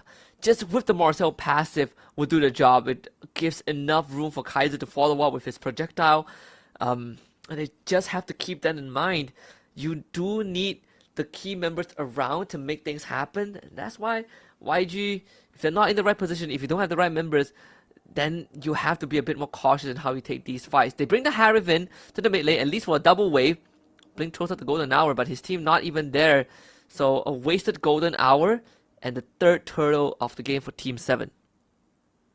Yeah, that kind of movement from Blink, I think that's already a signal to us, Husky, that they really just want to buy more time.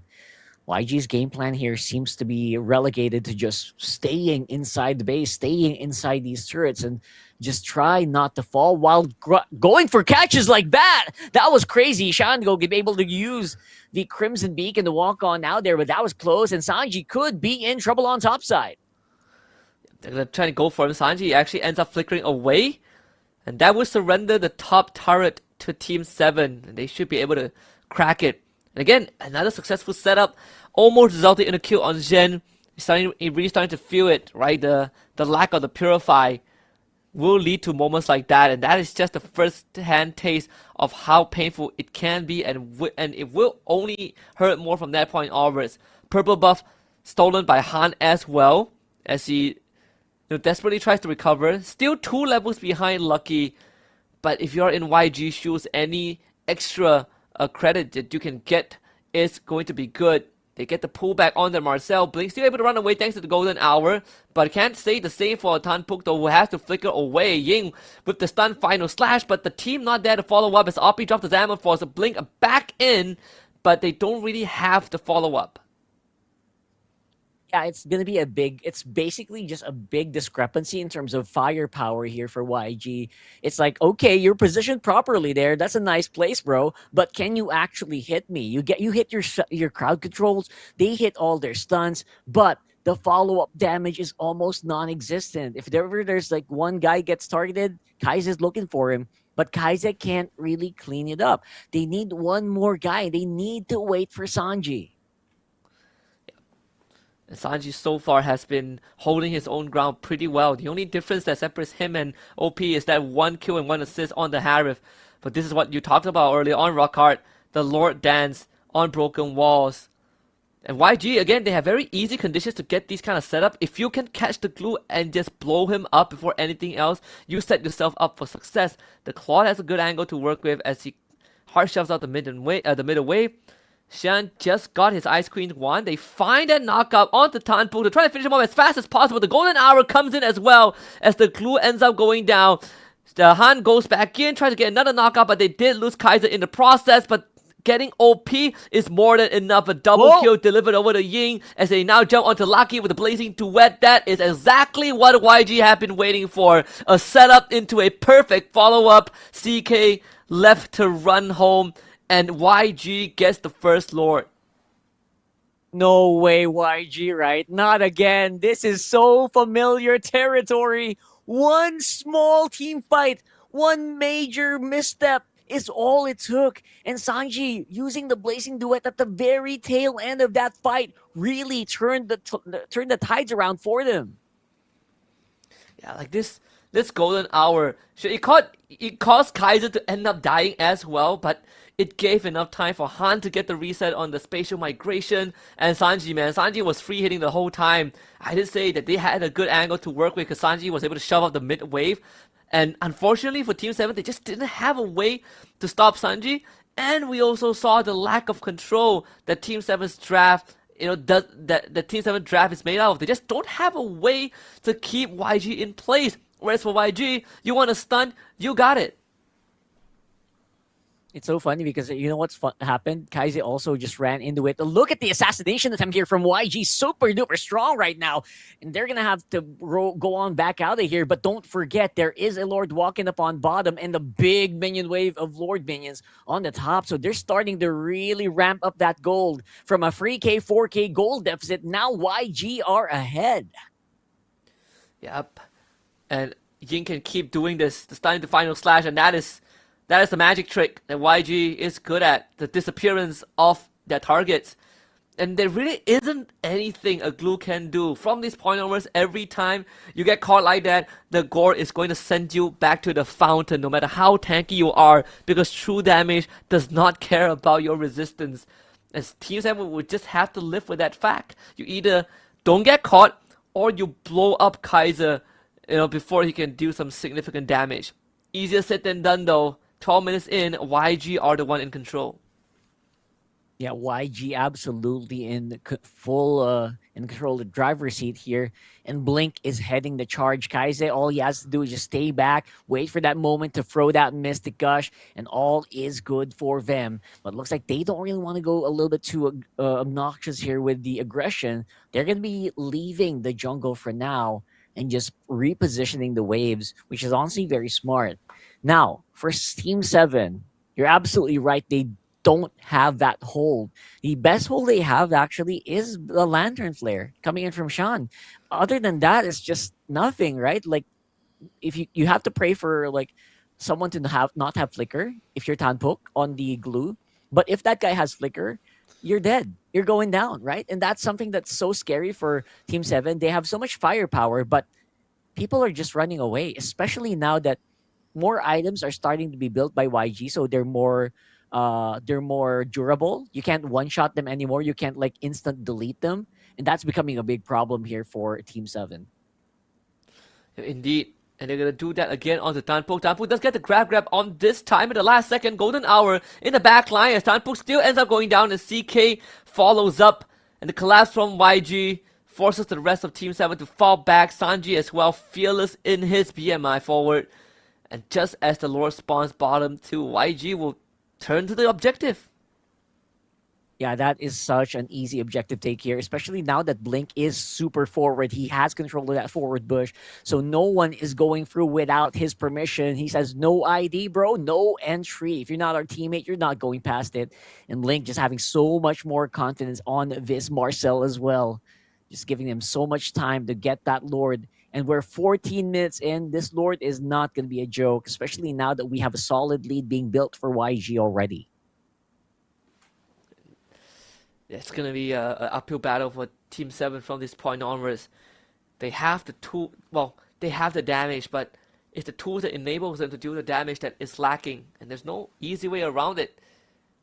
If they are the ones that make the first move, Blink can always stall it out with the golden hour. But if they want to run straight at the YG, again, they not only have to go to Blink, but you need to not get hit by a final slash, not get hit by a spatial migration, or just a bouncing mystic projectile from Kaiser. So on top of the challenges that they already have to face, this second Lord is going to do some serious damage to the base. Yeah, that mystic projectile really can catch you off guard so often. Happened to me so many times. And now they have to deal with all that. Like, wait for the last CC. Big Violet Requiem already used up, and they're pushing in. Yeah, and again, the golden hour allows for an easy connection with the spatial migration. Shan did not stand a chance there. And YG, despite a slightly underwhelming start, is now going to march into the base. And OP needs to somehow keep this alive. They got to clear the minute wave first. The Blazing Duet also committed. And the Crystal dangerously low. They catch the Harif, and that's GG. YG takes game 1. That was relatively quick if you think about it, considering that YG had to climb all the way back from a 4K deficit in the beginning of that game. YG is all smiles as you see them celebrating, and they just know that they had the big advantage there. They knew they had the win condition. All they had to do was wait. Yeah, all they had to do was to hit the item timings, and get the formula down, right? I think they came into this with a game plan. They did some limit testing, with the Quinn Arlet earlier on, and they realized that, okay, maybe this wasn't the best idea. We do need our damage dealers. They add the gore to the equation, and then they realized that we can just make the enemy tank disappear every time, and if we have a golden hour, we could do it. We could not only catch one guy off guard, but we can get a follow-up. Then after that, that's the only formula that they've been going. Golden hour, and then you just, set up for a freeze frame of the Guinevere diving in with the spatial migration. You see it coming, but there's no way to dodge it. That's right. Spatial migration is just so difficult to actually dodge out of, and sometimes you forget there's also stacks on top of your head, right? If you don't get rid of those stacks, if you don't have Purify, you're a goner. You're instantly going to be knocked up, even if there is no knockup that hit you before that.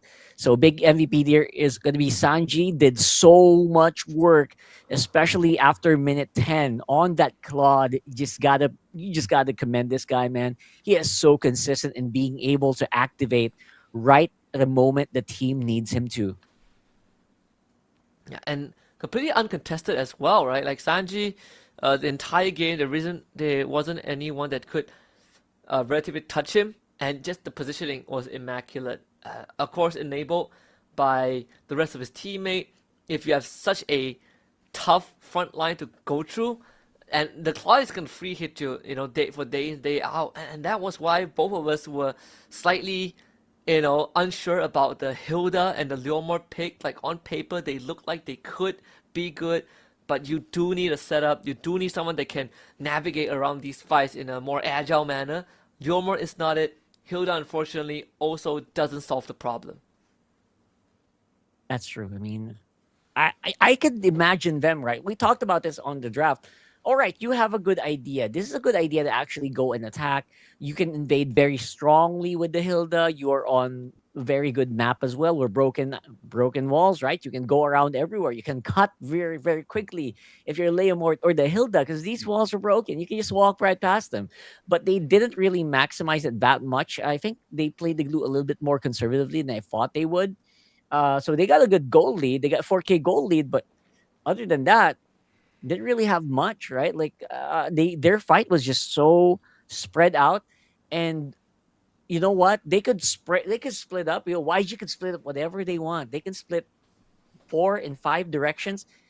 They don't mind. They don't mind as long as they're actually they're keeping their gourd alive. They have the golden hour. You know what's so funny, Hus? Because I actually saw earlier, Kaize flickered into the golden hour. He was outside. He flickered in so he could be safe. So whatever you said, the one thing you said earlier, it actually came true. It happened. He used it as a stasis to keep himself alive. Yep. They still ended up dying, but cool idea, right? Like it's quite a cool concept if you think about it. It did keep him safe for a bit longer, but when you look at the endgame screen, right, most of the kills that Team 7 got was prior to the Lord fight. Once that Lord fight concluded and YG got a first taste of the full potential of this lineup, they never looked back. Team 7 never really got to fight YG in a fair manner again. The Arlet sees them, final slash, and that target disappears, right? You get caught up by Han, you disappear. A random missile projectile hits you from 10 miles away, you die. It's just impossible for Team 7 to play an honest game against YG. Yeah, if you want to play an honest game, you need to have crowd control. Honestly, you just need crowd control. I would love to see if they can maybe swap it out a little bit. That Hilda could have been like a Yuzhong, honestly. I just want to see something like that. If not the Yuzhong, someone with really, really big crowd control. Help me out here. What's a really good crowd control hero in the XP? Because that's exactly what they need. There you go. There you go. Exactly. Right. It's like, I mean, some of the cult classics, right? Terizla. I think Alice was banned out, but Terizla, Alice. Arlet, you know, decent crowd control too, if it wasn't taken by YG. I think pretty much... Yeah, I think that's pretty much it. Like, if you want, oh, I mean Sora as well, but even though it's not that popular anymore, yeah. But I think like if you just want an honest, you know, an honest hero, Terizla is sort of always the way to go.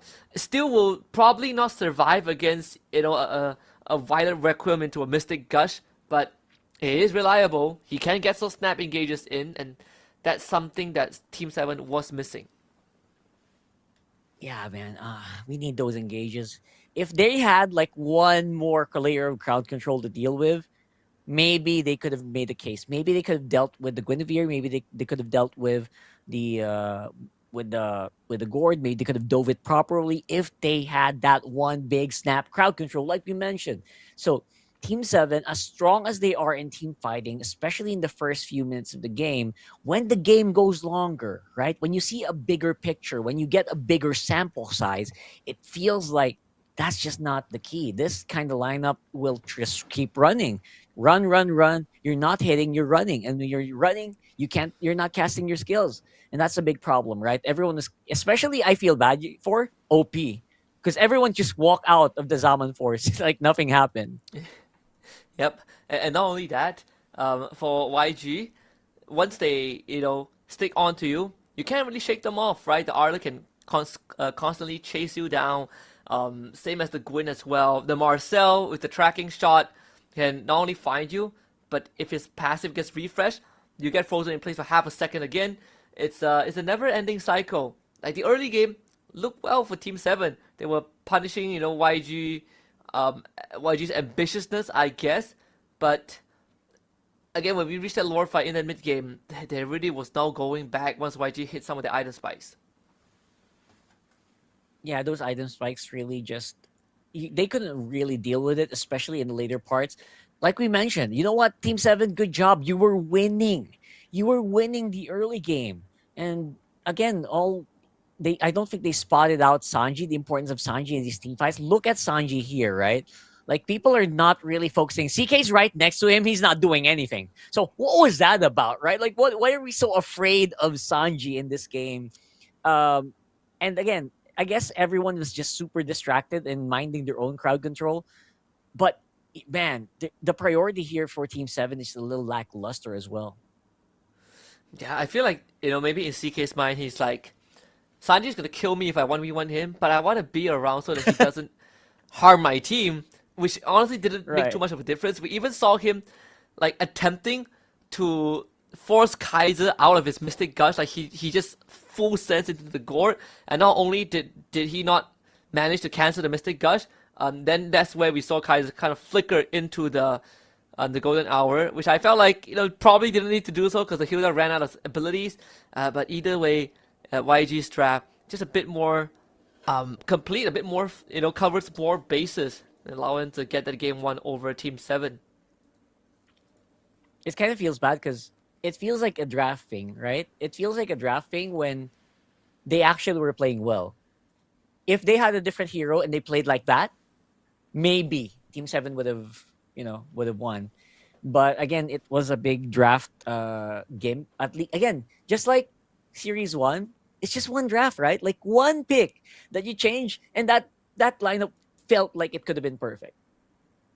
Yeah, I think maybe we should just revert back to the earlier series, like the gourd has to go, because it seems like most of the teams don't have an answer to the gourd. I know that Team 7 technically beat a gourd on Falcon's side, but this game 1, it didn't really seem like they were equipped to deal with it, right? Like if you're just relying on a healer to stop the gourd is going to ignore you, right? You need something more powerful. You need more than just one member, someone that can actually threaten the gourd. Unfortunately, Leomor is not it, because Leomor is a bit too honest. He needs to first coin barbell and he needs to run at you, and gourd can see that coming. That's why I think the assassins, the Suyos, the Lancelot, heck, even the Hayabusa would have a better time dealing with these backline mages. Man, that's high. I love that you brought that up. Those are the picks that we were talking about earlier, right? Those are the picks like, if this Haya came out, maybe this Suyo came out, but no, they stick with the Leomord. It's just off tempo. The tempo of that draft felt like it was a little bit off, despite working. I have to admit, it did work for like 8 minutes, 10 minutes, but the late game scaling and the crowd control usage was just not quite there. So I'm hoping that we see a bit of a change here later on, because I really want to see, at least, again, we don't want to sweep. I don't think anyone wants a sweep, right? Especially here in this one. Yeah, not at all. I hope that we get more games, and again, it's for Team 7. They've been in this spot before, and now they have to sort of, I guess, go back to the drawing board, and just think about what to polish for the second game, because this one is going to be a long one, right? Like, it's not just a battle of mechanics or draft, it's also a battle of attrition. And the last thing you want is to run out of gas before the following games start, because that's where you lose. And for Team 7, if they've been through this, they just need to find a way to bounce back, especially in the mental department. Yeah. Again, you don't want that to happen again. If you're talking about mental, look at these guys. Does that strike you as anything less, right? Like, if there's going to be a mental hit, it might be on Team 7, but YG, yep, they're very happy to just play like this. I actually talked to Coach Marvs. I talked to Coach Marvs last night. He said, you know what, we're just praying, man. I said, you know what, I have a good feeling about you guys' performance today. He says, nah, we're just praying, man. All I do is pray right now, and that's exactly what he is. And I think they are doing well. I think aside from praying, he has actually prepped his team very, very well, and they're in good spirits. They're able to bounce back even from like really bad situations. This is like the second time, right, in 2 days they have bounced back from a game that felt like it should have been Team 7's twice in 2 days. So what does that say, right? What does that attack? What does that mean for Team 7 players? We'll have to find out, because again, if they want a chance to become the champions of MSL Myanmar, they need to have that comeback mindset. They need to have that hard mental. Especially, I think, we compare like the quote-unquote recovery earlier to yesterday. It pales in comparison, right? Like, yesterday was the master class in playing from behind. So I think if you are YG, you know that if I could do that yesterday, just now, it was nothing. But if you're Team 7, you already gotten a taste of how far YG can actually push things, and to sort of experience it again definitely doesn't feel the best, but you just have to kind of take it on chin and just come in with a better plan. Again, like whatever Team 7 is going through right now is exactly what they dealt to FALCON Esports, right? It's just the recipient is different. It is now them who have to deal with such a tough opponent. Yeah, that's right. Exactly the same. If I were them, I would, don't think about it too much, right? Don't get too aura'd here by YG. Just turn off the player names and then just play your game. And again, easier said than done. It feels like YG just really has it. That's really good mentality. They've got that champion aura that everyone is just really, really scared of. But if you're Team 7, maybe think about the comeback you need to do. Think about your revenge arc, man. Think about the journey that you went through just to get here into another chance to, give them a bit of a vengeance. And now we're heading into the draft. Let's see if there's any deviations. The size remain the same. YG still gets blue side. 7 still gets red side. Kalea, Uranus, Harley. The Fanny was led in game 1 but wasn't picked at all. But man, the gourd, man, I think if YG picks the Marcel, you have to take the gourd away. You can't just give them the same thing. Either that or you give both and then you opt for heroes that actually have a setup, that actually have crowd control, that can provide you some backline access. Again, this is the same few heroes that we've already harped on for I think almost since the start of the broadcast. The Claw did get banned out, so it does raise the priority of the Harif. Yeah, higher priority on Harif, but you know what has highest priority right now? It's that Marcel. Oh my goodness. Oh man, do you take the goal? I feel like you have to, right? Like either that or you take away heroes that have set up. Like the Guinevere is a good choice. Fantastic flex. And you can turn the golden hour, against their own teammates if the conditions are right. So they take the Freya and what else? And the Gore. I guess it's okay at least to take the Gore out of the equation. Yeah, I think removing the gourd out of the equation is prime. It is so good right now. Getting that Freya, again, just really, really strong heroes. I would like to see that. I would like to see this kind of maneuvers, honestly. So we might be able to just maybe get in a good position where we can find a counter against the XP. I think you want to lock in XP as soon as possible. If more XP picks get banned out, that might be a problem for YG. So go ahead and grab an XP now. I don't know who it will be, but looks like they will not. They will just go for Natsushin and, of course, the Harif that we mentioned. Really, really important in this matchup. Okay. Natsushin Harif, okay. I didn't expect that at all, but I guess it's okay. Because I was thinking of, just like you, I was thinking of the XP as well, which will be the Arlet. I think the Arlet is okay, right? Someone with a setup there like you we've go. Already seen. And they still have room for that if it doesn't get banned out in the second phase. But Team 7 right now need a strong laner. I think the Khalid is actually not bad.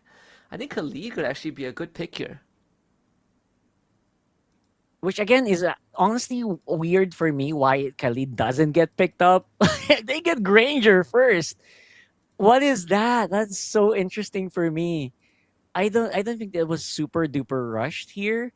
But I guess they didn't want to run the risk of losing their gold lanes, right? Maybe they think, hey bro, we need to get OP on a comfortable gold lane. Just get it, right?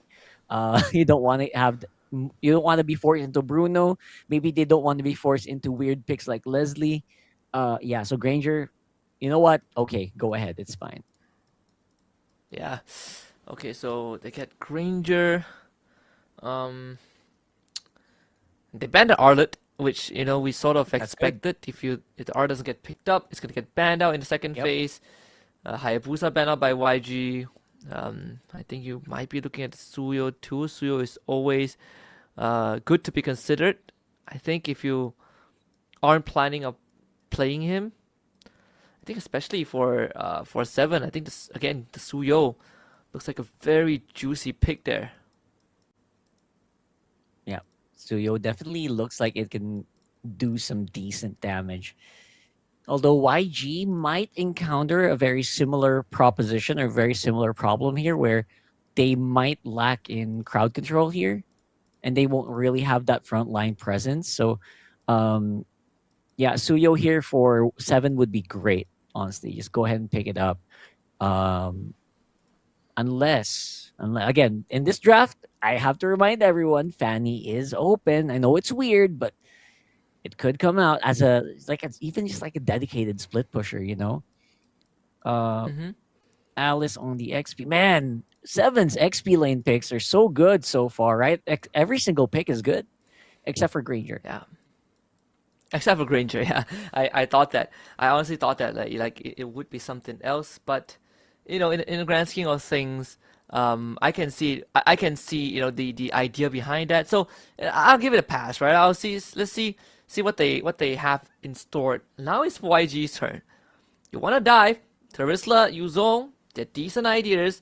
Now that the Alice unfortunately went over to 7's side.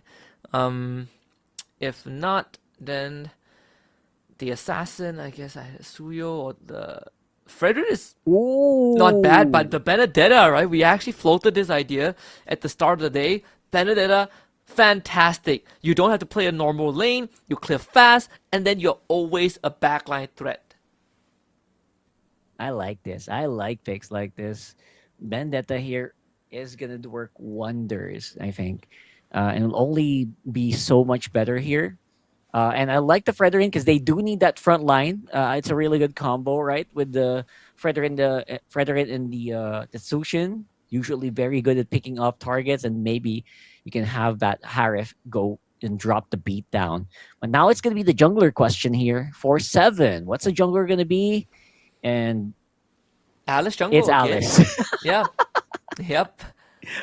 We've seen this before. We've seen this. Alice jungle. All right. It's not going to be as straightforward, I think, as the earlier series. But you know, you can pose some threats to, I guess, the Harif. Probably only the Harif feels slightly threatened. Wait a minute. It's Freya jungle. All right, that kind of blew my mind. That is, I don't know. I don't know about now. This, I'm man. unsure. No, it's Alice. Oh wait, it's no, Alice. it's okay. It's Alice. Also, this I could Right. because when the overlay dropped, I still saw like CK with the Freya, and I was like, wait a minute. Okay, Alice jungle. Okay, not a problem. But Freya in the Benedetta, as long as Ying doesn't play the lane the traditional way, I think he should be fine. All right, let's do it. Let's do it. We're going for a pretty interesting game here between YG and Team 7. I am just a little flabbergasted by the choices here for Team 7. But you know what, guys? I hope that I will be surprised. I really hope that I get caught here. And I hope that I'm wrong with everything I'm reading from Team 7's lineup. It's so chaotic, man. It's like my brain is just melting. Again, like the teams, man. The teams, they always have, you know, like their own ideas and what works and what not, what doesn't. But the fact that they still were able to come up with this kind of how do I put it? Like a curveball, right? But that's the fun thing about certain teams. Like they have these pocket picks, these picks that you usually don't see it working or you usually don't think about, and then they made it work. It works out a few times, and now you have to be on guard. We'll see if YG can deal with it. Yeah, honestly, when you think about it, when on hindsight, by the way, since we did see the Freya alongside the Granger, we should have really expected it to be just like an XP Freya, right? What I didn't expect was like the Alice to be XP as well. And I think this is already very telegraphed in pick number 4. So yeah, I think the only thing they were lacking at that point is a roam. So man, my mind is blown here by 7. It completely like just threw me off. And I like that because if it did that to us, maybe it did that to YG as well. Maybe they're thrown off a little bit too. Now, the question is, can they actually execute that? We'll find out. Yeah, they also have like the high-lows on Tanpok's end, right? Like, you are gonna take some serious punishment into a Dusin. Like Dusin is technically your worst enemy if you are any stationary tanks, like bulky immobile ones. But you do provide sort of like the instant stun, right? Although I don't think YG cares too much about getting controlled by the high-lows since they're either mobile or keeps you at arm's length. But it is still a reliable front line that Team 7 can work with. Yeah, my biggest gripe, honestly, is the wave clear for YG. And let's see if they can do that right now, though. Big knock-up. For some reason, Kaise threw them backwards. I'm not sure what that was about. I guess trying to stay safe and just hope that no one dies before this big turtle fight, which they will do right now. Yeah, and unfortunately, the Revitalize already used by Tanpok, so it's going to be even harder for them to contest, even though you have an Alice. But if you want to talk about long fights, both teams are pretty good at that.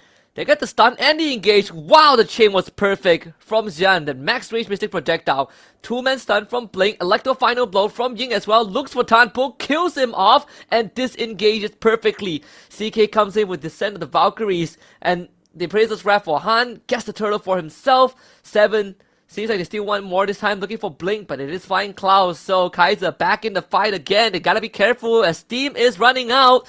And Ying back into the backline again, looks for Jen, kills him off. This guy ducking in and out. The Benedetta joined by OP from 7 as they get a trade back. That was a big trade back, honestly, but CK now in trouble. This Freya gonna go down here so quickly, and YG starting the lead very early with 1,000. They do see that Sean does land that back down because of the flying clouds. So Team 7, what a chain of unfortunate events. That was nasty. Yeah, it is. Again, Flying Clouds, especially in that early game fights, if the fight prolongs for too much, you get caught off guard by these re-entry into the fight. But I gotta say, Team 7, they got some nasty setup, right? Those max range magic projectile into a follow-up, Blink getting absolutely zapped to oblivion, and Zhen cross with the emote finds another kill there. But the Ying is going to be quite the problem. Not able to get the lift out on the Zhen as Tanpok bails him out. But a solo kill up top, Ying completely decimates CK. Bro, you broke rule number 1, XP laners. You should not get solo killed in your lane. And that's a Freya, mind you. Apparently, the Vendetta is doing very, very good against it. Maybe that small amount of assists and kills really got him at like a big advantage after that fight. And now Ying could go crazy if they don't check him. And that's why, right? Like Vendetta, you can opt to not play a normal lane at all. You could eat a proxy because the Freya can't really stop you. But I think Ying, he got a hit and then just completely outplayed CK. Like CK wants to will at a target as a Freya, but Vendetta, you don't really get to stick on her, unless you have some really hard crowd control. So it's going to be a lose-lose for CK anyways. We saw the play of Heptasis for Ying picked up. CK just got his golden staff. Tanpok throws out the highway as well. Almost trying to laser down Blink and Sanji. They both disengage. With Tan now in the fray too. This is going to be a dragged out fight. Valkyrie's descent from CK into the middle. Another good retribution. It's Han that comes out on top. But Blink will zone out the backline. And the rest of YG goes to work. Ying slices Tanpok into oblivion. The actual final blow after the golden hour is scraped from YG. And they find 2 more kills. But they will get a triple kill for the Benedetta. That was just absolute cinema, man. My mind blew up in that game. And I just love what I see. Did you see how well they split up that fight? I mean, they were at a solid advantage, but man, oh man, they created the advantage for their team. Han just so on point with the retribution. And right after that, they won every single fight that they chose. Blink splits up the backline with the help of the Benedetta, and not only that, the golden hour setup into an Electro Final Blow, undodgeable. Now they're gonna threaten this top tier 1, forcing out the ult from Lucky. Lucky is gonna die because of that. The Expressive Wrap will finish him off, and CK can't do anything. Blink comes in, finds a 2-man crowd control. CK ends up going down, and now Xian is gonna die as well. Does not have the flicker. Pick back up, drop back down. Slain by Kaise, and 3 more kills for YG. That is not a good sign. If you were a Team 7 fan, you gotta cheer him on. Because right now, Team 7 could get bulldozed here. They could get steamrolled by YG with everything that's happening on the map. You do not want to see this kind of performance for Team 7, especially now that they're trying to clutch it. Luckily for Lucky, it will still be his purple with the orb, but that's only a small consolation prize. Everywhere on the map, everything is falling apart for Team 7. Yeah, YG pillaging Team 7's territory. Every single footstep they take into the soil of 7 is just them raising the entire village down. And Team 7, they gotta find a way back. You can't contest objectives, that's for sure. You can't really protect your jungles. They could try to go for pickoffs, but if Blink is around, you really don't get to do that.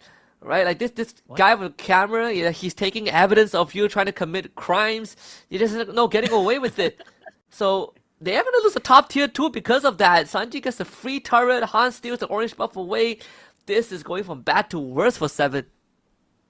What happened there in that last one? That was a very odd, extremely play safe moment where they tried to save him and they used up so many resources just to preempt a non-fight. So I don't know what was happening there. Right now, OP is trying to struggle. He is actually trying to stay alive here.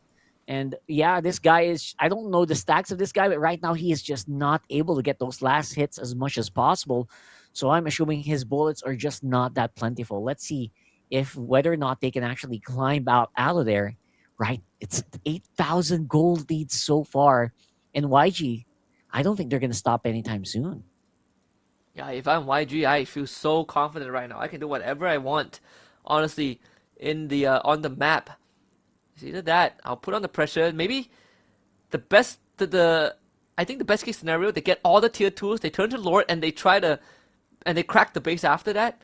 Or if not, they could just wait for the Lord, because really, like side lanes has already been, handled by Ying, and the CK is about to catch the Electro final blow in the face. Doesn't even need it. Not worthy of the Benedetta ult. And by the way, Rockhart, it's a 3k goalie in the XP lane for Ying. 3k, almost double. Almost double. That is insane if you think about it. This is a Freya, one of the most feared heroes in MLBB right now. When we're seeing this, it is just they're getting dismantled one by one. And they're not really able to do much about it, bro. And I think normally I'd say don't contest the Lord here, but I think they have to. They have to do something desperate, because how else? How else are they going to survive here? Your guess is as good as mine. I want them to contest the Lord, but I don't think they have what it takes. This is not gonna work out, CK. Maybe you can try, but no way it's gonna work out. That's gonna be free Lord for YG, and the kicker is that there's no value out of that, and even worse, YG can continue to explore the map again, so it forces Team 7 to completely back off. Almost 11k gold lead, more than the minutes of the game. That is just how crazy this is. And I think that will increase even more, considering there are big minion waves, big Lord waves creeping up on the map as we speak. Now, it's Ying on the split. Everyone else is just getting positioned around this Lord, trying to maximize it. There are holy defenses that they have to pop, but this might be very bad here for Team 7 if they do not play this correctly. Get the lift out on the Tan poke. Oh, the high-lows wants to get away. Again, Blink splits up the backline. Ying is in. That's the golden hour. The cores are trapped. They cannot help their teammates and only watch them die. YG kills off 3 of them. Valkyrie's Descent comes in. OP completely locked out of the fight by Kaizi and Blink. And the rest of YG, they're just going to work on the Crystal, because why not? 10 minutes and 43 seconds of YG are halfway to Paris. Halfway through, 2 more games until the championship in the Paris slot. This is insanity here for YG. I have not seen that much dominance from this team the moment they started playoffs. This is probably their most dominant playoff game, save maybe for one game that we saw earlier today or earlier this week. But man, this is the YG that we are talking about. This is the YG that knows how to get things done. Yeah, this is YG, ruthless, cold-blooded, ice in their veins, and just absolutely on point with every single move that they do. And unfortunately for Team 7, it's another game where they just couldn't find the right answers to YG's draft. You did say the Marcel is dangerous. They tried, right? They played against the Marcel twice, didn't work out. We said that they needed to get rid of the gourd. They did take the gourd, but they couldn't solve the Benedetta problem after that. I think the Granger and the Hylas were slightly weird, and the Alice Jungle has also failed them.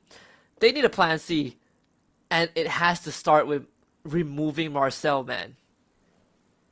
Remove the Marcel. I think we called it before the game struck. We were doing a pre-show, right? We called it right there and then. Just ban it out. Highly contested. I feel like the Marcel is just giving them such free wins here. That's the problem, right, brother? That's the problem with facing against YG. Team 7, they're already working on the problem that they saw in Game 1. And now here in Game 2, they're given a new problem. This Benedetta, I don't know if this was part of the planning, but so far Ying on this Benedetta has been just so disruptive. Yeah, absolutely crushed it, right? We even saw a Paquito ban, I believe, from Team 7 that probably contributed to a Benedetta pickup.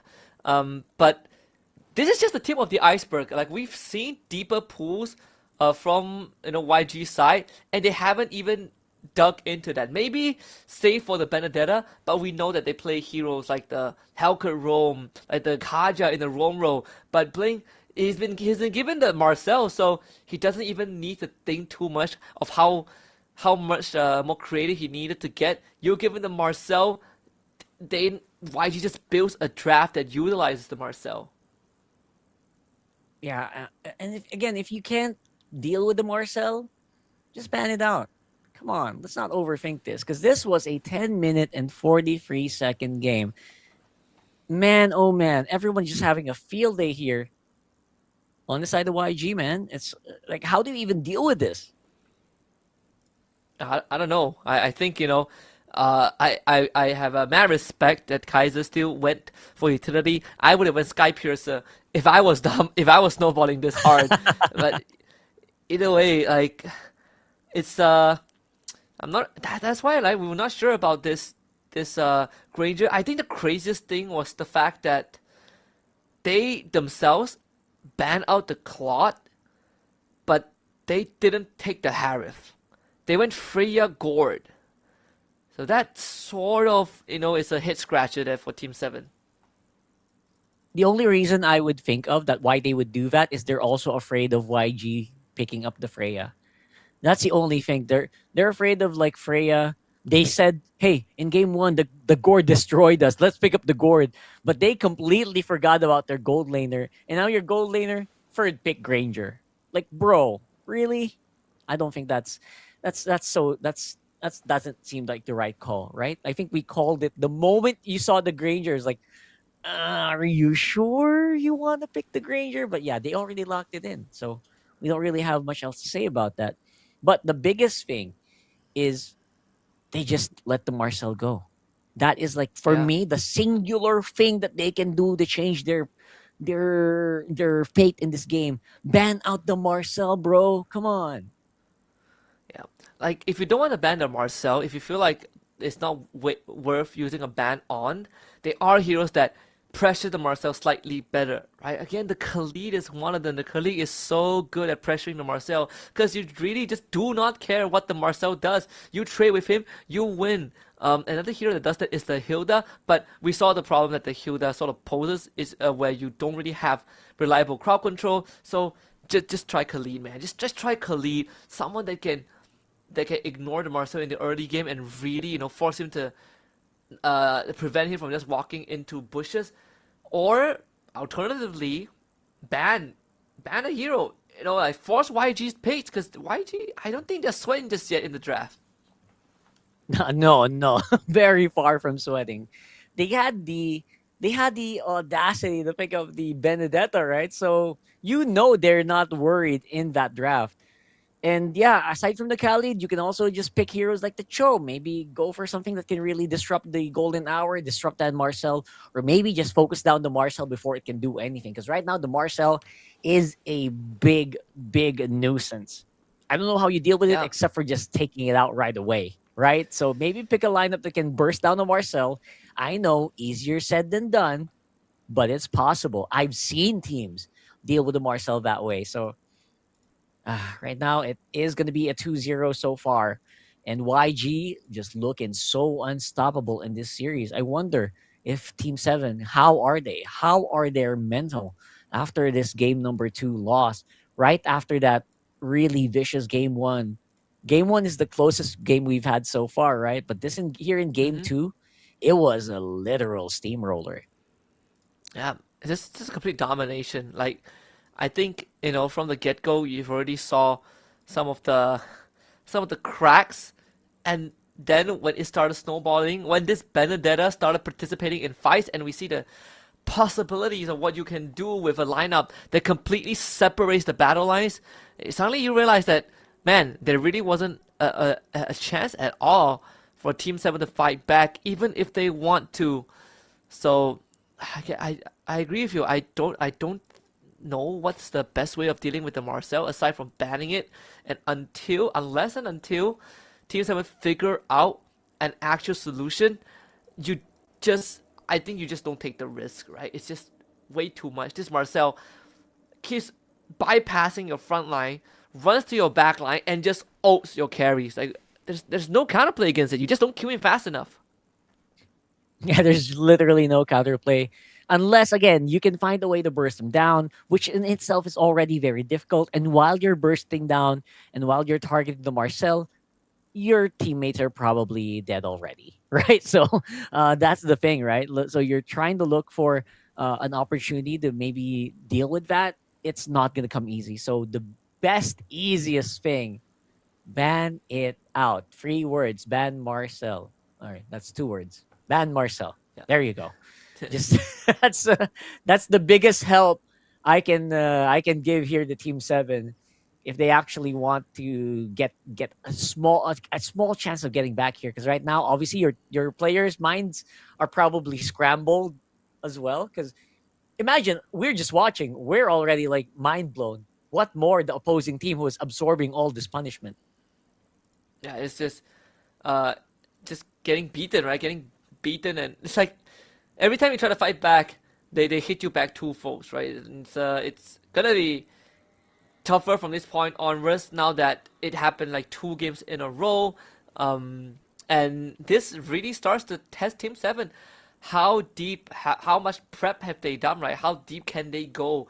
Because if this is their best, I think it would be quite easy to call their grand finals already. So hopefully, if anything, start by the bans, ban the Marcel. I think the Gord isn't the biggest problem, even though he is still a big threat. But it goes back to the whole pick your poison, right? Like, which pill are you willing to take? And I think taking the Marcel pill, and letting it through the bans, is just a bit too much. Yeah, that's the easiest pill to take, man. If you ban it out and you just try to focus on getting a really good maybe jungle, because you know what's so funny, man? I haven't seen like really good jungle priority from either teams. Like, right, they don't want to prioritize the jungle as much. Where's the Harleys? Where's the Suyos in this matchup? It's a completely different meta from what I am programmed to see. I don't know how to say that, but in MPLPH, it's always Harley, man. It's always the Suyos swapping out. Sometimes the Zushin will make an appearance. Obviously, Marcel is a big priority there as well. But here, I don't even see it get banned. Like, right? The Harley, just you gotta use it. Like playing with like those bans, you get. It feels like there's so much more free picks, right? Like, wow, I want a Guinevere. I get a Guinevere. I want the Marcel. The Marcel is open. Like the Freya, the Harith. The only consistent ban I saw was the Harley. But I think you could even take a chance with the Harley as long as you ban out the Marcel, because it's such a big problem. Like, Hardy can go through, but then you have Suyo, you have the Leomord, but the fact that Fanny, by the the way. teams are and the Fanny, right? Like, but the fact that the teams Yeah. are leaving the jungle for like the 4th and 5th pick is kind of interesting in how the thought process is. Yeah, it's kind of mind blowing, honestly. So I'm excited to see if there's any change that's gonna happen. But from the way that I'm seeing these two teams draft out, I don't see that changing, man. They're gonna try to go for the Marcel, then try to go for Gord and Tushin, like whatever trade that means, right? And then they're just gonna try to find good protectors for those mid laners. That's like that's been the game here, right? For the first free picks of the draft for both of these teams. Yeah, it has been unfortunately quite a dead end if you are looking at Team 7. But right here, we see what the third map is gonna be. We're going to Flying Cloud, so it's same as map 2. Another game where if the fight drags on too long, then it's going to end up hurting a team more than it helps them. But it does help with, you know, the map rotations and all, the early to mid games smoothen out. We'll see how the teams take advantage of that. Because if anything, yeah, the Marcel finally banned out. Thank you, Team 7. All right, there you go. That's step 1. All right, that's only step 1. So now we need to deal with, very strong jungle picks. There you go, Harley ban, the Baksha ban. And now I think mid lane prio is going to be big on the Tushin and as well as the Gord again, like we mentioned earlier. Have we lost Gord on the draft so far? There's always a Gord, right? Since the start of the day. That's what it feels like for me. Always a Gord. I feel like, all right, always a Gord. I feel like Gord, yeah, it's just like always picked up. Has it been banned? I actually can't remember. I feel like we just kept seeing Gord. Like the constant are Gord and Marcel. Yeah, and now one of those picks, the Marcel, is out. Phoveus banned out is a very good, what do you call that? It's a very good housekeeping. Remove the Phoveus, but now you have an opportunity to Freya for the YG.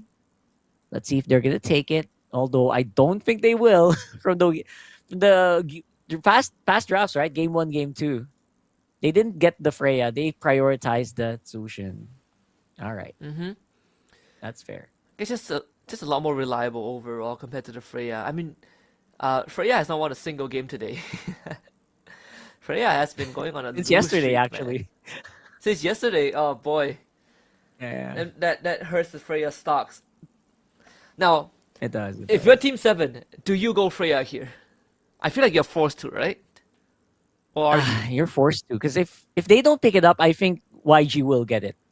You know what? I'm gonna be very honest. I feel like YG will get that Freya if you leave it open. so take the Harith first. I'm okay That's with that. better. That's Yep. good. YG most likely would take Claude second, third, so can't really stop that. They take the Freya too. Again, right, very honest. They just review both their side lanes.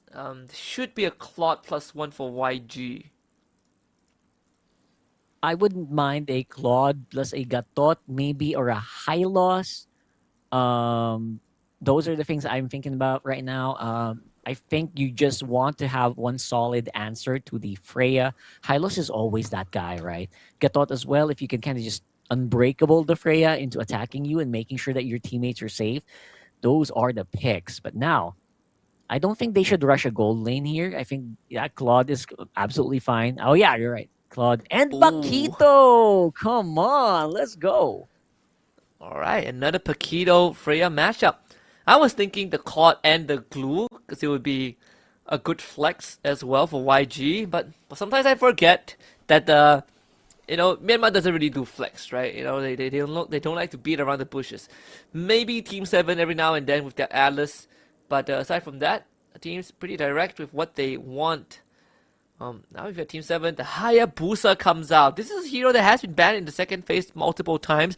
Not really popular in other regions, but in Myanmar, still hot commodity. Oh, yeah, for sure. We've seen this in play-ins, right? I've seen multiple Hayabusa games from the play-in, so I think this is just 7 going back to their roots, going back to what's really, really good in Myanmar. And I think this is absolutely fine. I like it. I think they'll be able to do a lot of damage with this. I think they might be able to deal with the Claude because of this pick. And yeah, I think they can definitely go. That's a very strong start here for Team 7 so far. They just need a really solid roamer and a really solid, you know. Yeah, both teams No, are sorry, mid still lane. There looking you for. Yeah, I like that. both teams are so still far, looking for sorry. heroes that can what was that again? Have crowd control, right? Like so far, it's all just raw damage dealers. Frederick Gore banned out. Good choice there from both teams. I think maybe you can consider the. I think for 7, you probably consider like another jungler, maybe the Suyo, I guess, or you could ban out a roamer here, like a Blink Axis roamer. I was thinking either Kaja or Helker, but yeah, it works. That's fine. That's fine. I like it. Although I think a tanky roamer would be great. Oh, I love that Selena mid ban, bro. That's exactly what they need. Yeah. Now possible mid lane pick here. Still a couple of good options left. I think against Claude Park. I mean, Yves doesn't feel that good. I mean, Zetian, I guess. Man, if only she's still a Kagura meta, that would have been a decent option. Oh yeah, yeah, unlikely. I think Lilia will have higher priority for mid lane if ever. Like Lilia surviving would be good. I don't know if they're gonna Valier or if they want to Valier on this one, but it's gonna be a classic Farsa pick at least for now. Again, just full on damage, no crowd control, right? I kill you first, I win the fight. YG, they have Rome, Khalid, Gwyn, Cho, Kaja, a lot of good choices. Here comes the Glint and the Atlas. Oh, baby. All right. I don't know if YG is going to win, but one thing's for sure, I know they're going to have a lot of fun with this lineup. This is insanity. The amount of crowd control this lineup has is just through the roof. So it's going to be a bit difficult, especially for this Freya to actually go bananas like he usually does. You can still expect that Freya to go vengeance and just try to to jump in the middle of the YG lineup. Imagine, right? Imagine a Freya jumping into that lineup. That's bad. That's very bad. Yeah, and oh man, what roamer can 7 pick for this? I can't think of a good one. They go for the Hilda again, but I'm not sure about this, Chief. I don't think the Hilda can do much, honestly. I might have actually liked the maybe Kaja. I don't know, but I think they're thinking about their durability against the Atlas. Definitely will be able to survive a Fatal Links. It will also be able to survive like a jump from the Guinevere, but other than that, you don't really have that many crowd control options. And you know what I noticed about Team 7's drafting, especially in this later part, they're focusing more on surviving, a lot less on being proactive. I want them to be proactive. I would have even liked the Franco better here in this game, to be honest, but no. Just something that can allow you to be proactive. Just like in the previous games, brother, Husky, 0 crowd control. Almost 0 crowd control here for 7. Yeah, it's actually scary as a Team 7 fan, right? Like, man, 0 crowd control, there's so much restrictions that you have to play with. This one, I'm definitely leaning towards YG just based off of the draft, but we'll see if Team 7 can prove us wrong. Game 3, Flying Clouds, both teams, again, still remain on the same side, so we get YG Blue and 7 Red.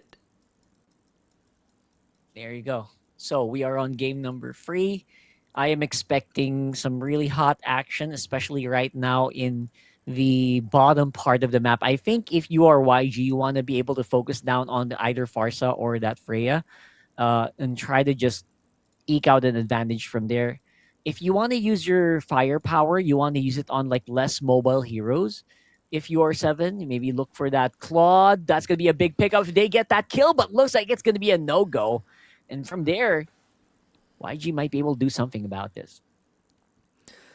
I like the switch up there from 7, right? Like they pressure the lane, they know they have a winning lane, and they call for early level 2 gank. Didn't result in a kill, which is unfortunate, but at least they force out a reaction from YG, and that allows Tan Puk to open up the map a little bit. But just like before, you always have to be careful of the Atlas and the Guinevere, which is something that YG can easily use to set up for pickoffs. Yeah, I'm expecting a lot of really strong pickoffs here. So let's go ahead and see if they can just survive.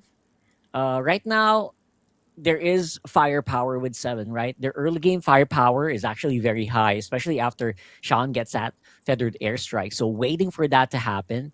And now we have a Lord fight, possibly. I don't think they're going to want to let this go, depending on where Han is. Han is looking like he does not want to show himself quite yet. Yeah, it feels like a free turtle there for 7. Get the shadow in, but no kill angle. Completely fine there. This is one of the slowest games we've had this series, surprisingly. Very little action happening. Han almost catching the Farsa. Will be spotted out, but able to dash away. Not a problem there. Flicker forward from Tan Puk, but out of range as well. Couldn't jump onto the Gwyn. And that would be a disengage there.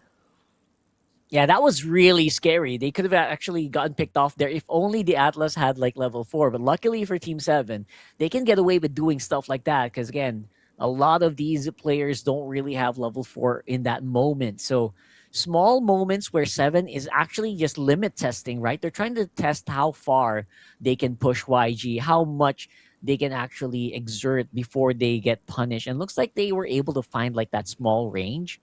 As long as the Atlas is not there, as long as the Atlas doesn't have ulti, I think they can fight properly here. Blink might be in trouble. Getting chased by OP. No. Will be able to survive at the very end of that. Oh man, that was unfortunate. Look, should have been a first blood angle, but it is what it is, right? Like Team 7, they would have to accept that. But hey, at least they didn't really lose anything. They didn't really lose anything in the process. And again, YG wasn't able to find a way to punish them. So silver lining for Team 7, they're still keeping it even. Yeah, that's a big silver lining, to be honest, for Team 7. At least almost a 1,000 goal lead. But I think that is to be expected, right? All of the hitters from YG just need so much items.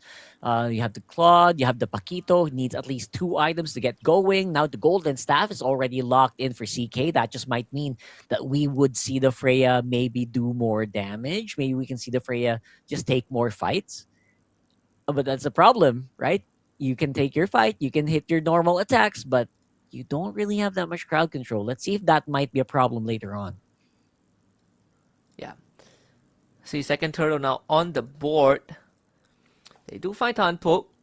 Not going to commit any crowd control just yet. Feather airstrike as a response. They get the lift off. Feather airstrike, flicker forward. Blink does get picked off. And that would be first blood for the Hayabusa. 7 turns to the turtle. Now CK gets to do his zoning job. Looking way better for Team 7 compared to the past 2 games. They want to go for CK. Green Valkyrie is sent to deny the knockup. And now CK goes in with the help of Lucky. He finds his second and a turtle for 7. Finally, things are turning around here for Team 7. Getting a solid turtle, 2 turtles actually, and kills going over to them. Again, just gripping that early game, just like in game number 1. We've already seen this happen. They are capable of outputting so much damage, but will they be able to die properly is the big question. YG is not going to be able to survive that. Ying goes down without a fight, especially under the shadow kill, but looks like there's going to be a little bit of a revenge here. Shut down for Han here on that Hayabusa. Oh, that is unlucky.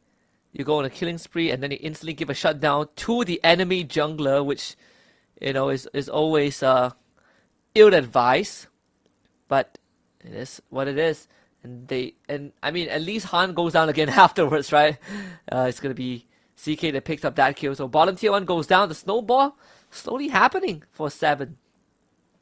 Yeah, that was very good. They got a pretty solid take on that turret. Big goal going over Team 7 because of that. And I think we're slowly seeing the weakness of Han on the Guinevere here. He has been struggling to stay alive in these last few fights. Yeah, and even the Zaman Force is laid out in the top lane as Team 7 makes that rotation to provide extra pressure. Feather airstrike into a Hilda roam. That is another kill onto Blink. And this is exactly what we want to see from Team 7, right? That early game prowess with a draft that, because of the lack of crowd control, needs to go fast and get a snowball. They're accomplishing it so far. They're accomplishing it in a very strong manner here. Right now, all that firepower, they're able to use it properly to channel themselves into these turtle fights. And you know what? YG can't really resist. They're having a hard time just surviving, to be honest. So at this point, I think we are gonna have to go back to that drawing board here for YG. They might just have to do exactly what they did in game number 1, which is just to make sure that Sanji gets the items, make sure Sanji doesn't die, and yeah, that just means babysitting duty, right? Like for this squad. Yep. And of course, there always is a way back. If they can get a good setup, they can definitely find a way back into the game. The setup unfortunately canceled out. Han realizes that he can't really commit onto that. Blink eats a whole shallow kill. Still able to get away, but Han also lucky as CK completely just wails onto him. Another kill for Team 7. Han is slowly bleeding resources here, getting beaten down by this Freya. And I think finally Team 7, right, are able to find that momentum. They're finding this beat that that they really need to do to put a dent into the economy. And if they win the economy here against Team 7, they should have a good chance of just bursting down people. This combo, this lineup here is built to burst. They're going to get collapsed on here. Here comes YG going for the punchback. Blazing duet by Sanji, but not really doing that much in terms of damage. And now they will lose out on a few members. They will get the kill on Tanpuk, though. It's a 1-for-1 so far for both of our roamers. Yep. And I think Blink had the right idea, but died before the Fatal Links like fully went off. But still, the Golden Staff picked up by Sanji. They didn't really bleed too much gold in that process. So all things considered, not too bad for YG, considering their current circumstances. But we talked about this draft from YG. If Team 7 blew all of their ultimates and doesn't win big enough, YG can hit back for sure. And just now, that's exactly what they try to do. For me, it's more of like, you know what? If Han doesn't die, because honestly, Han's been dying nonstop in these last few fights. So I wonder if they can actually do that and maintain their momentum. If they just can keep their members alive here, let's see if that's gonna happen here. They are circling around this Lord right now. Instant dive onto Han. Forces his Riot Requiem out as well. Blink trying to look for Jen, but gets his Flicker out instead without having to use his. 5 seconds for the Atlas Flicker. The Lord still fairly healthy. It's not going to be easy for Team 7 to rush this Lord down. And now Flicker in from Blink, trying to look for a target. Lucky forced into his out form immediately. They're going to blow him up again. Ooh. The Paquito comes through big. Blink will be chopped in half. But that is good for YG as they just took down the jungler of Team 7. That's actually massive. That's 20 seconds. No jungler with a Lord right in front of you. And now no ultimates as well. Blazing duet cast already by... Oh my goodness, no way. They find it again. Again, Rockhard. They are just so good at these counter engages. We literally just said if Team 7 blows the spell without much profit, they're gonna get turned on. And that's exactly what happened. CK gonna try and will on Han. Will get him, but at the cost of his life. This is not worth it if you're Team 7. Tanpuk trying to run away. Kaiser ran out of mana. Lucky comes in with the shadow kill, but cannot finish off the Lord. YG just gonna let it reset. Yeah, I think they don't really have a choice. They have to reset this because the retribution is close by, but they're gonna go for a fight instead. And I think this will be a problem here for YG. They are low on HP, and that's a huge knock up here. Lord goes over to 7, and they do an almost wipeout in this game. And that one was the first major, I think, error from YG. They just overstayed their welcome. The idea was correct, but they didn't have the resources, right? Especially after Hunt went down, you sort of lack like big crowd control, and unfortunately for the Atlas, without the flicker, slightly harder to pose a threat. This is going to be the first big lead that Team 7 will get for themselves, and let's see how much damage they can do. Yeah, I think they're doing a lot of damage. Team 7 finally in the groove. They find that opening, and I think YG might have just overstayed their welcome in that last Lord fight, where it might have been actually wiser for them to just back off, man. I mean, just let it reset, since they don't really have their own jungler anyway. So at this point, it is going to be a lucky shot. They were trying to go for a lucky shot. Maybe they thought 7 would back off completely.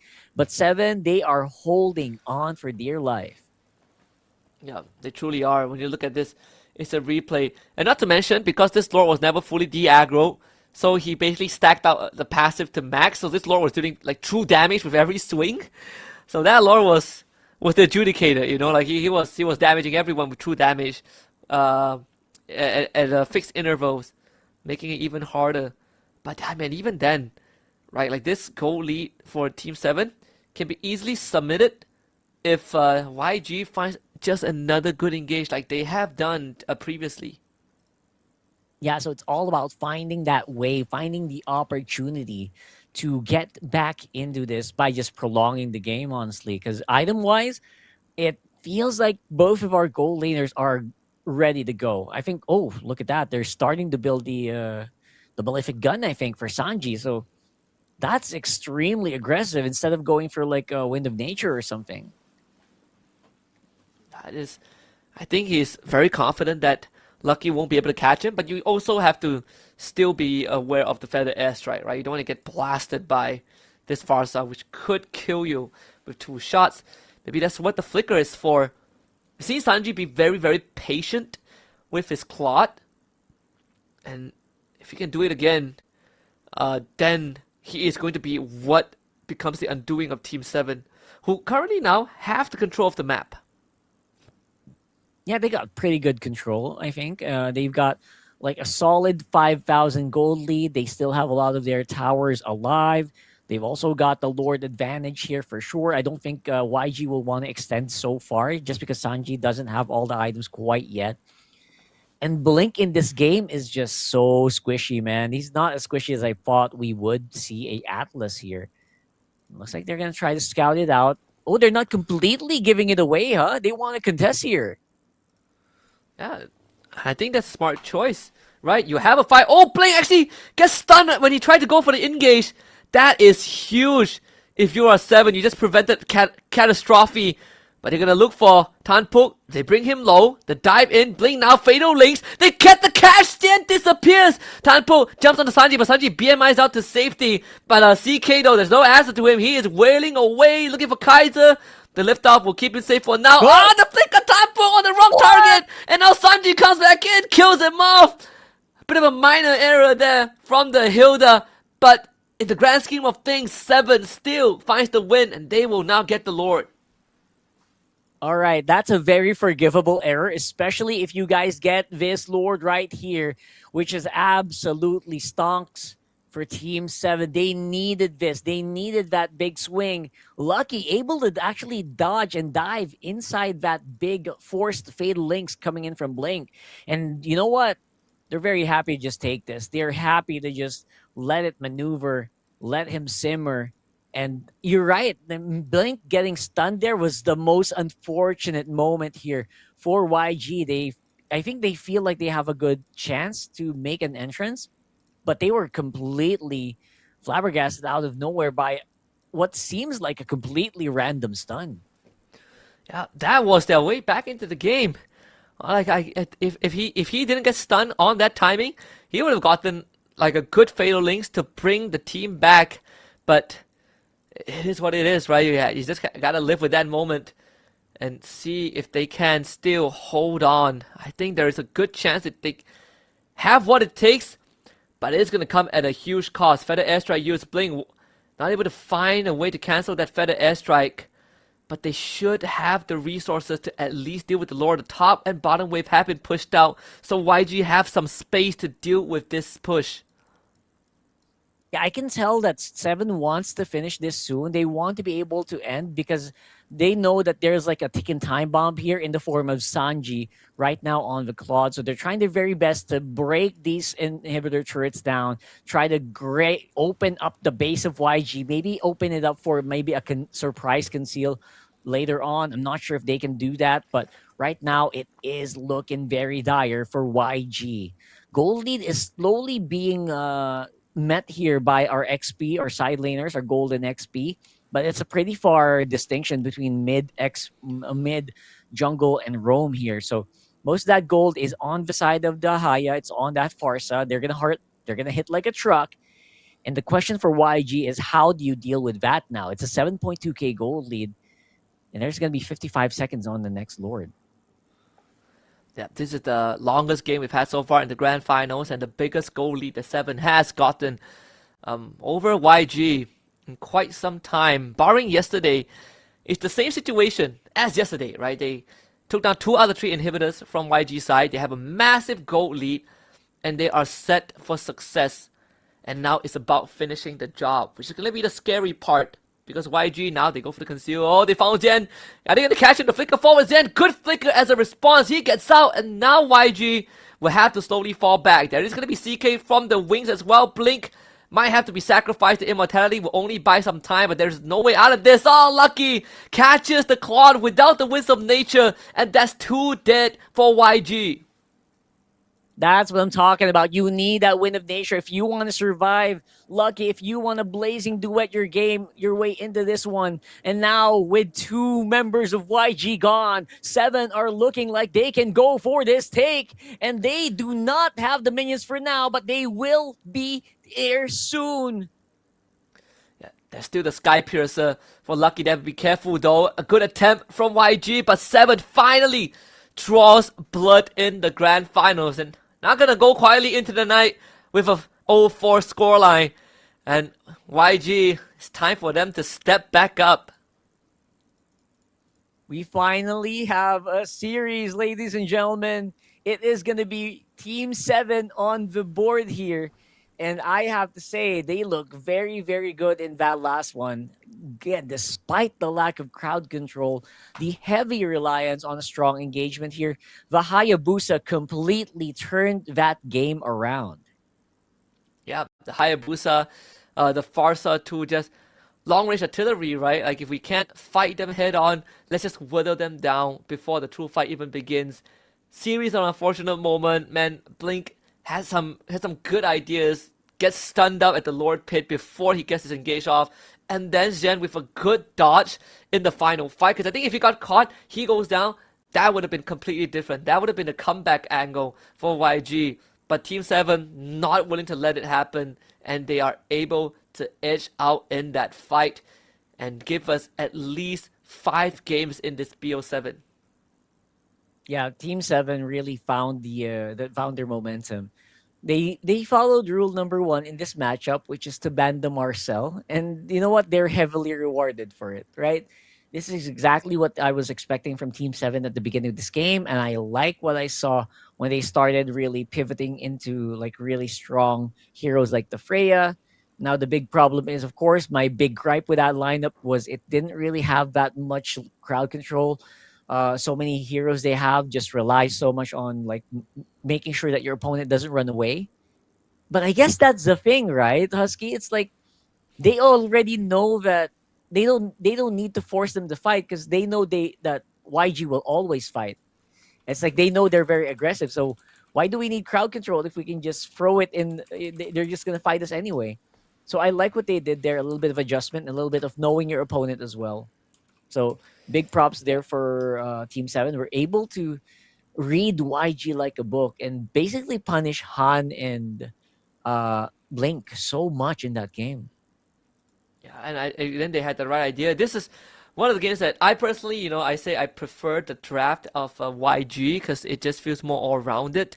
But, mad props to Team 7 for having a response to that, right? Just, again, being a lot more, I think having the foresight, having the right foresight really gave them the edge that they need, and allowing, OP to really go off on this Harif 3-0 and 9, untouched the entire game, and not to mention lucky as well on the Hayabusa, like you said, big contributor to their win. Yeah, it's a big win because I feel like if the Haya wasn't like if that was a Suyo, that would have been easily killed by heroes like the Atlas. Would have been easy to pick him up, and mind you, they were getting hunted. Like that Hayabusa was still getting hunted by a Blink. Blink was trying to catch him off guard so many times, but because he was a Hayabusa, because he had Shadow Kill, they were able to survive longer as much as they needed just to make sure they could reset back into a game number 4. So yeah, game 4 is going to be very spicy for me. It feels like Team 7 have found the momentum they need. It feels like they found the rhythm in the draft. I still think they could have used more crowd control in that draft, but you know what? They made it work. For some reason, they didn't need crowd control since YG was always slamming into them over and over again, right? So as long as you have enough firepower and you got that early game advantage, you're already good. Yep, and I it's pretty convenient, if the enemy runs into you like that. I think right now, if I am YG, I probably won't be too hung up on the draft. I think there wasn't too much problem with that. Maybe just clean up a bit of that execution. But if I'm 7, that is gonna be some restoration to their confidence, right? Like, okay, we have a draft that doesn't really need too much setup, and more so we just play those in and out, right? We play those hit and run type of play style, and that's something that they may work. And I want to see if they're gonna push it further in game 4 now that they've kind of figured out the recipe. Yeah, I think this is a recipe, right? Like if you're YG here, you're thinking you might overthink. If you're not careful, it's very easy to overthink that. But I absolutely agree with what you said. I feel like this lineup is good. I like it. I would have run it if I was a coach and I was running a lineup like that. I'd be happy. I'd be happy with the draft, bro. But yeah, but as long as if you're YG, I think the best key here is to just not overthink it. You got a pretty decent lineup. There's just a lot of slip ups. There were some opportunities there for sure for improvement, but it's not completely a wash. So don't spiral into like a really uncontrollable scenario, right? So just try to draft very similar. You should be fine. I think if you're YG, you have to just accept that your Marcel is gonna get banned for the rest of the series. So make your adjustments from there. Yeah, I mean, like getting away with Marcel for 2 games in a row is I feel like it's 2 games too much, right? Oh, it would be a bit more on the lenient side. 1 game too much, right? Should have came in game 2, but hey, that's the beauty of a best of 7, right? You get to give it 2 tries before you really pull the plug on it. But 17-7, a dominant win for Team 7 over YG, and this is also sort of the first time in a long time that they were able to even take a game off of YG. That has to be motivating. I mean, that's true. I mean, that just gave you like a proof of concept, right? That's what they're looking for. All they need is 1 win. So they can put it in their minds that, hey, bro, we can actually win this as long as you stick together, as long as you stick to the plan. They can. It's a proof of concept that they're not unbeatable. They're not gods, right? They're just human. We can actually get a win.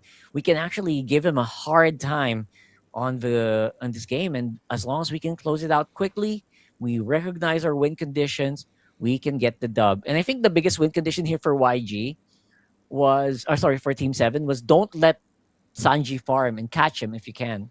And as long as they do that, they were in a good spot, man. They as long as they could, they stopped Sanji. By the way, I really don't agree with like going Malefic Gun immediately. Might as well just for Winter Crown first, so you can do more damage with your Blazing Duet. I feel like that would have been it, man. And you can able to just Blazing Duet Winter Crown into a team fight. That's what I was looking for Sanji. I think he just went a little bit too aggressive with the itemization. All damage items, no survival is not good. You can do. I You can agree. go that way if Blink was in a good position, but Blink was just getting beat up, bro. Yep, I agree. I think it's just a bit too ambitious, right? Like again, like if they had just had the winds of nature, Sanji would have been able to do a lot more.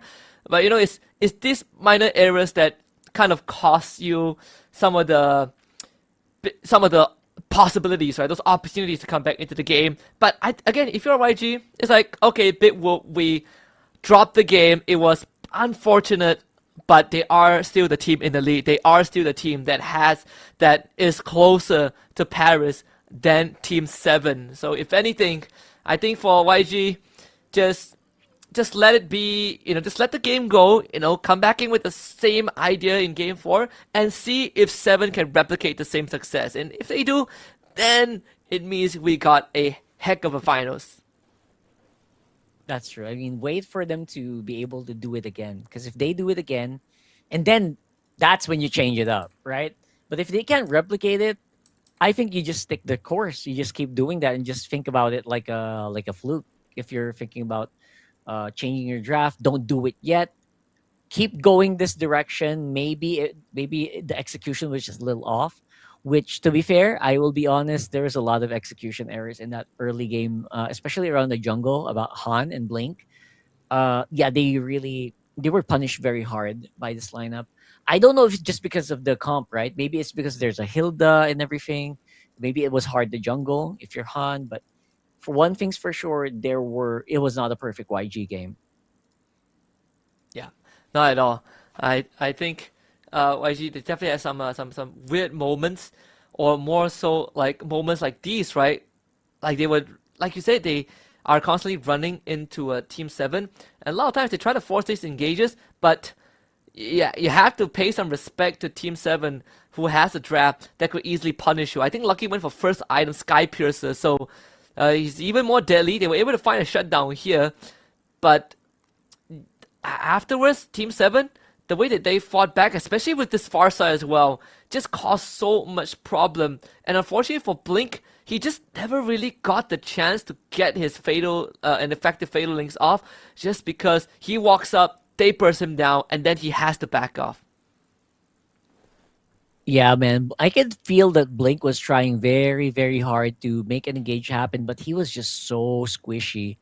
The squishiest Atlas I've seen in a long time, to be honest. He did not have the license to actually go for these weird dives, especially since there is Tanpok, right? Tanpok was on the Hilda. He was just harassing him nonstop, and like right there, right on cue, just get that kill. And you get axed into the head. Your Atlas is just super duper low HP. You don't have the confidence to pull off these miracle sets. You don't have that, right? So yeah, take 2 here for YG. I think it was more execution problem, to be honest, than the draft problem. And maybe something can change later on. Yeah. And I think this Lord fight as well, where YG, they saw a way back, but unfortunately they overstayed and then ended up losing out. This was the one, I think, where Blink got hit by just one of the most random stunts and canceled out his engage.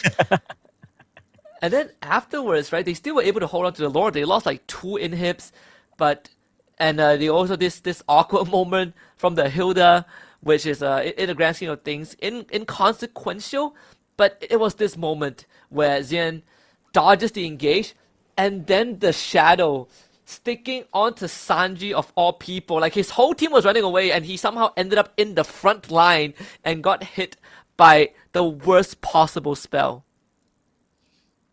It's like, YG's RNG in this game was just so off. Like, people getting hit by Lord stuns, people getting hit by a shadow out of nowhere. It's so unfortunate.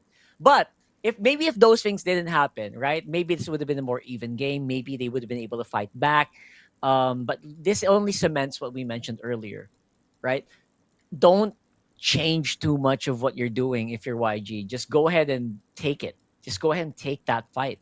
Go ahead and take the lineup that you think will work, because I think this lineup is pretty good. This composition is very good. Don't overthink it and just play into it like you normally would. And I think the RNG will kind of equalize or even out at the end of the day, right? Yep. There are just some games where, the game doesn't want you to win. No matter what you do, the game just does not want you win.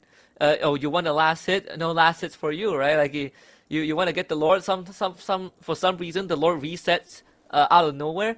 It's just one of those moments that really tests you, but it's not indicative of anything major in the grand scheme of things. YG, now I want to see how they kind of adapt to this, right? Like how do they bounce back from that loss where things really just don't go their way? I mean, that's good. That's a fair question. I think what do you do if you're YG? Like, I know we've seen them already lose a game. I think in play-ins. I think that they had a 5-game series where they had to run free too. So, again, they're not immortal. They're not gods, right? So we'll have to wait and see if they can kind of find a way to deal with that. But for now, it will be, of course, Team 7. Just go ahead and enjoy that victory and ingrain that in your mind. Ingrain in your mind that you're fine. You're fine here in this series. You have your own gameplay style. You have your own technique. Just go ahead and execute that, and you can actually get wins from YG. Yep, and let's see. We're going to go into the random map again. So far, we've had 1 broken wall and 2 flying cloud maps. See if it's going to be any different as we head into game number 4. I would like to see expanding rivers, but guess that we'll have to wait. Go to broken walls one more time. Yeah, broken walls again. You can expect Freya to be very, very big in this game. You can also expect just a lot of crazy Lord fighting heroes, just like the Fredrin, who like that open area so you can contest. Baksha is probably on the chopping board as well. Maybe ban it out, maybe just give it like an opportunity to shine. But the Freya right now, I feel like can be more of an option, right? It's more of an open option now. Yeah. Speaking of the Freya, Freya, you get the Harif. I mean, both teams still on the same side, by the way. So the Harif comes out. The Gourd is still open. I wonder if they want to go for that. All right. So Gourd is going to be the big thing. Gourd getting picked here would be massive, honestly. I think they should pick it up. Double magic. Oh, wait a second. What do you mean, Gourd? What do you mean?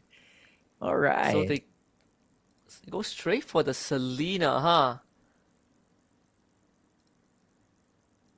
All right. I mean, something. This could be something, yeah. It completely changes the dynamics of the game, huh?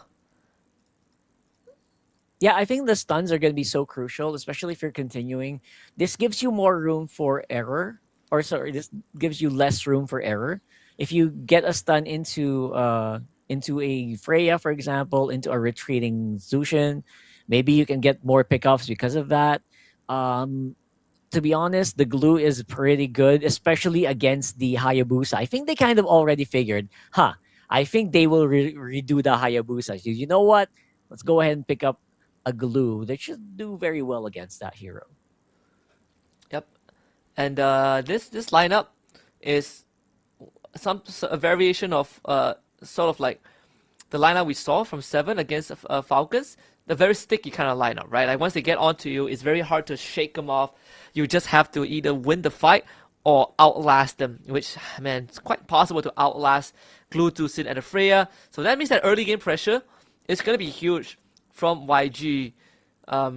Especially if like they get a decent lead, you can't expect an invade to happen. And I think they're removing the invades already. Like if they're removing the invade potential, Fredrin and Hilda are all of the table. I love the Fredrin ban.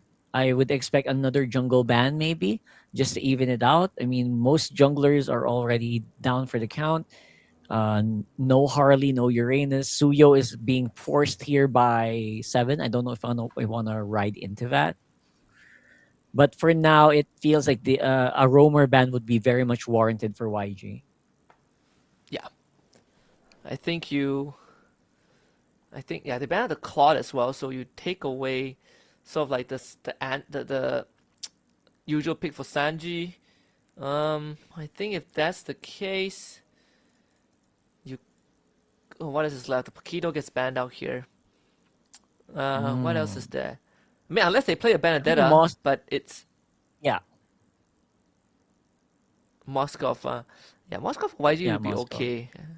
Yeah, I don't mind that actually.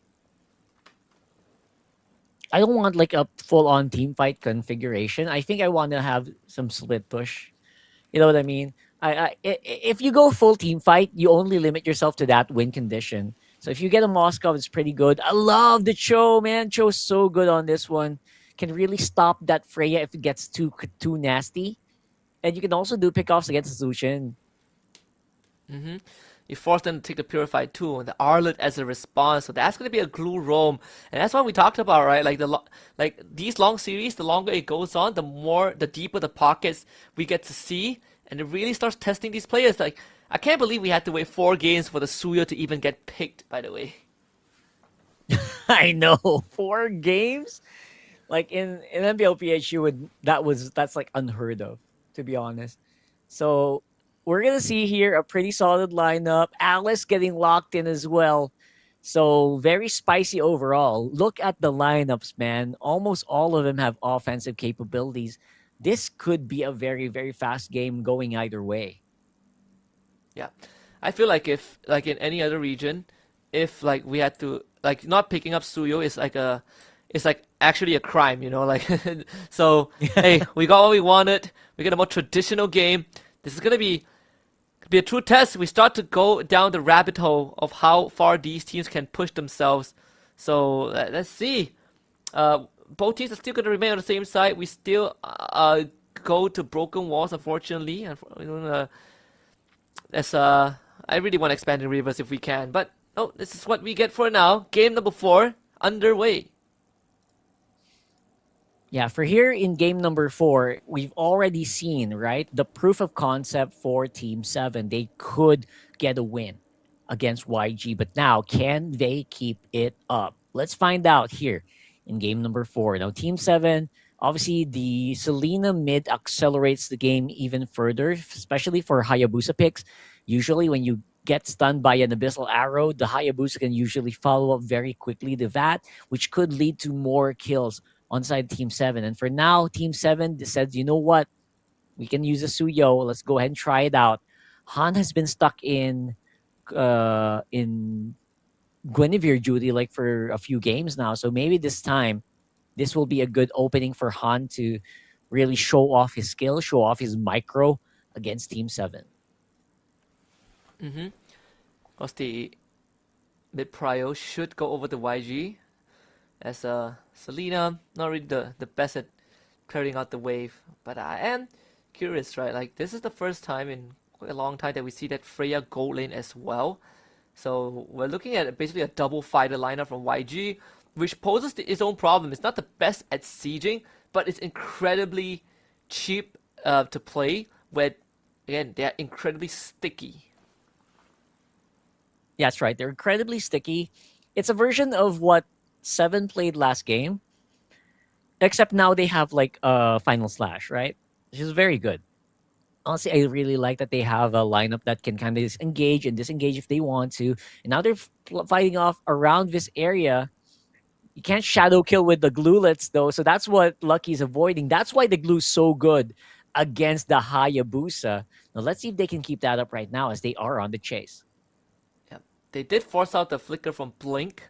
So some resources they could, be happy that is unavailable. Although with that being said, their lineup not the best at contesting Turtle without much map control. So that will go over to YG. They even brought Sanji over just in case a fight breaks out. And that's what the double fighter meta sort of gives you, right? The ability to just make these early rotations and having a way better chance of winning early fights. Yeah, and getting those early fights is where YG has been struggling, honestly, for the whole series, right? They've been struggling to actually get some really good early game kills. And I think now is a great time for them to actually get in control of that early, especially now that Blink is on a very tanky hero, a hero that can kind of deal with a lot of these threats. Forces a flicker out of that show as well. That is big. Very important to get that flicker out, because if you get lift up into the glue, you are almost guaranteed to go down, and that's what makes it so scary. So I do like the fact that Seven Tanpok respected that possibility. And Blink actually one full level ahead of the Cho somehow. Yeah, one full level. Imagine that, right? Like, so this is what I'm talking about. This is why the glue is just so good on Brome. And now Tanpok wants to go for something, but only baits it out. Maybe baiting out the split is already good enough, but now Kai's is pretty low. I don't think they want to fight this any further. Yeah, I think if you're Kaise, you just gotta hold back a little bit, but it doesn't take too long for him to heal back up. Especially the second turn is going to be on the top side, so this Freya gets to participate regardless. We might see the first full-blown team fight happen, at the 4-minute mark. Tanpok comes in, doesn't find a kick though, doesn't want to commit either since he does not have the flicker. Yeah, no, and now it's all about those resources, right? Tanpok's no flicker means they're pretty safe. Flickering by Ying is pretty good since he already saw he saw Lucky, he saw Tanpok, so that means that's a free signal to go for the turtle, and there's no trade. There's no trade for Seven here. What a big brain maneuver. Han still has his retribution, so could go for an invade, and yeah, this is dangerous. There's a proxy here. OP's gonna try and clear out the wave as fast as he can. They're gonna jump on him, force out the Purify. I don't think they should commit further though. Han doesn't get hit by the Shadow Strike as Blink comes in on time to absorb the pressure. I say now will disengage. That could have gone incredibly ugly for YG. Yeah, that could have been really, really bad. So for now, I would say YG is in a pretty good spot. They can re-engage, and of course, that's going to be Kaise with the Lantern Flare, pushing OP and Tanpok back. Now here's backup, though. I think they want to go for it again. Yeah, and Tanpok comes in. Again, this time does not have the kick, unfortunately. So can't really get any sort of an engage there. Guess at the end of the day, it's maybe Seven that has to take the loss. A silver lining is that OP didn't go down, but it does concede a bit of that control over the YG in the lane. We can see on the minimap that Sanji is willing to brawl it out with OP. Yeah, very willing to just brawl and take these fights. And I think that's exactly what Seven should just keep doing, right? They mustn't be afraid. I know this is very scary because YG is starting to build momentum again, but they have to have confidence. They need to have confidence in themselves so that they can get this dub. And again, they want to equalize it. Paris is on the line. Just make sure you can get a cleaner game. Just don't be afraid to exert yourself on the map, or else YG will walk all over you. Yep. I actually, respect the fact that Ying tried to use the final slash on the Shadow just in case. Lucky was thinking about, doing a fake there when the arrow actually connects onto the glue. Not really the target that you want to go on. Sanji forcing Tanpok away. And now, let's see, Seven, they find the kick onto Han. And Han easily gets out with the Blaze Surge. OP already dashing in with the Diamond Force, laid out the carpet. The arrow is going to be quite the deterrence there. Sanji disengages with the Valkyrie's Descent. And Lucky, though, he's going to get stuck on. Forced to use the Shadow Kill. Turtle already lost to YG. And YG claims first blood. Flicker forward into a Blazer. CK will get out with a Gleam. And Kaiser not done just yet. Comes in with the Crimson Beacon. Looks for the lift onto Tanpok. He is dead. Purify forced out again onto OP. Ying far in with a vengeance. But no damage from Seven to get the trade.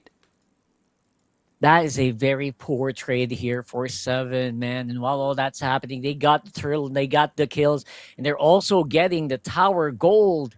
So overall, the growth here for Sanji is just off the charts now. And he didn't even join the fights that well, right? Like, he was just basically there. And now YG kind of opened up the map a little bit more. There will be still tower on the bottom and the mid part of the map here. Can kind of stop the invades from happening. But that's not going to be for long, man. You're building up. YG is going back into God mode slowly but surely. Again, we did say this draft is incredibly sticky, and we saw that in effect. They can just keep the chase going for days on end. This game might only have 2 kills overall, but we're looking at a 3.4k gold lead for YG already.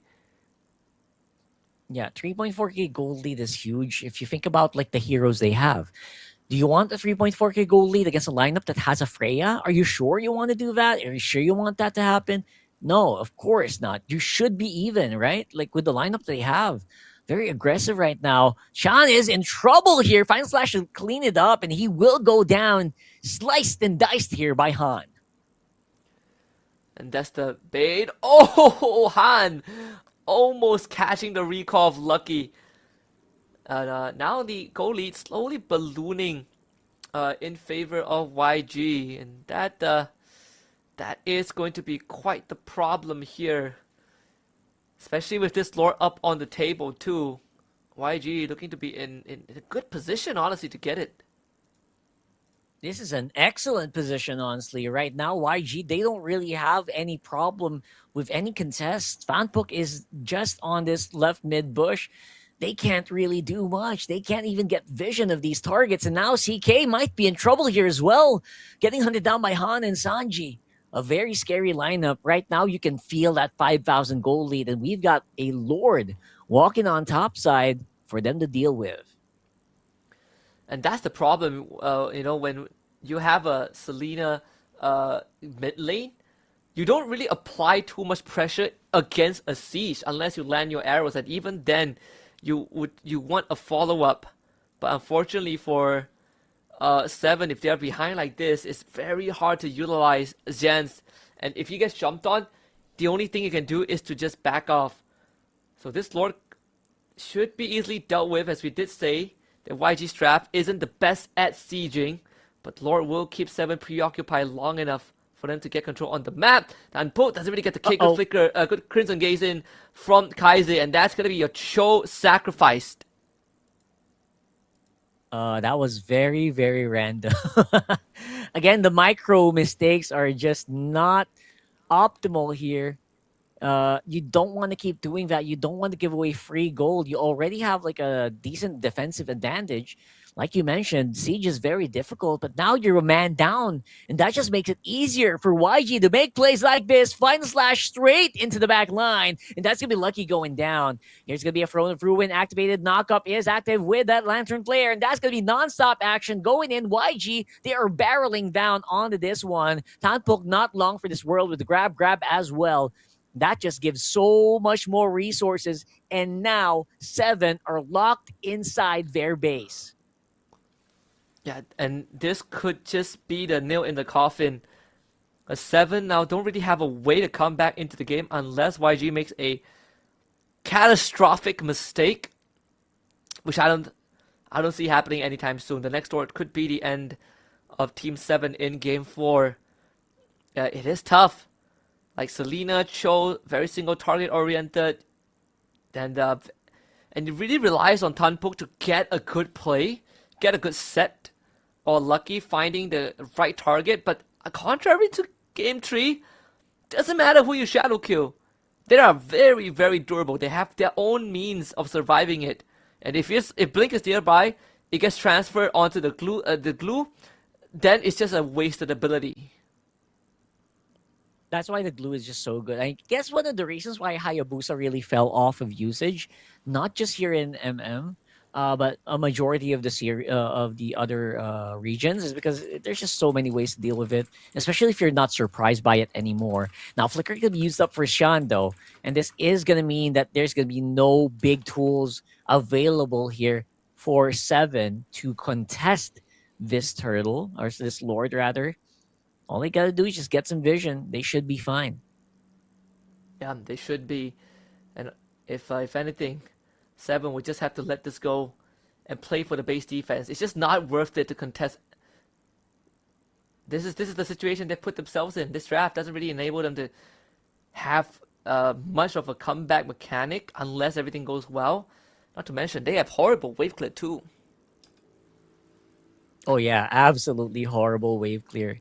So let's go ahead and watch here what we can do for seven. For the meantime, I would say all seven has to do is to just keep that clear active. Don't engage from a close distance. Fight it from a very far configuration. Now it's going to be a big Lord push. I know it's going to be difficult to be more conservative. That's exactly what they need to do. They need to take the fight outside. Now, no holy defense means this is going to be a bit of a difficult Lord to break. It's going to jump in, and we're going to see that fight happen, erupt here. What a beautiful fine slash here for Sean. And he's going to be able to walk on without the flicker. He's going to be fine, but look at that. That's a big fight. Everyone is jumping in onto their targets. Blink could be going down, and he gets taken out, actually, by Lucky. And as you can see here, it's going to be a pretty easy cleanup. You already see here a great, nice attempt here from Townsfolk to push back, but looks like that's not going to be yielding any results. All the inhibitor turrets are down, and just like that, YG looks like they will be able to get the win here in game number 4. And that's exactly what whoa, that's a lot of audience. I was surprised.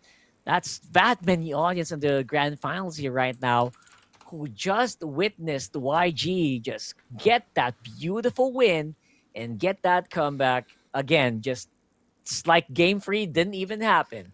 What a great result here coming in from YG. Yeah, again, good stuff from YG.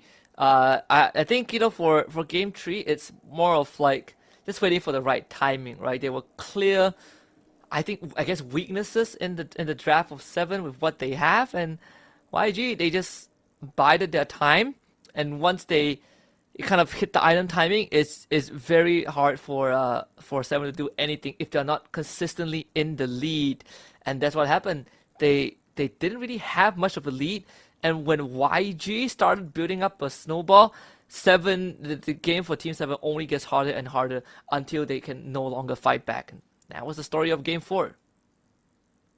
Yeah, that was good pressure. That's exactly, I think YG gave us like a masterclass of how you do like pressure, right? How you give so much pressure that your opponent can't really fight back properly. So I like that we're able to find that kind of identity for YG here. He was able to just completely decimate the opposition. Frontline, no problem. Cho, no problem, man.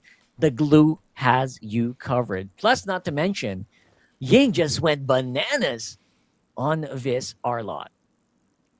If anything, Ying, like he has shown throughout this finals that is pretty good at mechanically demanding heroes, right? You want him to do a big set, Arlot's your man.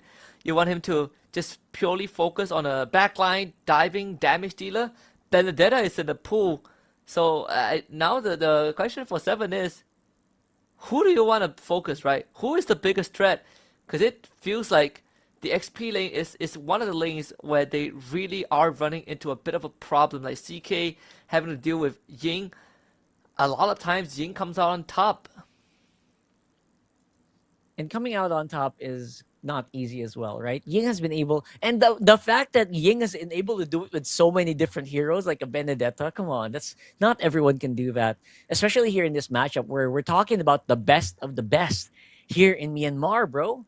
So if you can do that in the best of the best, like you're on a different level, right? So I really wonder why we didn't see a lot of Terizlas today, though. That's one of my biggest concern. Like, where's Terizla? Is he on a break? Is he on vacation right now?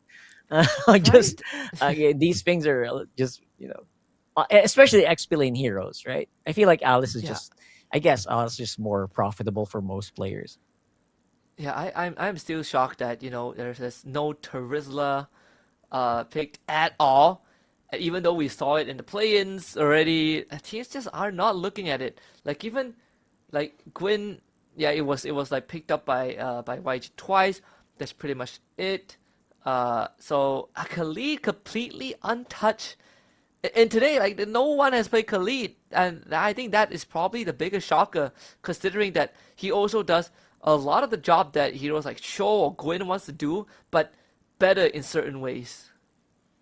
That's true. And even has like faster move speed, right? Like when you're on sand, like you're so fast. Like, come on, why is no one here using it? It's really blowing my mind. So, I guess they just they prefer like glue roam even more. Where in some regions, glue roam is actually like the what do you call this? It's like what we pick when we don't have a choice. It's you know what I mean. So big questions here. And again, maybe we're just thinking too early. Maybe they want to save it for later. Maybe they want to save that big surprise for later. If they want to catch their opponents off guard, I think Khalid is a great pick to do it with. So let's see. Maybe we'll see that later on. But for now, it is going to be a YG victory. Don't forget, YG is currently on match point, guys. One more win to Paris. One more win to the championship. One more win to the throne. Yep, so close. Literally, this journey hasn't been easy for YG, but hell, if I downplay the fact that they have not lost a single series, the undefeated run of YG is just one game away, 20 minutes away potentially to being completed here in the grand finals. I can't believe it, right? Like, I mean, we've seen dominant runs by teams without dropping like a single series. I know, like for MPLMY, for example, there's Selang Red Giants, but if YG can complete this today, it's gonna be a historical moment for the league. For sure, it's gonna be super historical because they beat the regular season without a series loss. They beat the play-ins with a win, and then they run into this game and no losses as well. They're literally gonna be the kings of Myanmar MLBB. Yeah. All right. I think for 7, if I'm in Team 7's position, I feel like I've exhausted a lot of my options. Maybe in game 4, this I think you need to pick a mid lane with some decent like control and damage. I think Farsa and Yi. I mean, Farsa worked for them. Maybe Yif is okay. The gold lane, either Harif or Claude.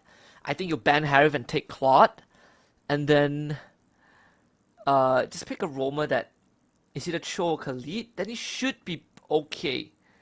Then he should be standard enough of a draft. Aside from that, I really have no idea, Rockhard. Like I'm scratching my head here, but I can't figure out like what can Team 7 do the next game to still have a chance. That's right. I mean, it's funny because there's nothing standard about this game, right? Like, you're thinking, if we're thinking standard, they're thinking something else, which I really kind of commend because, if you're not standard, it's also very hard for your opponent to kind of read what you're doing. So that's definitely a good trait to have. But for now, I just don't think that we have, there's just not much they can do against it. No matter how you think, it's going to be like just a new surprise in the next game, in the next moment, right? So let's go ahead and see if that's going to change anytime soon. Because for now, even if they play standard, I think YG should be fine. They let the Selena mid through, bro. They already let the Selena mid, which has been highly banned, right? That just means they are not afraid of anything at this point. And if you're 7, you're still stuck on Marcel ban duty. So that doesn't change. So what do you do? The craziest thing is that they have been only banning Selena in the second phase, and then 7 felt compelled to take it first phase. But man, there's a reason Selena first phase just isn't good enough unless you are really, really confident you can get the snowball rolling. And we just see that again not work out. This game, the glue, big problem. It's zoning everyone away. Patrick Star is quite the menace in this game. Yeah, the most menacing Patrick Star we've seen today. I think it just gave so many openings. It actually caught a lot of projectiles that we're afraid of if you're YG. It also just catches those shadows. It catches the Hayabusa very well. So all you need to do is just make sure that you use the glue to its advantage or to its maximum potential. And you should be fine. I'll go as far to say as I think the glue should have been MVP here, honestly, because that's just how crazy useful the glue was in this game. Yeah, I agree. I think the glue is just too hard to go through, right? You don't really have a tank shred. Not like no one on the side of 7 could actually deal with the glue comfortably. Even for OP, once the Diamond Force runs out, then you have to wait again, right? And unfortunately for Lucky, it's not the best candidate as well. No Gore, no Claude, which was banned out. So in the grand scheme of things, YG just had a, back to the basics, a more well-rounded draft. Yeah, I love their back to the basics, honestly, because they proved to us why Suyo is banned, right? We are seeing why Suyo should be picked. They showed it right here, right then. And I'm so excited to see game number 5. But for the meantime, since we are match point, we're going to go on a quick break. And when we come back, MSL Myanmar Season 3's playoffs, the grand finals, will continue. Don't go anywhere.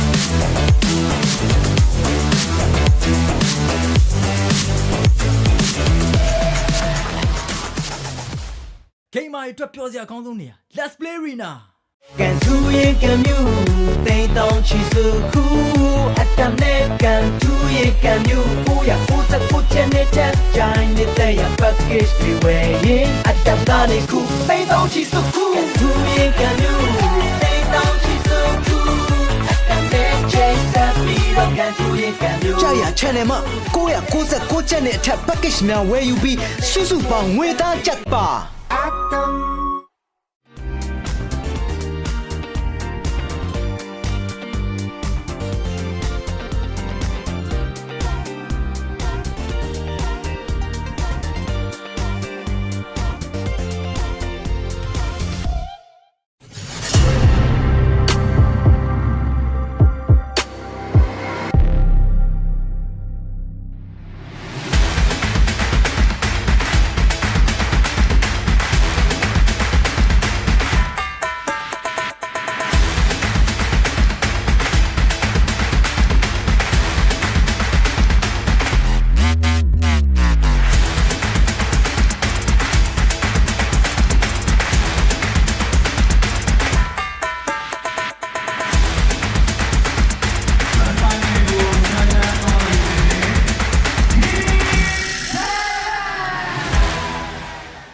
energy level ကကိုယ့်ရဲ့အကြီးမားဆုံးရန်သူဖြစ်လာတဲ့အခါတမတ်ချက်တွေကိုချိုးဖျက်ပြီး energy level ကို V ကုတ်နဲ့နောက်တစ်ဆင့်မြင့်ရမယ့်အချိန်ပဲ V ကုတ်ပါဝင်တဲ့ caffeine ကစိတ်ကိုနိုးကြတက်ကြွစေတယ်လူတင်းကမျက်လုံးကြောင့်ခြင်းကိုတတ်တာစေပြီး vitamin B ကလမ်းဆန်းပြီးခွားမြတ်ကိုရရှိစေပါတယ် V ကုတ်ချီ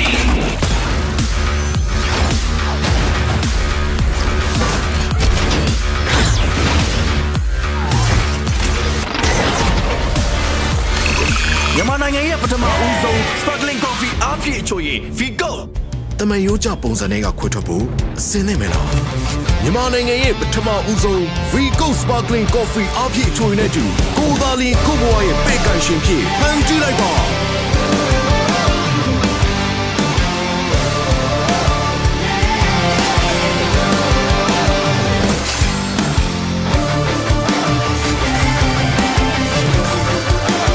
V-Gold နဲ့တူကိုယ့်ဘဝရဲ့ရှင်သခင်ဖြစ်ကိုယ်ရိုင်းဖန်တီးလိုက်ပါ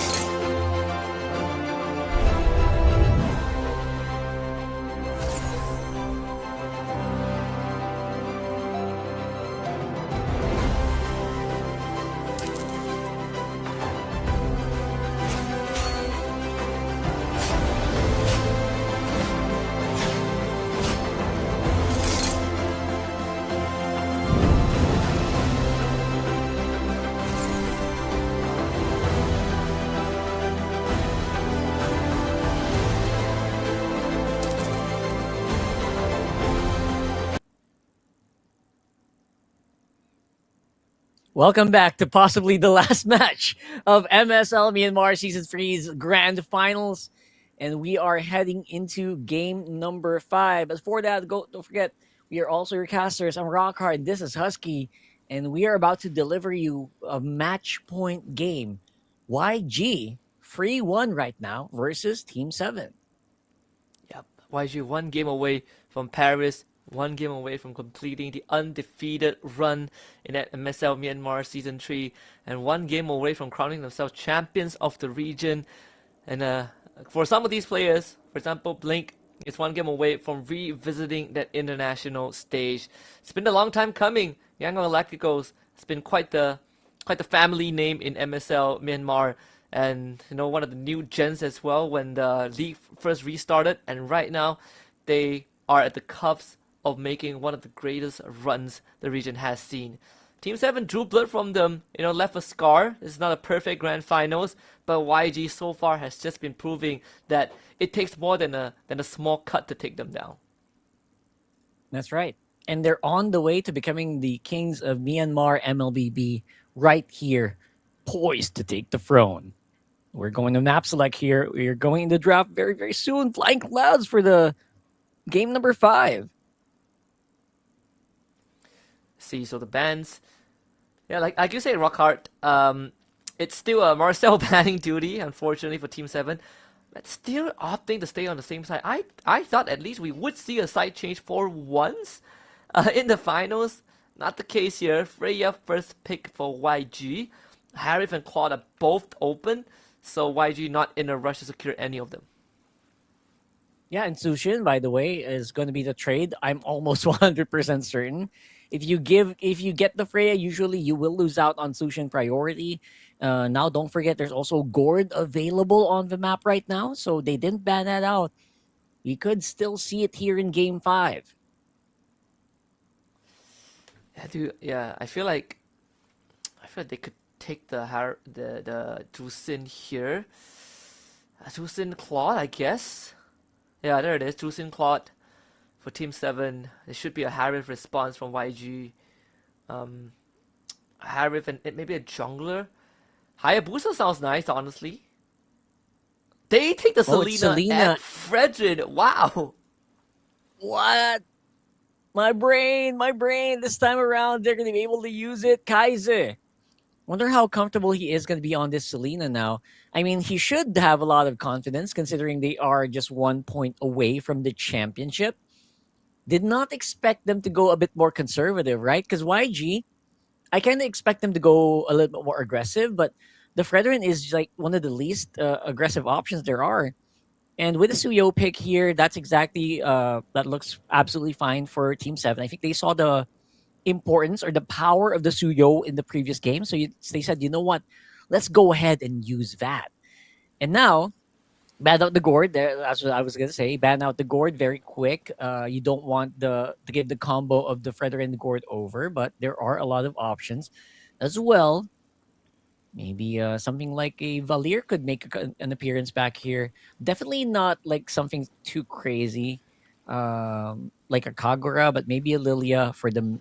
Actually, it's already Selena mid, right? Unless they choose to put it on Rome. That would be the weirdest flex. Yeah, that's such a hard read. I know we've seen Selena roll once in the play-ins. Was it by YG? Let's see. Yeah, it was by YG. They played once against Mythic Seal. Against Mythic Seal in the play-ins, but that is an insanely hard read from the side of 7. I guess better be safe than sorry. They banned out the Harif. Hilda banned by YG. 7 looking for a roamer here. I think Cho is okay. I don't mind the Cho this game. The Kaleos ban also probably Cho. Someone that can isolate target, isolate the Fredrin. Or like if you find Selena, someone that can basically do Minesweeper, which I think the Cho is probably your second best option, Cho or Khalid. So let's see what 7 has to go, right? They still need like the Rome and the XP. Yeah, so finally Khalid, oh my god, this is looking like a more meta lineup, man. Like Seven's lineup is so baller right now. So I feel like I kind of like what I'm seeing here. But now the question is this the Selena roam, or do you have a surprise for us? Is Selena mid, or is it going to be the roam? It's okay to roam because you have a tank jungler anyway. Arlott. Hilgert! It's a Selena mid, man. Oh, baby. Here it comes.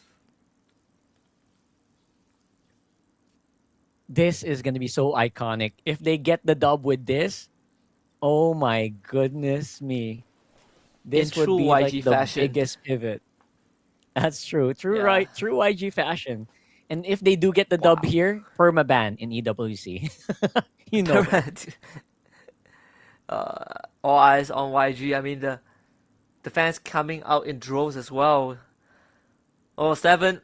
Go back to the classic, right? We did say stick with what the book allows. And it's going to be the Alice XP.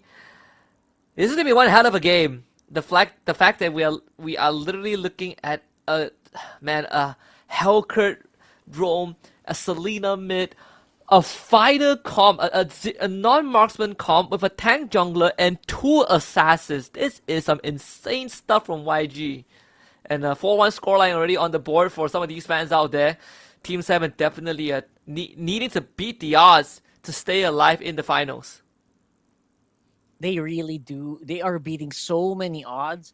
And Team 7 decided to go for like a super meta lineup where you won't have any problems in most lanes. You have one of the strongest mid laners, strongest roamers, strongest gold, strongest jungle, and possibly one of the strongest XP laners as well. So individually in their own roles, they're very good, like in individually. But now I wonder, can that be broken down here by YG? Do they have a plan against that? Because they smashed their face into it, right? Like they can see this from a mile away, and they're choosing to choose Hellcurt roam here. Let's see as we load up into game number 5. Yeah, here we go.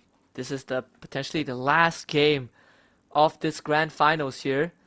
And YG decides to bust out all of their cards, and that's gonna be flickered off on Kaizi.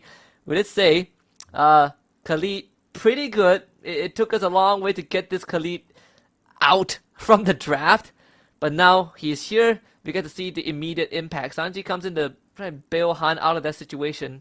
Doesn't want this camp to go away, but since it's flying Klaus, Kaizi easily comes back, lands the arrow. Here comes Han. They dive back in. The Terrify comes through. First blood for Han. And Team 7 overstays and gets punished. All right, so now we are seeing exactly why the Hellcurt is getting banned out. Kaiser will be traded here. So that's a little bit of consolation prize. It's a pretty good trade. Blink could be in trouble as well. And looks like that's going to be a dive in. Blink, he's so mobile on that hero. Oh my God, that was actually next level. Link could still be in trouble, but he decides, you know what, go back, walk manually. And Sanji is a bit stronger right now on the Freya, but look at the Khalid. It's a really good skill check, and the Freya can't really do much against that Sand guy. Yeah, it's the lane freeze in the mid lane as well, just to gain a bit more of that priority back for Kaizi. That means Yen can move early if he so wishes to, and at least in this turtle contest, it's not going to be as clear cut. Although Blink, he does have the execute instead of the petrify, so slightly different. They just blow up Lucky. What was that? Lucky is straight up dead. That is insane, bro. That is absolutely bonkers. And now with everything they're doing, they're able to just isolate them one by one. YG finds each and every kill that they need to get that lead. What was that? Blink, and you miss it. Honestly, I did not expect that to hit that hard. I think if you're in Lucky's perspective, your screen just suddenly went gray. Like there's no respawn. There's no time to respond to that. A 1k goal lead for YG. Silver lining, it's only just a 1k goal lead, but dang, Team 7 had no idea what hit them, and now they completely lose control of that mid lane, and they get the final slash again. Xian ends up going down. And that's why I think we are being shown firsthand exactly why Helkert deserves to be removed here. Blink just playing it to perfection. Again, earlier in that last fight near the topside turtle, wasn't even level 4 yet. He was only level 2.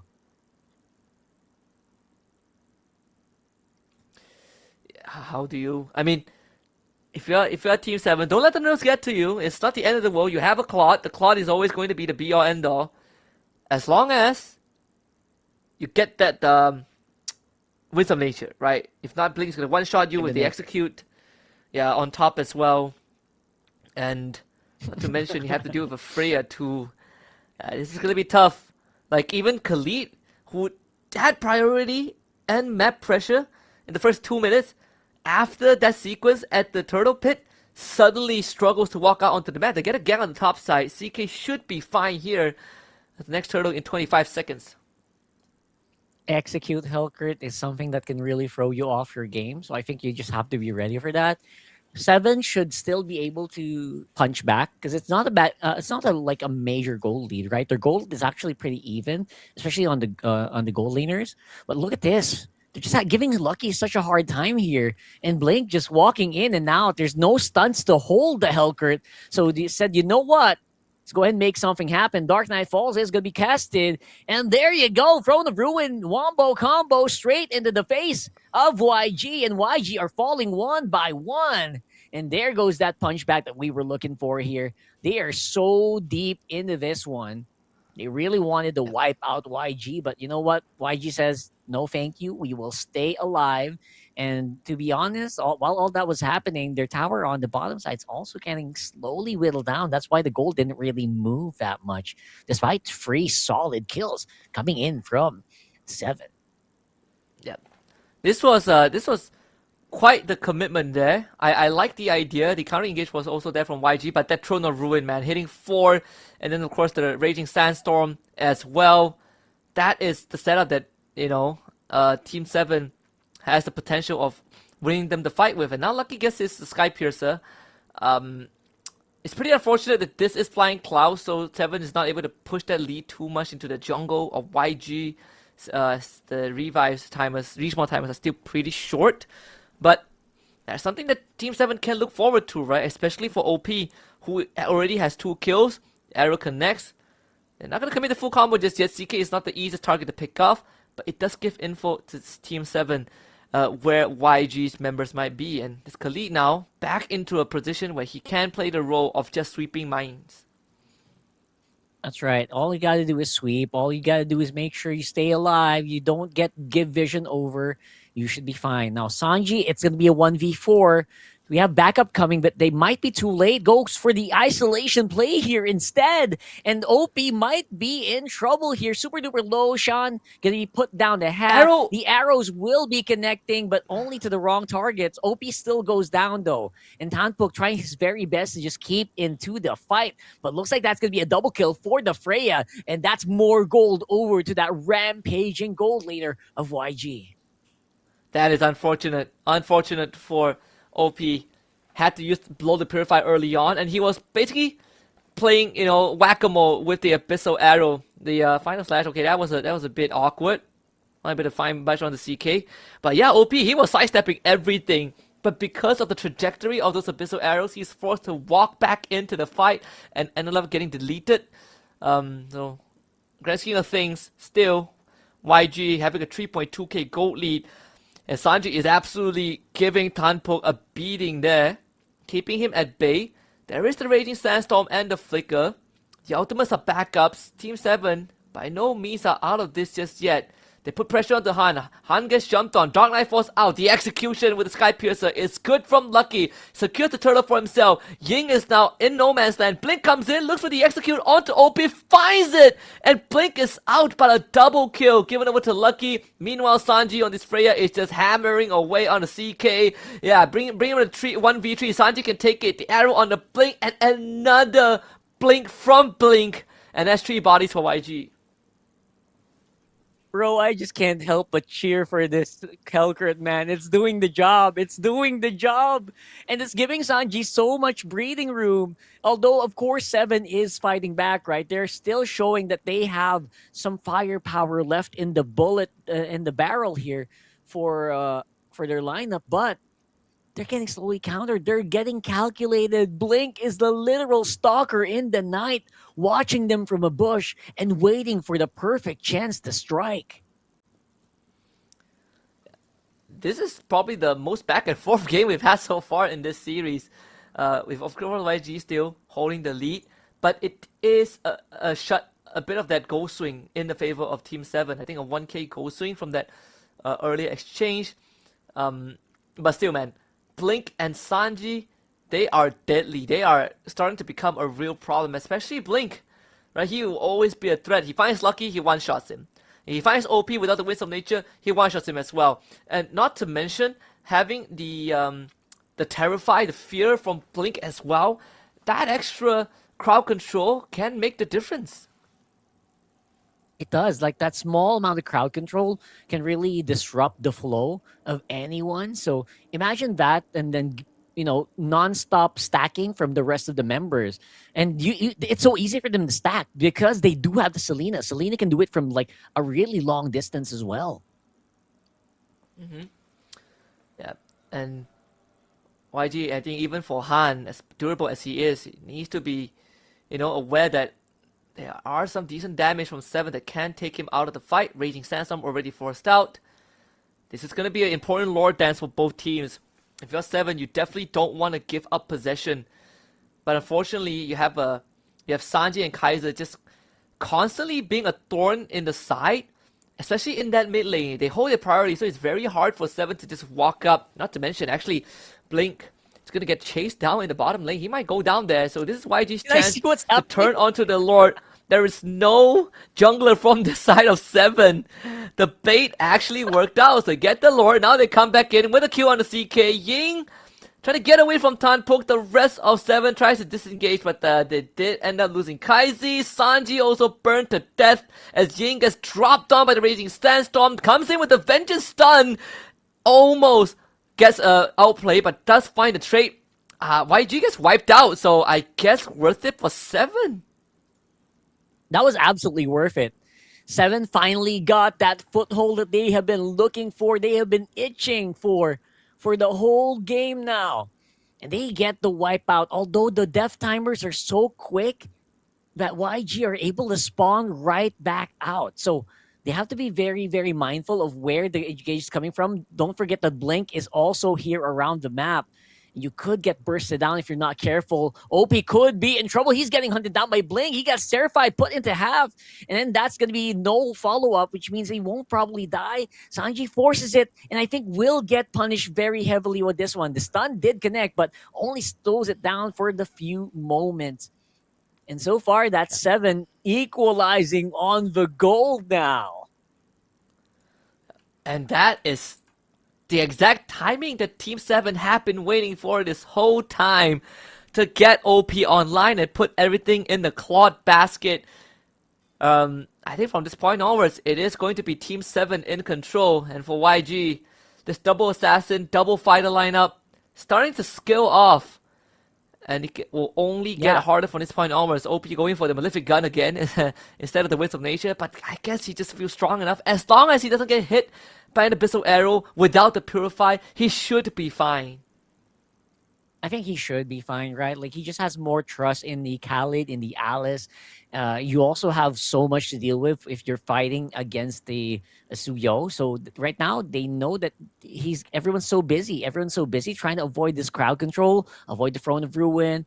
And that means that he can just do whatever he wants right now as a Claude. Now, it's going to be engaged around the jungle for 7. They want to fight. Yeah, looking for Kaizi too. Flicker into the Throne of Ruin. Sanji almost goes down. And that was good enough for YG. The best case scenario of the whole situation. Yeah, so far it would seem that Blink's usage in the team fights are slowly degrading. And it's so hard. I think 7 have found out the trick, right? if you're all together, the Hellcurt can't really do that much. So all you have to do is stick together as much as you can, and you should be able to have a good team fight. And that's happening right now, though. Blink is on the side. He's from the side. He wants to go in, but the signal's just not quite there. Wants to go for a 4-man Terrify, but that's just not going to be the case here. Such a huge disconnect from YG in that last fight. And now because of that, it's going to be a free Lord here for 7. And that's why I felt like Hellcurt, Rome, just go for Petrify, right? Just go into execute. Don't greed out for the damage. Just get the setup in, and then let your team do the work. But then again, this is a lineup that wants to fight up close and personal into Alice, Drusin, Khalid, Claude. It is a nightmare to do so. Now 7 with the Lord, second Lord of the game. YG, they need a different approach this time. They can't just rely on the same way like they did in the first 10 minutes. But I don't know if they can do it though. Like, again, this draft just does not permit them to fight any other way. Yeah, this is just not very, very good right now. They're looking like they're getting sieged up. This Hellcurt is, I don't know what, you can't find stonks in it if you can't isolate any targets. They're having a hard time using it right now. So, yeah, at this point, what are we looking for here? Maybe a possible pick off from behind if OP gets caught out, but it's looking like it's very slim pickings. Even Sanji right now on the Freya is like so vulnerable, man. Yeah, like almost got solo killed too by the Suyo. And unfortunately, if you are the Hellcurt right now, you have a whole village looking for you, right? Like Team 7's players are just durable enough, maybe except for OP and Zen. They got durable enough to just face check the bush and find you. Especially this Khalid. Like we say, Khalid has so much value. He just walks into the bush, he finds you, and then you're out. You are completely nullified. Same as CK on this Alice. And this is why, like this Selena, every arrow counts. And unfortunately, this time, no matter who the arrow lands on, there's just no reliable way for YG to go in and finish the job. Unless they could somehow get a final slash to isolate like OP or Xian. If not, I really do not see YG coming back. Yeah, bro, it's gonna have to be an isolation play, right? It's gonna have to be an isolation play. They're gonna have to find a good opening where CK is very far from Tanpok, very far from OP. That's easier said than done, to be honest. Now, I don't know what Blink is planning, but he's very, very far away from actually getting to a good situation. What's the play? What's the play here, man? Like, where is the opening? And do we just wait for the next Lord? I don't even know if they're going to win if they go for the Lord fight, right? Yeah, and... Okay, so the goal lead doesn't really matter too... Well, I want to say it doesn't matter too much, but it actually does. I just am not sure how is YG going to recover from this. We did see the Wishing Lantern for Kaiser. Blink, maybe... Yeah, I just got the Malefic Roar. There are only 2 viable targets that he can kill. If he had the Petrify, I would add Lucky onto the list, but he does not. This third Lord, man, you can't really give it away because you are very horrible at handling these push. But you also aren't really equipped to fight directly into 7. This is a tough cookie to crack. Blink is going on a long way. So until he finds a way around the flank, YG would just have to hold out. CK and Tanpok are actually split up right now. Yeah, they might actually find a kill onto CK. CK now commits only on the one Han. He's gonna get gone on here. The Sky Piercer is around. Lucky finds the kill, and Kaiser goes down. I think we're going to game 6 here, Rockhart. There's no way back for YG from this point onwards. Yeah, it's going to be impossible, man. I don't think they even need to go for Lord. They just have to go for a fight here.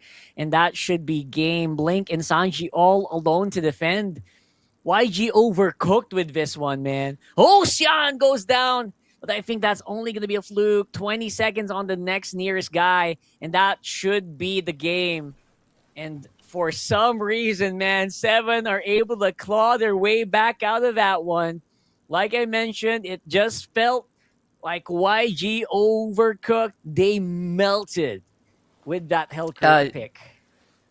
just turned on the gas too much. They burnt their dish. The steak came out well done, and it's unacceptable by professional standards. That's again, they knew the risks. That's the fun of having a best of 7. You know, you get to cook a little bit if you're far ahead, but technically they are still ahead.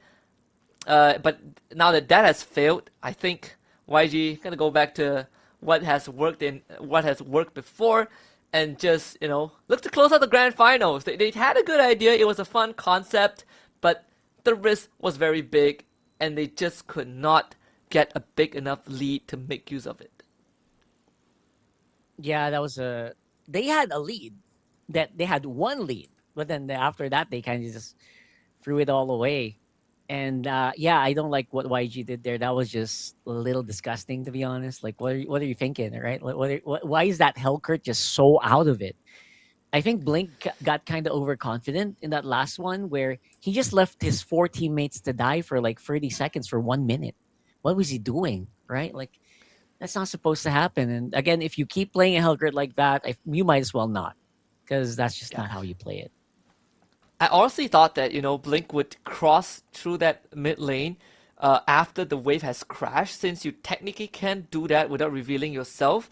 But he didn't, right? He backtracked even deeper into the jungle, and his team was actually holding out for quite long. Like they were doing everything to the best of their abilities to just hold out, and I think they were just waiting for Blink to arrive, but he never did. And he showed up. It was just way too late. The MVP this game is gonna go over to OP on the Claude, of course, instead not the Kaja. And yeah, I mean, it's a free Claude game. What can I say? This Claude gets to do whatever he wants. Yeah, this Claude just did whatever he wants. He went anywhere he wanted to go, and he did so much damage. Now, I get that it was a very difficult Claude game to play. Honestly, it was like, all right, there's probably like a boogeyman hunting me somewhere in the bush behind me. So I get it. It's a very difficult Claude game. That's why actually he kind of deserves to be MVP in that last one.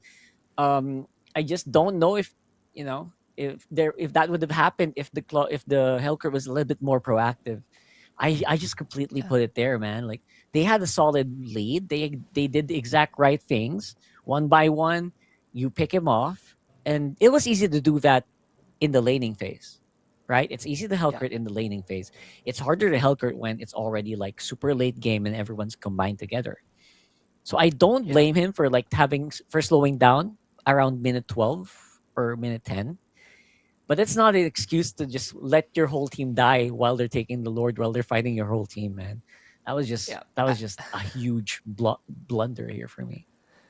Yeah, I just think it's pretty interesting. Like, even in the draft sequence, right? Like, they get the Freya opening, and we were like, okay, this is pretty much expected. And then we thought, okay, maybe they would go for a Harry for something, right? They would go for some trade. They would take an assassin. They go for Selena Fredrin, and we're like, okay, maybe. And then they force a hard read, right? They force a hard read onto a gore ban, and then they went Hellkurt roam and Arlet. It's like, all right, so now it's a double fighter, double assassin. At some point, it's gonna skill off against a Claude, which again was predicted, the Drusin Claude, and it happened, right? It went exactly according to what we thought would happen. And that's what I think. You know what? That's what I think YG should have done. They should have just not overcommitted. They should have just played their usual game. I think they tried to outplay so hard that, again, they fell flat on their feet. They were getting the lead, and they should have realized they can't hold on to that kind of lead. They can't hold on to that kind of lead for a long time. They should have just gone for end as soon as possible. But I think they respected their opponent too much. I guess that's one of the stakes when you are... What do you call this? That's one of the stakes when you are on this very high tension game. It's high stakes, right? It's literally a trip to Paris. It's literally a chance to get that mid-season cup. But that's not an excuse, right? That can't be an excuse. You have to still play a really solid foundation. The Hellkurt plus Selena, it can work. They know it will work. It's very easy to play, especially in laning phase, but they should know that there's a really hard limit to where they can do. And like you mentioned, it's also very hard to siege with this lineup. So if they wanted to do the Helgert Selena, maybe they needed like a Moskov there somewhere, someone that can kind of do a split push, that can do a hyper carry from long range. Because if you're Helgert Selena, you want to be able to swish, swish, swish. You want to be able to normal attack, close range. If you don't, if you get kited, you're dead. And I think that's exactly what we saw happen here. Yeah, I saw like the itemization of Sanji, and I just realized that what I would have slightly changed was that you dropped the corrosion sight and you went for a brute force breastplate, right? Because you went like the full on hit, Freya, the corrosion sight, golden staff, war axe, malefic roar. I think if you drop the corrosion, or even maybe the malefic roar for like a brute force breastplate, maybe you have a slightly better chance against a team comp like 7. You get the extra resistance and just a bit more damage and survivability. This full damage Freya that runs a flicker, it's a bit too easy to just burst down. When you dive into the 7th team comp. Minor adjustments there from I think that YG could have made. And for Blink's case, aside from changing the execute for Petrify, maybe do not need the Demon Hunter Sword and just go straight for like full burst like BOD Malefic Roar, because he doesn't really get to like auto attack much anyways in these fights. You just go in, press all your buttons, and then you pray that someone goes down. Yeah, that's exactly what I was talking about. Like, if they want to do the auto attack game, they should have just equalized, right? For 7, it's a lot easier to just re-engage and disengage just because you have the Alice. Alice is such a good tool to make that happen. And yeah, Alice was last pick here, right? Yeah, Alice was last pick. Yeah. So maybe they got caught by surprise a little bit by that Alice. Again, not an excuse, but you can still kind of just find a way to play around your win condition. I think they didn't. They had the win condition. I'll be honest. YG, they had the win condition here. They didn't really play into that. They played the game too much. You know what I mean? You played around. It's already a game. You're already playing it. So those are the things that maybe they can change. They have to be a more stable competitor, if you know what I mean. They have to be more reliable. Because if they end up with games like this, that's scary, right? That's very unstable. Yep. I think they just had too much fun, like I'm pretty sure that they were just laughing around in the team comps until they realized that, oh crap, we might actually that's lose what this I mean. game. That's what I mean. Oh boy. It's still a fun game, to look at, like a lot of the things that we've been, begging in a way for the teams to look at finally came true. Like that Khalid, man, I feel like after Team 7 got a taste of that Khalid, they probably would prioritize it slightly more, because it's just so good. Like the amount of sets that they could do, the amount of priority that they get with just the Khalid itself is too good to pass up. Yeah, I think YG got overwhelmed. This is literal anti-meta versus meta, right? This is the literal full meta lineup versus anti-meta lineup on the left. Yeah, they really got shown here why meta is just so good. Despite playing it to its, I think they played it well, right? Like Sanji played it as much as good as they can. I mean, even Kaiser were hitting some really good arrows. But if you're fighting against like the meta composition, the best in slot for most of these roles, you're just gonna lose out in the long run. And like this is probably sort of like the peak of YG, where they should like start to run away as much as they can. But unfortunately, once we see those big sets, especially this one, this was incredibly funny. Like now looking back at it. They lure the enemy jungler away, they get the lore, and then they get team wiped after that because their comp is just not able to keep on fighting. Yeah, they're just not fighting, man. And look at that. I mean, this is so messy. I mean, even if you did split them up properly, those kind of team fights shouldn't really happen, right? You're having problems with sticking together. They created a lineup that if you stick together, everyone dies because you're also squishy. So again, overcooked to the lineup. I think Blink just missed so many opportunities. He went in when everyone was dead already. Like, what the hell was that, Blink? I'm gonna go talk to Blink directly and say, what the heck were you thinking? Blink was super duper late. Your team's already dead when you arrive here. Like, what's the plan, bro? Way too Like, long. way, You way waited too so long. long. Exactly. Oh my goodness! You saw that? I just realized. Yeah, I just saw it. I feel like it wouldn't have made too much of a difference, but the fact that it went that poorly makes it even funnier. Oh man. Yeah, I know. Oh boy. This is just all kinds of crazy. All kinds of crazy just happening here in this series. And I'm all for it. Like we mentioned this. We mentioned this, right? Let's go ahead and have a 7-game series. And we might be able to just, we might just have an upset. I am slowly becoming a believer that an upset might actually be possible here. Yeah, and can you imagine? Can you imagine that the upset happens? I'm a conspiracy theorist when it comes to situations like this. The upset happens, and it's all because YG had too much fun. Like, can you imagine the fans? They would go mad. They would go crazy if that's the result. But of course, I'm not going to put it past YG. I think they have what it takes to close it out. Let's see, right? Game 6. We have not gotten Expanding Rivers, man. Give me Expanding Rivers. Come on, please. Expanding Rivers would be absolutely bonkers. Broken walls. Oh, come on. How? Why? Just give Expanding Rivers. All right. Oh, man. Broken walls it is. Broken walls it is. At least for now, we can kind of just have like a good idea of where they stand in terms of like how will they macro. I think we saw a really good glimpse of how Team 7 plays this, and I actually kind of like it.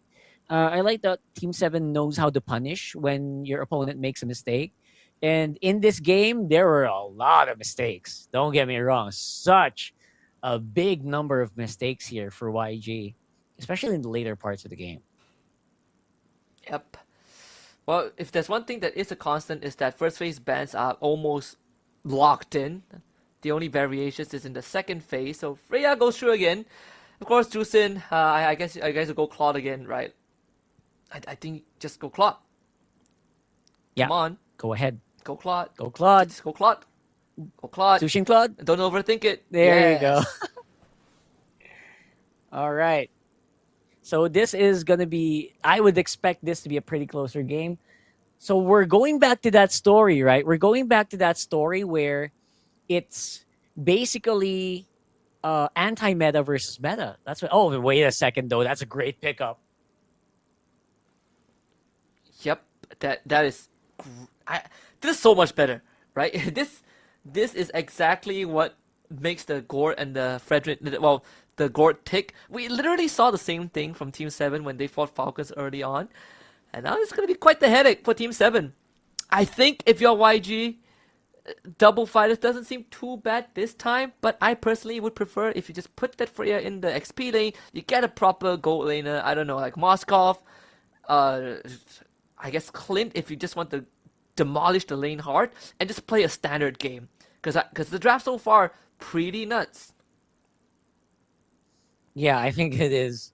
Right now, it's a more stable lineup. I think YG found a good mix of a little, just removing out some pretty good threats. By the way, did you notice? YG did never change that ban. It's always Harley, it's always Kalea, right? Like, I wonder what's with those Harley, heroes. Kalea. I should ask Coach later. Right, like Harley, Kalea, the Uranus. The Uranus is the one that really like gets me. Like, are we so scared of the Uranus? You could technically deal with him the same way you deal with like the Glue, any tanks. If you have a Gort or if a Claude, there are ways to deal with it. But I guess it's the same mindset of if I really don't want to, handle it, I might as well ban it out. Okay. So they banned out a lot of the stuff that they know they can't handle. The Harif, I would like to commend them for that, banning out the Harif. So they'll force YG on a really weird gold lane pick. Look at this. They're redoing the exact same lineup. Yes, they understand it now. It took them the whole day, but they finally understand it. Some heroes are just so good to pass up. Yes, go get him. Get the Khalid again. The Alice is the last pick. Well, the Alice was banned out, so the last pick is going to be different, especially to deal with this Freya. But guess what? I have a great idea. The Terizla. Right, the Terizla for Team 7. Okay. That actually makes a lot of sense. They do have good engage. They have lockdown. Moskov and Kaja. So it's going to be the... All right, that's going to be it. So Terizla is... If they pick Terizla, that's like perfect meta. Am I right? Like, it's that's like the most meta composition. Yep, take Terizla. The caveat here is Kaja catches you, the Gore just deletes you from the game, right? Like we have the Han Eraser with this Gore. The Sora also works as well, slightly more versatile, with how he can get these fights going and does pack a big punch. So I'm okay with either the Sora or the Terizla, but I'm liking what Team 7 has. They finally figured it out. 4 out of the 5 same heroes. They have the same archetype exactly like game number 4. But on YG side, they also have better solutions for their late game, and they have better scaling heroes, obviously, and of course the Kaja. All right. Now it feels more of a fair fight for me. YG finally, they're kind of also bowing to the pressure of let's go ahead and counter this. We can't just run with our crazy picks. We have to play meta on this one, and we have to respect these super duper meta comps here for Team 7. This is literally like what most teams internationally would run, right? So yeah, it took them a while. Team 7 finally they embraced the meta, and now we're forced to game 6. Don't forget, it's still match point for YG, and we don't know what's gonna happen. There's a possibility of reaching game 7 here. Yep, there's a good chance it ends here, but if you haven't seen it all just yet, game 7 is a possibility. I'm just excited that it didn't end 4-0. Let me just put it out there. I'm just happy that we didn't end 4-0, because that means we could have ended before dinner time, and it wouldn't be satisfying, right, to see so less games when the teams have come so far. But I want to see 7. They get the most textbook lineup. Let's see how they pull it off. This Khalid again, huge value given whenever you have a Khalid on your side. Priority in the XP lane, priority in the mid lane. Gord is going to take some punishment earlier on until he ramps up. But until then, I think 7 should have a bit more of that coverage. Yeah, they've got pretty good coverage here, to be honest. Like, having the Khalid in, just make sure that you have all the necessary ingredients. You have all the necessary tools to control the map when you need it. And in this one, I would like to really just, have them more stable, find that good team fight. Wait for your level 4s. I think they shouldn't fight too early. They should wait for their level 4s so they can have like a really solid win. So I think in this one, Team 7 has a really good chance of winning out their level 4 fight. But they should just be very, very cautious of the micro. Don't make any major mistakes. Yep, Kaiser is having a hard time because he's zoned away, but that's the engagement a bit late. Instant first blood for Team 7. And that's what we're talking about. Like, this draft, pretty easy to pull off. Press your ultimates, win the fight. And that's going to be Turtle number 1 for Team 7. That's right. Turtle number 1 is going to be so important. Gets your tempo up. You want more gold, global gold on your Claude. And then that should be it from there, right? You just have to go and just pressure. Sanji Flicker going to be used up. And again, it is a Kali. That's why it's such a good pick. You can dive under tower so quickly. And there's even so much room, so much allowance for mistakes. Yeah, not much. No roll must do that much damage. The SOD actually connects, but I don't think Sanji can do anything there. Does get him back into lane quick enough so that he doesn't incur too much losses. But it's already a 2k gold lead for Team 7. And now Lucky is going to show up as well. They get the engage off. It's going to be another dead Sanji. So this bottom lane constantly under pressure. Mid lane also far behind thanks to the zoning of Xian. And even the XP lane. CK has a 1 level lead over Ying. Yeah, that's huge, honestly. because that means that the Sora can actually just duel it out, not be too scared of this Freya. And now Ying, he just needs to go on. Obviously, he just needs Golden Staff, right? Usually just Golden Staff, and then the Freya is going to be so hard to fight against, especially if you're sword to sword or sword to fist in this scenario. But again, it's all about the macro. What can we do with macro? We have a 2,000 goal lead here for 7. What's going to be the next play? Can you increase that lead? Or will you be able to win out the next fights? Because we haven't really seen Blink use, right? We haven't seen Blink go for like a Divine Judgment or anything. We haven't seen any major engages by the Gord as well. Like, we haven't seen like the Gord Eruption combo properly. So I'm seeing how Team 7 is going to be able to handle it from there. Yeah. Also, thankfully, the turtle is going to be on the bottom lane, so even without SOD, Sanji can join in. But opts to take a recall here. Maybe doesn't have the maybe wants to go for a lane swap. Yep. He did use the SOD early on to try and steal the gold crab, but I think it should be back up once the commitment on the turtle fully starts. But either way, if you're YG, you're not looking to overcommit here because you don't really have enough damage unless Kaizi is part of the fight. And you need to rely on the Divine Judgment as well. CK just walks off forward, flickers in, 3-man vacuum, turtle for 7, and everyone pounces onto YG. The Mystic Gush, great to force 7 back, and the fact that YG lost no one is more than enough. Yeah, that's absolutely more than enough. Not to mention, Sanji's also getting so much gold on the top of the map. He knows it's going to take a while before 7 goes there because it was a 5-man turtle take. And that just means he's going to get all the outer turret energy shields. He's also going to be able to get that tower, although OP will be able to get this tower too. Also denies up so much gold from the bottom side of the map. But in terms of gold, I think it's a little bit more even compared to earlier. For sure. So they trade a tower for a tower. The earlier conceal attempt from Blink was also spotted out as well. And this is going to be the trend, right? We see the Sky Piercer out for Lucky, Anticuras for the Sora, and the Tanpo, very early first item, Chastise Pauldron 2. And even for Ying, he's not completing his boots, goes for the basic boots, Golden Staff, War Axe coming up next. But the pressure is now on in the XP lane. They want to crack that top tier 1 as well, just so they could match the tempo of Sanji. Yeah, matching the tempo is going to be just so crucial. And now YG are just going for cross-map plays. Ying is going to be a 1v3 here on the bottom, but with Valkyrie's Ascent, he should be relatively fine. There is still going to be a chance that Lucky goes for it. Tanpuk also just roaring to go for a fight. Ying is baiting it out. He knows he's there. It looks like with the Vengeance, he will be able to survive. Yep. More than good enough. Oh, the SOD would have been nice for that quick lane swap. But again, the trade is completed. Both side lane tier 1s have gone down. 7 still maintaining a steady 2k gold lead. And the flickers are going to be back up for everyone soon. CK getting hits in 5 seconds. No Vengeance for Ying. Means that this fight is going to be slightly harder for him to just sustain before he gets like a brute force or any defensive items. 7 should get priority over the turtle here.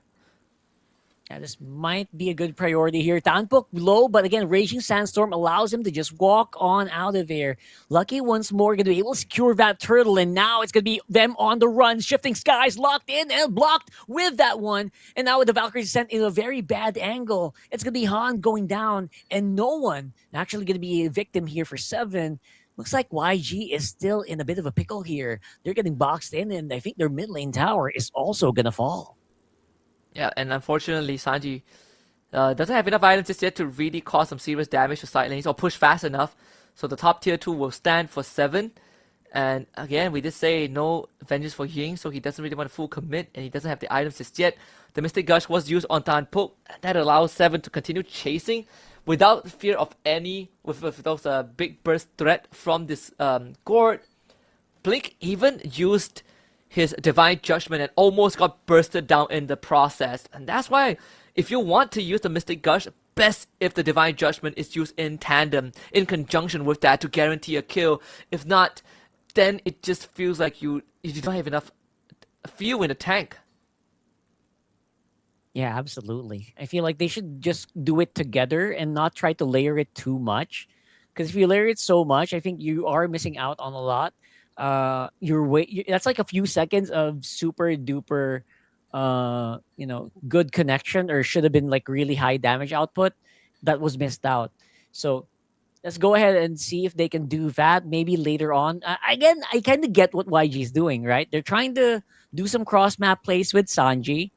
They're not completely committing to any fights. They're not committing to any of these fights, man. All they're doing is just playing footsie, essentially. Yeah. And thankfully, Seven have a draft that can match that. With the Suyo, with the Khalid, Claude.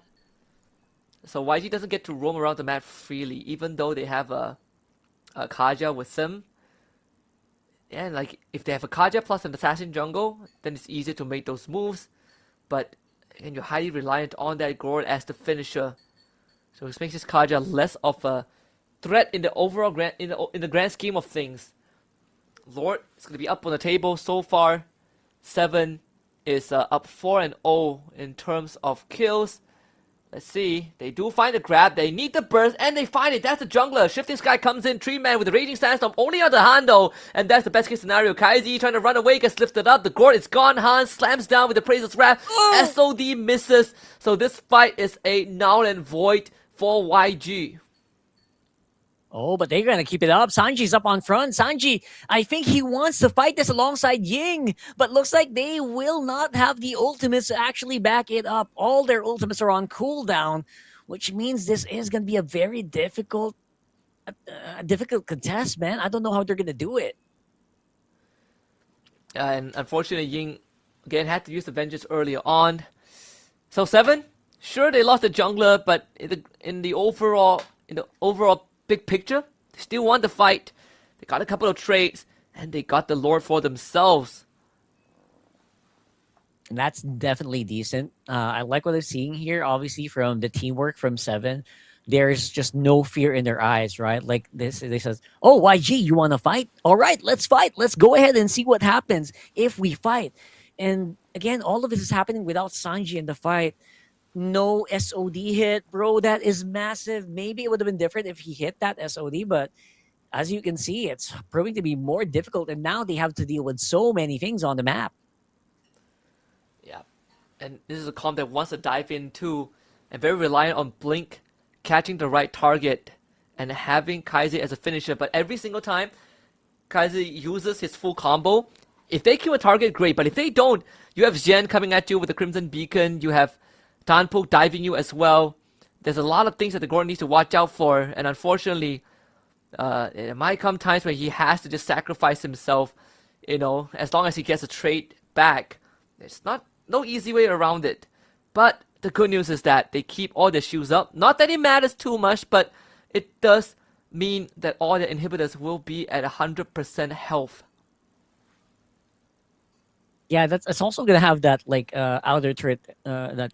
A holy defense there on the side. So that's not bad. That's also a pretty good deal, although it's going to be gone in a few seconds. Wow. Ying, he used the vengeance. That's big. Yeah, that was pretty unnecessary. I don't think you needed to use the vengeance, right? If you have Valkyrie's Descent, just get out of there without pressing the vengeance. You lose two important resources when 7 barely use anything.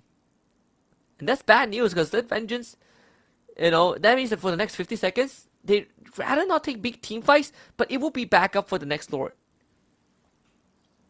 Yeah, absolutely. We've got a few more seconds, literal minute before a possible eruption, and before this game could get decided on. See, with the amount of firepower that is present right now on 7, with a Claude that is fully powered up in OP, I think they should have a chance to do this.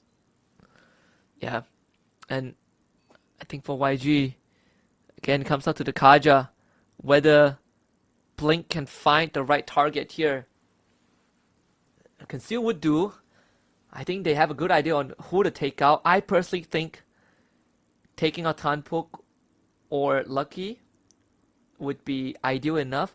If you can find OP, even better, right? But that's going to be the hardest target to catch, considering it is a Claude. I see Blink is in the position, but unfortunately the Gord's a bit far away. They don't want to pull the trigger just yet. And that's absolutely fine. If you just want to go for a cross map play, I think YG just wants to reset it anyway. So maybe what you can do if you're 7, you can try to go around and force the fight anyway, while there's like not a wave. YG can't really manage a wave with the Moskov. But look at the map. Look at where Sanji is. He's actually a lot closer than you expect. It's even risky to play cross map because they feel like it's hard to drag out the fight. They get the control, but unfortunately the Mystic Gush was a bit on the wide end.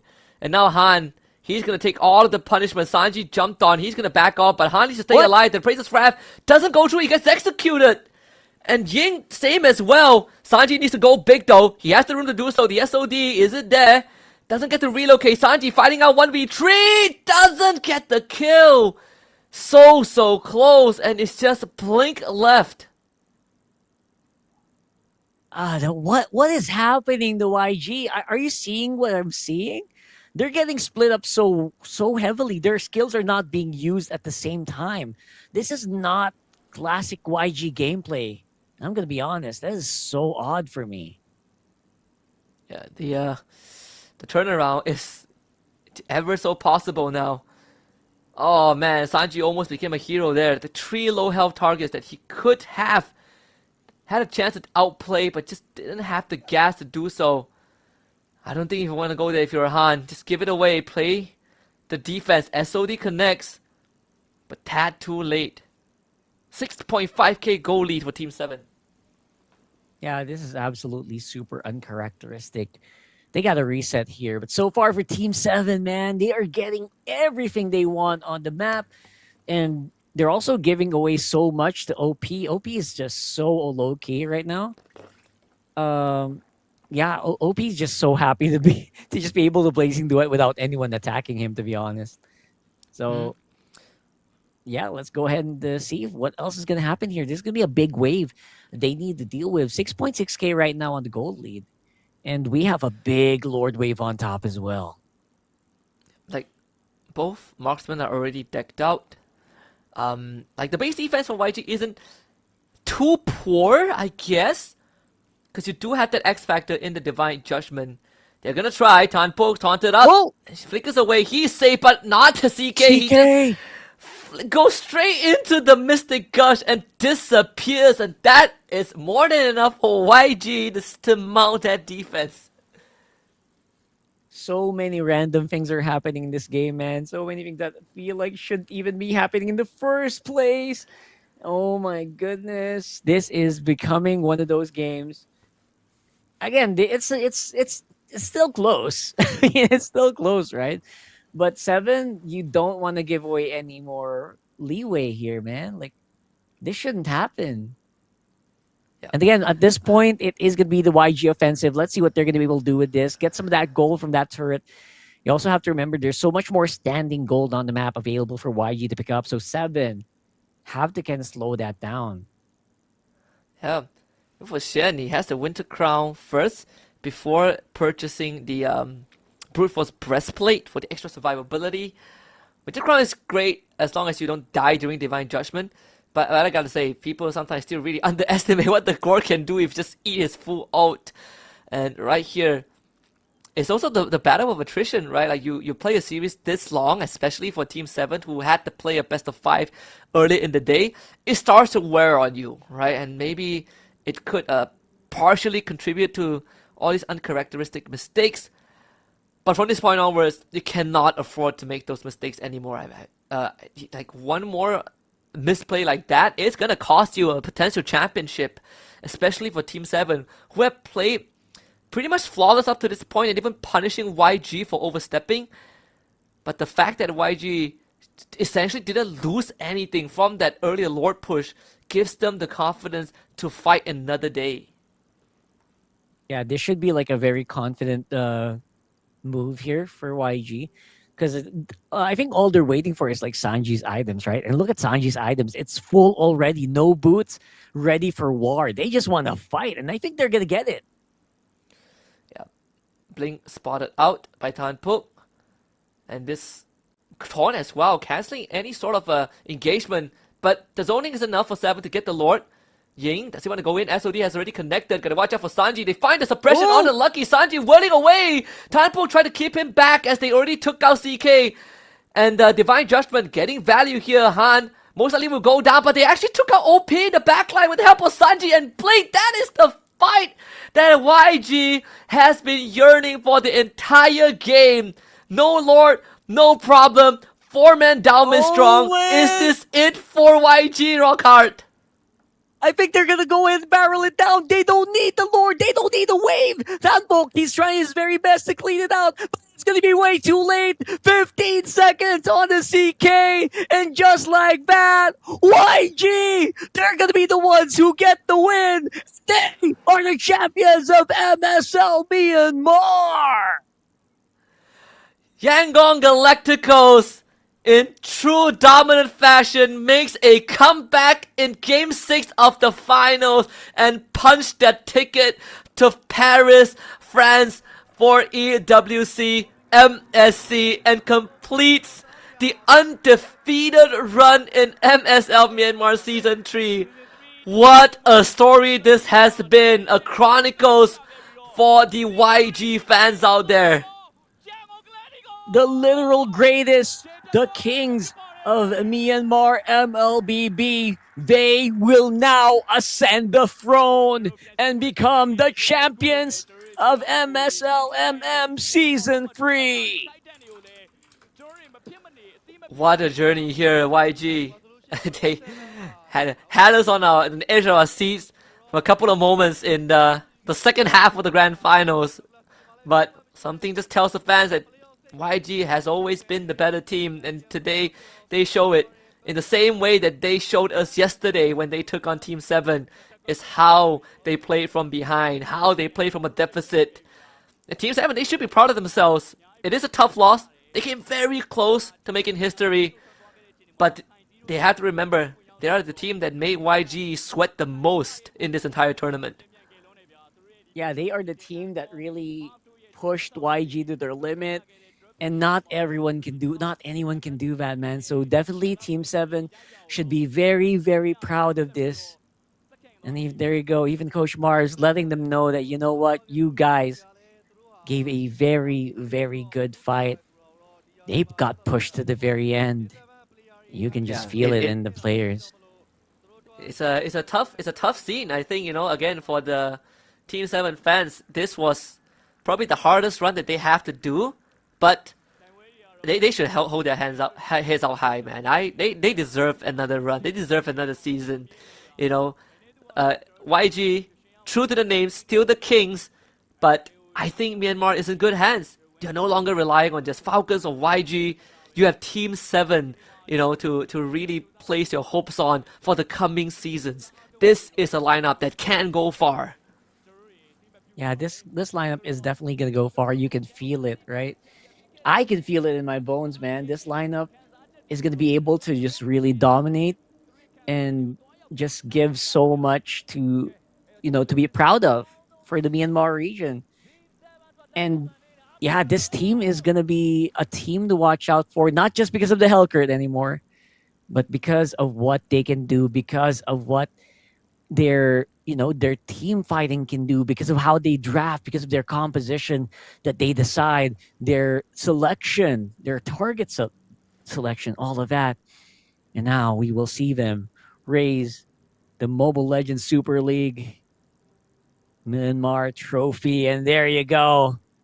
Your champions for MSL Myanmar Season 3, Yangon Galacticos.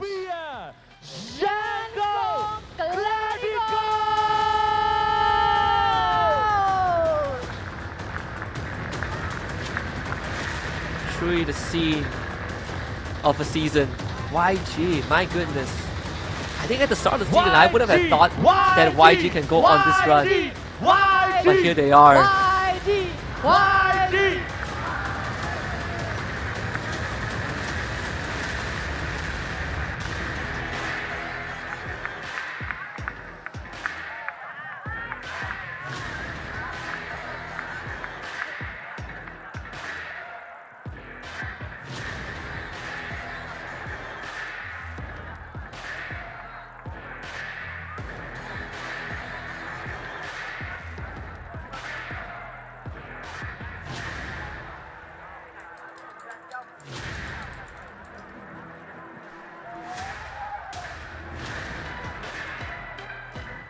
Okay.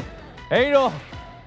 Hello, I'm Peter. And today to MSL Myanmar Season 3 champion garo. RPR YANGON GALACTICOS YG team ဖြစ်ပါတယ်အဲ့တော့ပြည်သက်နိုင်ငံ Paris မြို့မှာမြန်မာနိုင်ငံကိုစားပြုနေတဲ့တွားရောက်ရှင်ပြိုင်ခွင့်ကိုရရှိတဲ့ YANGON GALACTICOS Okay အဲ့တော့ YG ညီကိုအားလုံး congratulations ပါဂုဏ်ယူပါတယ်ကဲအဲ့တော့အခုလို့အနိုင်ရရှိတဲ့ပုံမှာပျော်ရွှင်မှုတွေရင်ခုန်သံတွေကိုပြိသက်တွေကိုဝေမျှပေးပါဦးကဲဒီလေးကစပြောပေးပါဦးစိတ်တော်လည်းလှုပ်ရှားနေတယ်အရင်လည်းပျော်တယ်အဲ့အတွက်ကျွန်တော်ညီလေးတွေကိုလည်းကျေးဇူးတင်တယ်ကျွန်တော်အကိုကြီးတွေကိုလည်းကျေးဇူးတင်တယ်ဝိုင်းညီတင်းတင်းလုံးလည်းကျေးဇူးတင်တယ်အဓိကကျွန်တော်အိမ်ကအဖေနဲ့အမေနဲ့ကျွန်တော်အကိုတွေကိုလည်းကျေးဇူးတင်ပါတယ်ကျွန်တော်ကောင်မလေးကိုလည်းကျေးဇူးတင်ပါတယ်ကျွန်တော်အခုဒီအားပေးနေတဲ့ project တယောက်ချင်းချင်းတိုင်းလည်းကျေးဇူးတင်ပါတယ်လို့ဒီကနေပြောချင်ပါတယ်ပထမဆုံးအနေနဲ့ကျွန်တော်ချစ်ရတဲ့လူတွေကျွန်တော်မိဘတွေအကုန်လုံးကျေးဇူးတင်ပါတယ်လို့အရင်ဆုံးဒီပွဲနိုင်တဲ့အတွက်လည်းရမ်းပြောပါ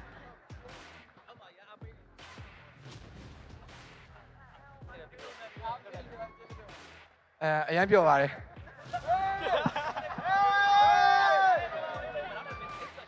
โอเคဒါဆိုလို့ရှိရင်ဒါကနေပြီးတော့နောက်ထပ်မေကွန်းတစ်ခုမေးမယ်ဒါတို့ပေါ့နော်နှစ်နှစ်စတိုက်အနိုင်ရရှိပြီးပြီဆိုတော့အခုလိုမျိုးမြန်မာနိုင်ငံကိုစားပြုပြီးရောတွားရောက်ဆော့ကစားမဲ့ EWC အတွက်ကောဘယ်လောက်ထိယုံကြည်ချက်ရှိလဲယုံကြည်ချက်တွေအပြည့်ရှိနေပြီဆိုတော့ပြည်သက်ကြီးကိုပြောပြလိုက်ပါအောင်ဟုတ်ငါပြီးမှပြောမလို့လေဆိုsorry ရတယ်ကျွန်တော်ပြောရအောင်ကျွန်တော်အများကြီး training တွေလုပ်ထားတယ်ကျွန်တော်အခုအရင်ပြီးခဲ့တဲ့ season ရတဲ့ဆိုင်လို့ရှိရင်ဒီ season မှာကျွန်တော်တို့ပို့ပြီးတော့သင်းဖောင်အနေနဲ့လည်းပိုငြိမ်လာတယ်အသင်းအကောင်နဲ့ discipline ဘိုင်းတွေမှာလည်းကျွန်တော်ဘာမှပြောစရာမလိုတော့ဘူးပြီးတော့အကုန်လုံးထက်ကျွန်တော်ဒီseason အတွက်အကျဉ်းနဲ့ဆုံးကတော့ကိုပဲဘာလို့ပြီးခဲ့တဲ့ season ကကျွန်တော်ညီတွေဆဲခံရတယ်ဆိုတာကျွန်တော်ပြစ်တွေအများကြီးပါတယ် international မှာထွက်ပြီးတော့ကျွန်တော်ရှုံးသွားတယ်သူတို့ဆဲခံရတယ်ဆိုတာသူတို့ညံ့လို့မဟုတ်ဘဲနဲ့ကျွန်တော်ရမှားတွေကြောင့်ရှုံးခဲ့တာပေါ့နော်ဒီနှစ်တော့ကျွန်တော်ညီတွေကိုကျွန်တော်အဲ့လိုမျိုးမျက်နှာငယ်အောင်မလုပ်တော့ဘူးကျွန်တော်အများကြီးပြင်ဆင်ထားတယ်အဲ့ဒါအကုန်လုံးလည်းကျွန်တော်အခုလာမယ် Paris က EWC မှာကျွန်တော်တို့တက်တည်ပြအောင်ပါမယ်ကဲအဲ့အတွက်မပြောရသေးတဲ့သူတွေကတော့ကဲပရိသတ်တွေအတွက်မပြောချင်လဲတယောက်တစ်ခုစီပြောပေးဦးเนาะโอเคညီလေးပြောတယ်ကျွန်တော်တို့ YANGON GALACTICOS အသင်းကိုအမြဲတမ်းအားပေးနေတဲ့အတွက်ကျေးဇူးအများကြီးတင်ပါတယ်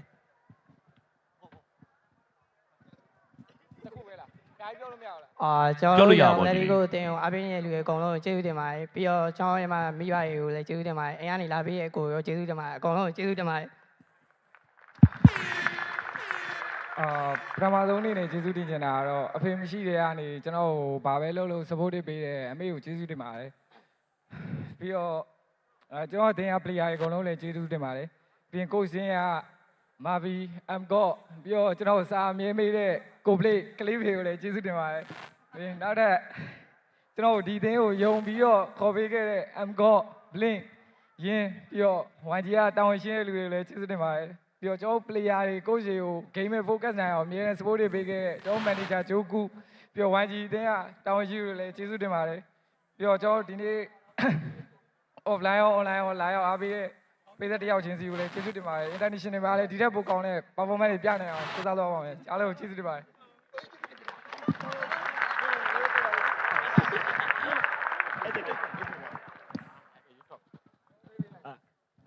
မင်္ဂလာပါKita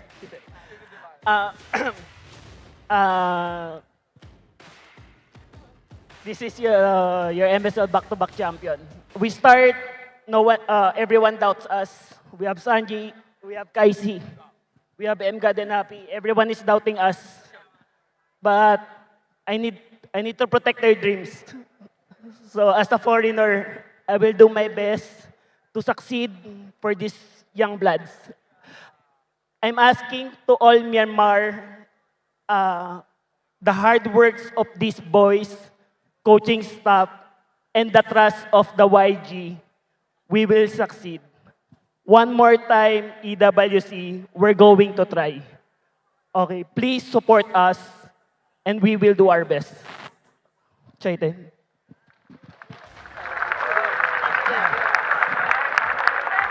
Okay.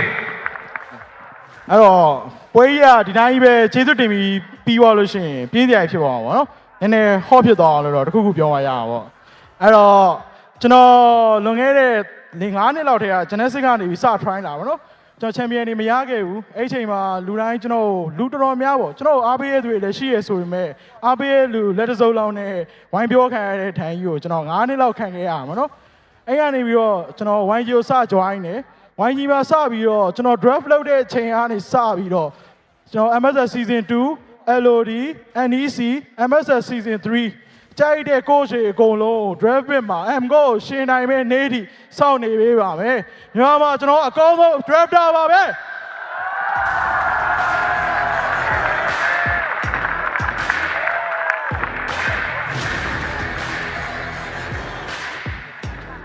โอเคဟဲ့အတွက်အားလုံးနောက်တစ်ခေါက်ထပ်ပြီးတော့လက်ခုပ်တန်တွေကြားနေတယ်နောက်တစ်ခေါက်ထပ်ပြောပေးမယ် Amazon မြန်မာ Season 3 Champion YANGON GALACTICOS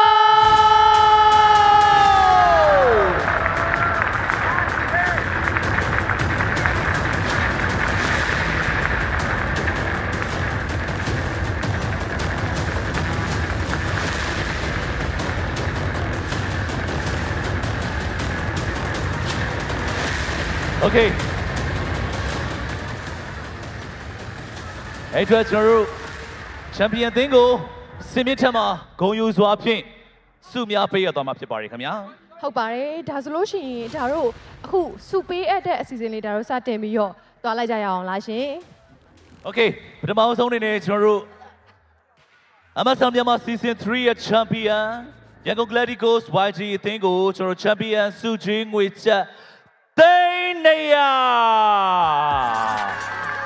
ဝါချက်ကိုကျွန်တော်ပေးရချီးမြှင့်ပေးဖို့ကျွန်တော်ရဲ့ဒီနေ့ပွဲခန်းသားကြီးမှာ official beverage partner ဖြစ်ပါဝင်ပေးတဲ့ချစ်ခင်ရပါတယ် Vigold Energy Drink ရဲ့ Senior Brand Manager မတ်ထထခင်စင်မြင့်ချက်ကိုချစ်ခင်စွာဖိတ်ခေါ်လိုပါတယ်လက်ခုပ်တန်နဲ့ကြိုဆိုပေးပါအောင်ခင်ဗျာ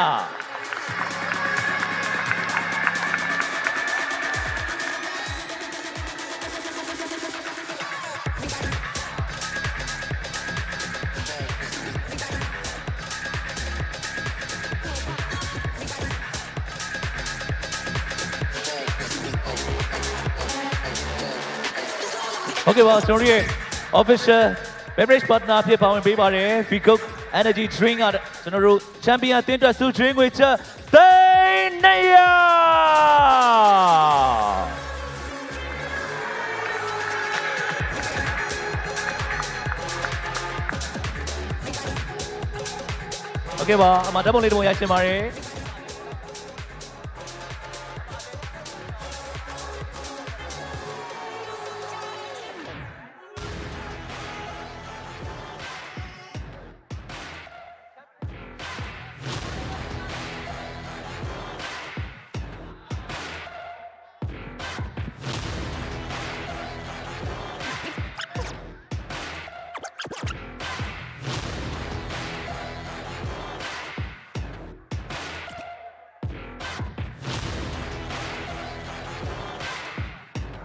Okay ပါစူပေးရဲ့ချင်းမြင့်ပေးတော့ပါတယ် Vigold Energy Drink ရဲ့ Senior Brand Manager မတ်ထခင်လိုက်လဲစွာကျေးဇူးထူးပဲတင်ရှိပါတယ်။ဒါမှမဟုတ်ကျွန်တော်တို့ရဲ့ Champion အသင်း YANGON GALACTICOS ကိုကျွန်တော်တို့ Champion Medal တွေပေးရချင်းမြင့်ပေးဖို့အတွက်ဖိတ်ခေါ်ပေးပါအောင်ခင်ဗျာ။ဟုတ်ပါတယ်ရှင်။ဒါတို့ကို Champion Medal တွေပေးရချင်းမြင့်ဖို့အတွက်ဒါတို့ Operation Director Gamecast Network ကကိုဆိုင်ကောင်းထက်သူကိုဒါတို့စင်မြင့်ထက်ကိုလေးစွာစွာဖိတ်ခေါ်ချင်ပါတယ်ရှင်။ Okay ပါကျွန်တော်ရဲ့ Gamecast Network GCN ရဲ့ Operation Director ကိုဆိုင်ကောင်းထက်သူချစ်ခင်စွာဖိတ်ခေါ်ပါတယ်။လက်ခုပ်တန်နဲ့ကြိုဆိုပေးပါအောင်ခင်ဗျာ။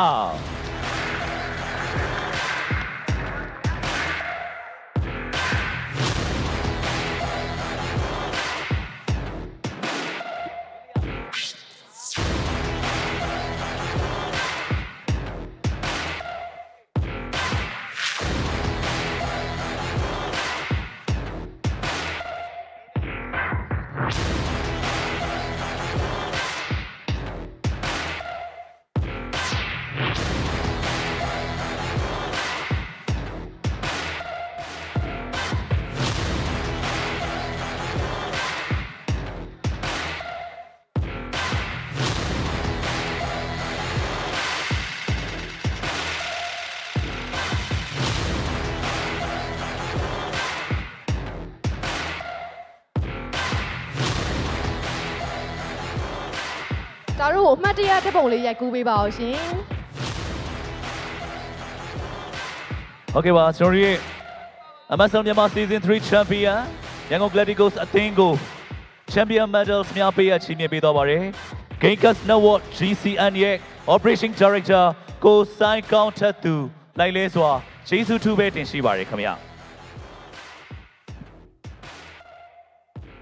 Okay ညီမလေးဒီတခါဆုရတော့ကျွန်တော်တို့ Finals MVP Award ဖြစ်ပါတယ်ဒီဆုကကျွန်တော်တို့ဆုချင်းတွေချက်40ဖြစ်ပါတယ်ကဲအဲ့တော့ဘယ်သူဖြစ်မလဲအားလုံးနဲ့တူကြည့်အောင်အဲ့လေးဒီမှာ Who is he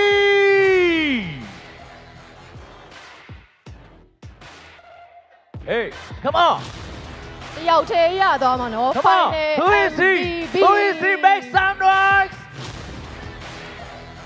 MVP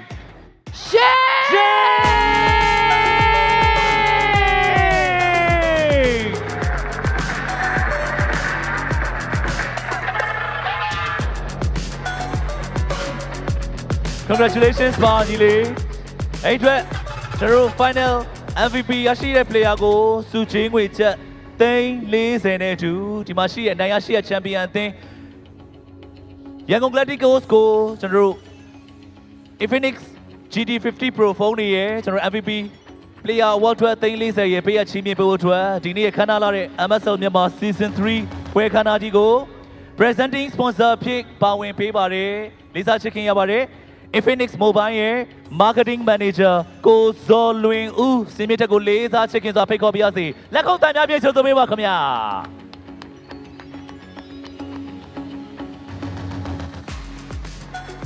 Final MVP Award winner, Shane!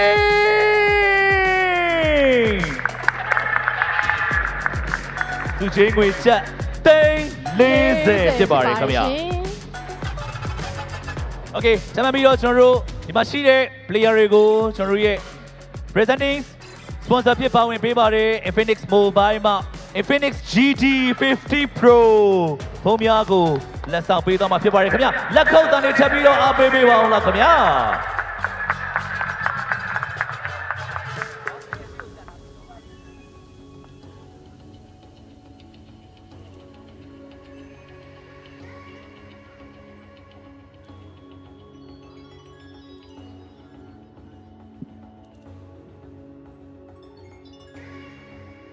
အခုလေဘာနေရာယူပေးပါဓာတ်ပုံလေးအချစ်ပါတယ်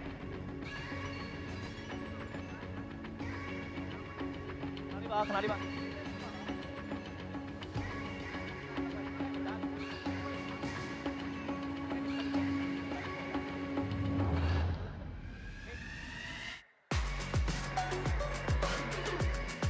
ကဲ share ကင်မရာလေးကိုမိတ်ရှိပေးပါခင်ဗျာ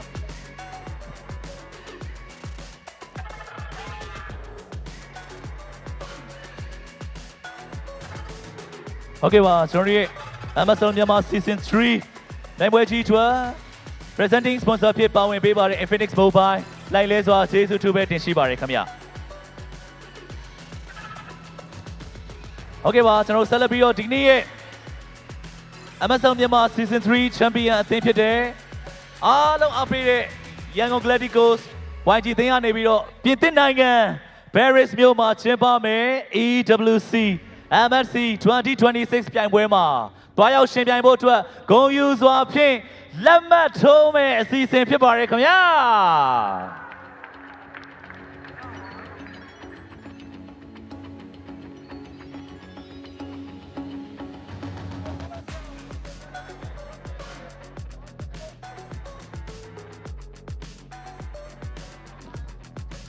โอเคအဲ့တော့ကျွန်တော်တို့ပြည်သစ်နိုင်ငံ Paris မြို့မှာကျင်းပပြုလုပ်မဲ့ AWC MSC 2026 ပြိုင်ပွဲမှာတောက်ရှင်ပြိုင်ဖို့အတွက်ကျွန်တော်ရဲ့ YANGON GALACTICOS အသင်းသားများဂုဏ်ယူစွာဖြင့်မှတ်တရလက်မှတ်ထိုးမှာဖြစ်ပါတယ်ကျွန်တော်ဘယ်နေရာမှာထိုးပေးရမလဲခင်ဗျာ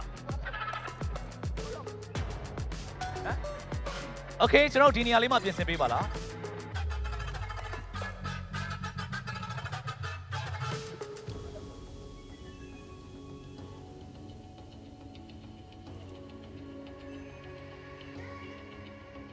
အဲ့တော့ကျွန်တော်တို့ပြည်သစ်နိုင်ငံ Paris မြို့မှာကျင်းပပြုလုပ်မယ့် EWC MSC 2026မှာမြန်မာနိုင်ငံကိုစားသွားရောက်ရှင်ပြိုင်ရမယ့် YANGON GALACTICOS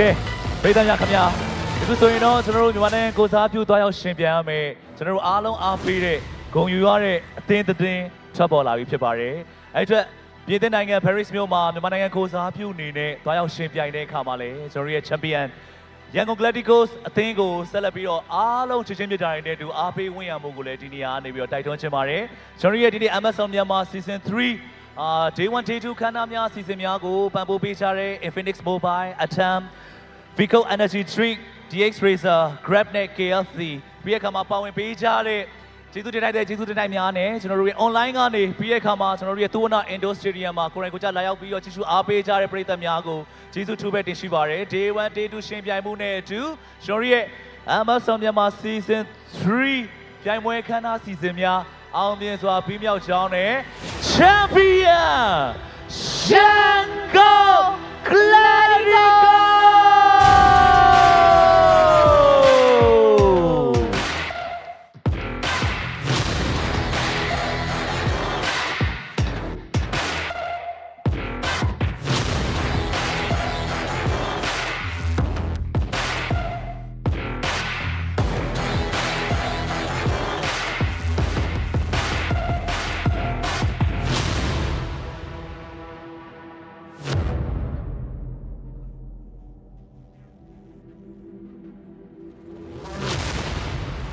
Okay, let's go then. Yeah, obviously, so that they be out.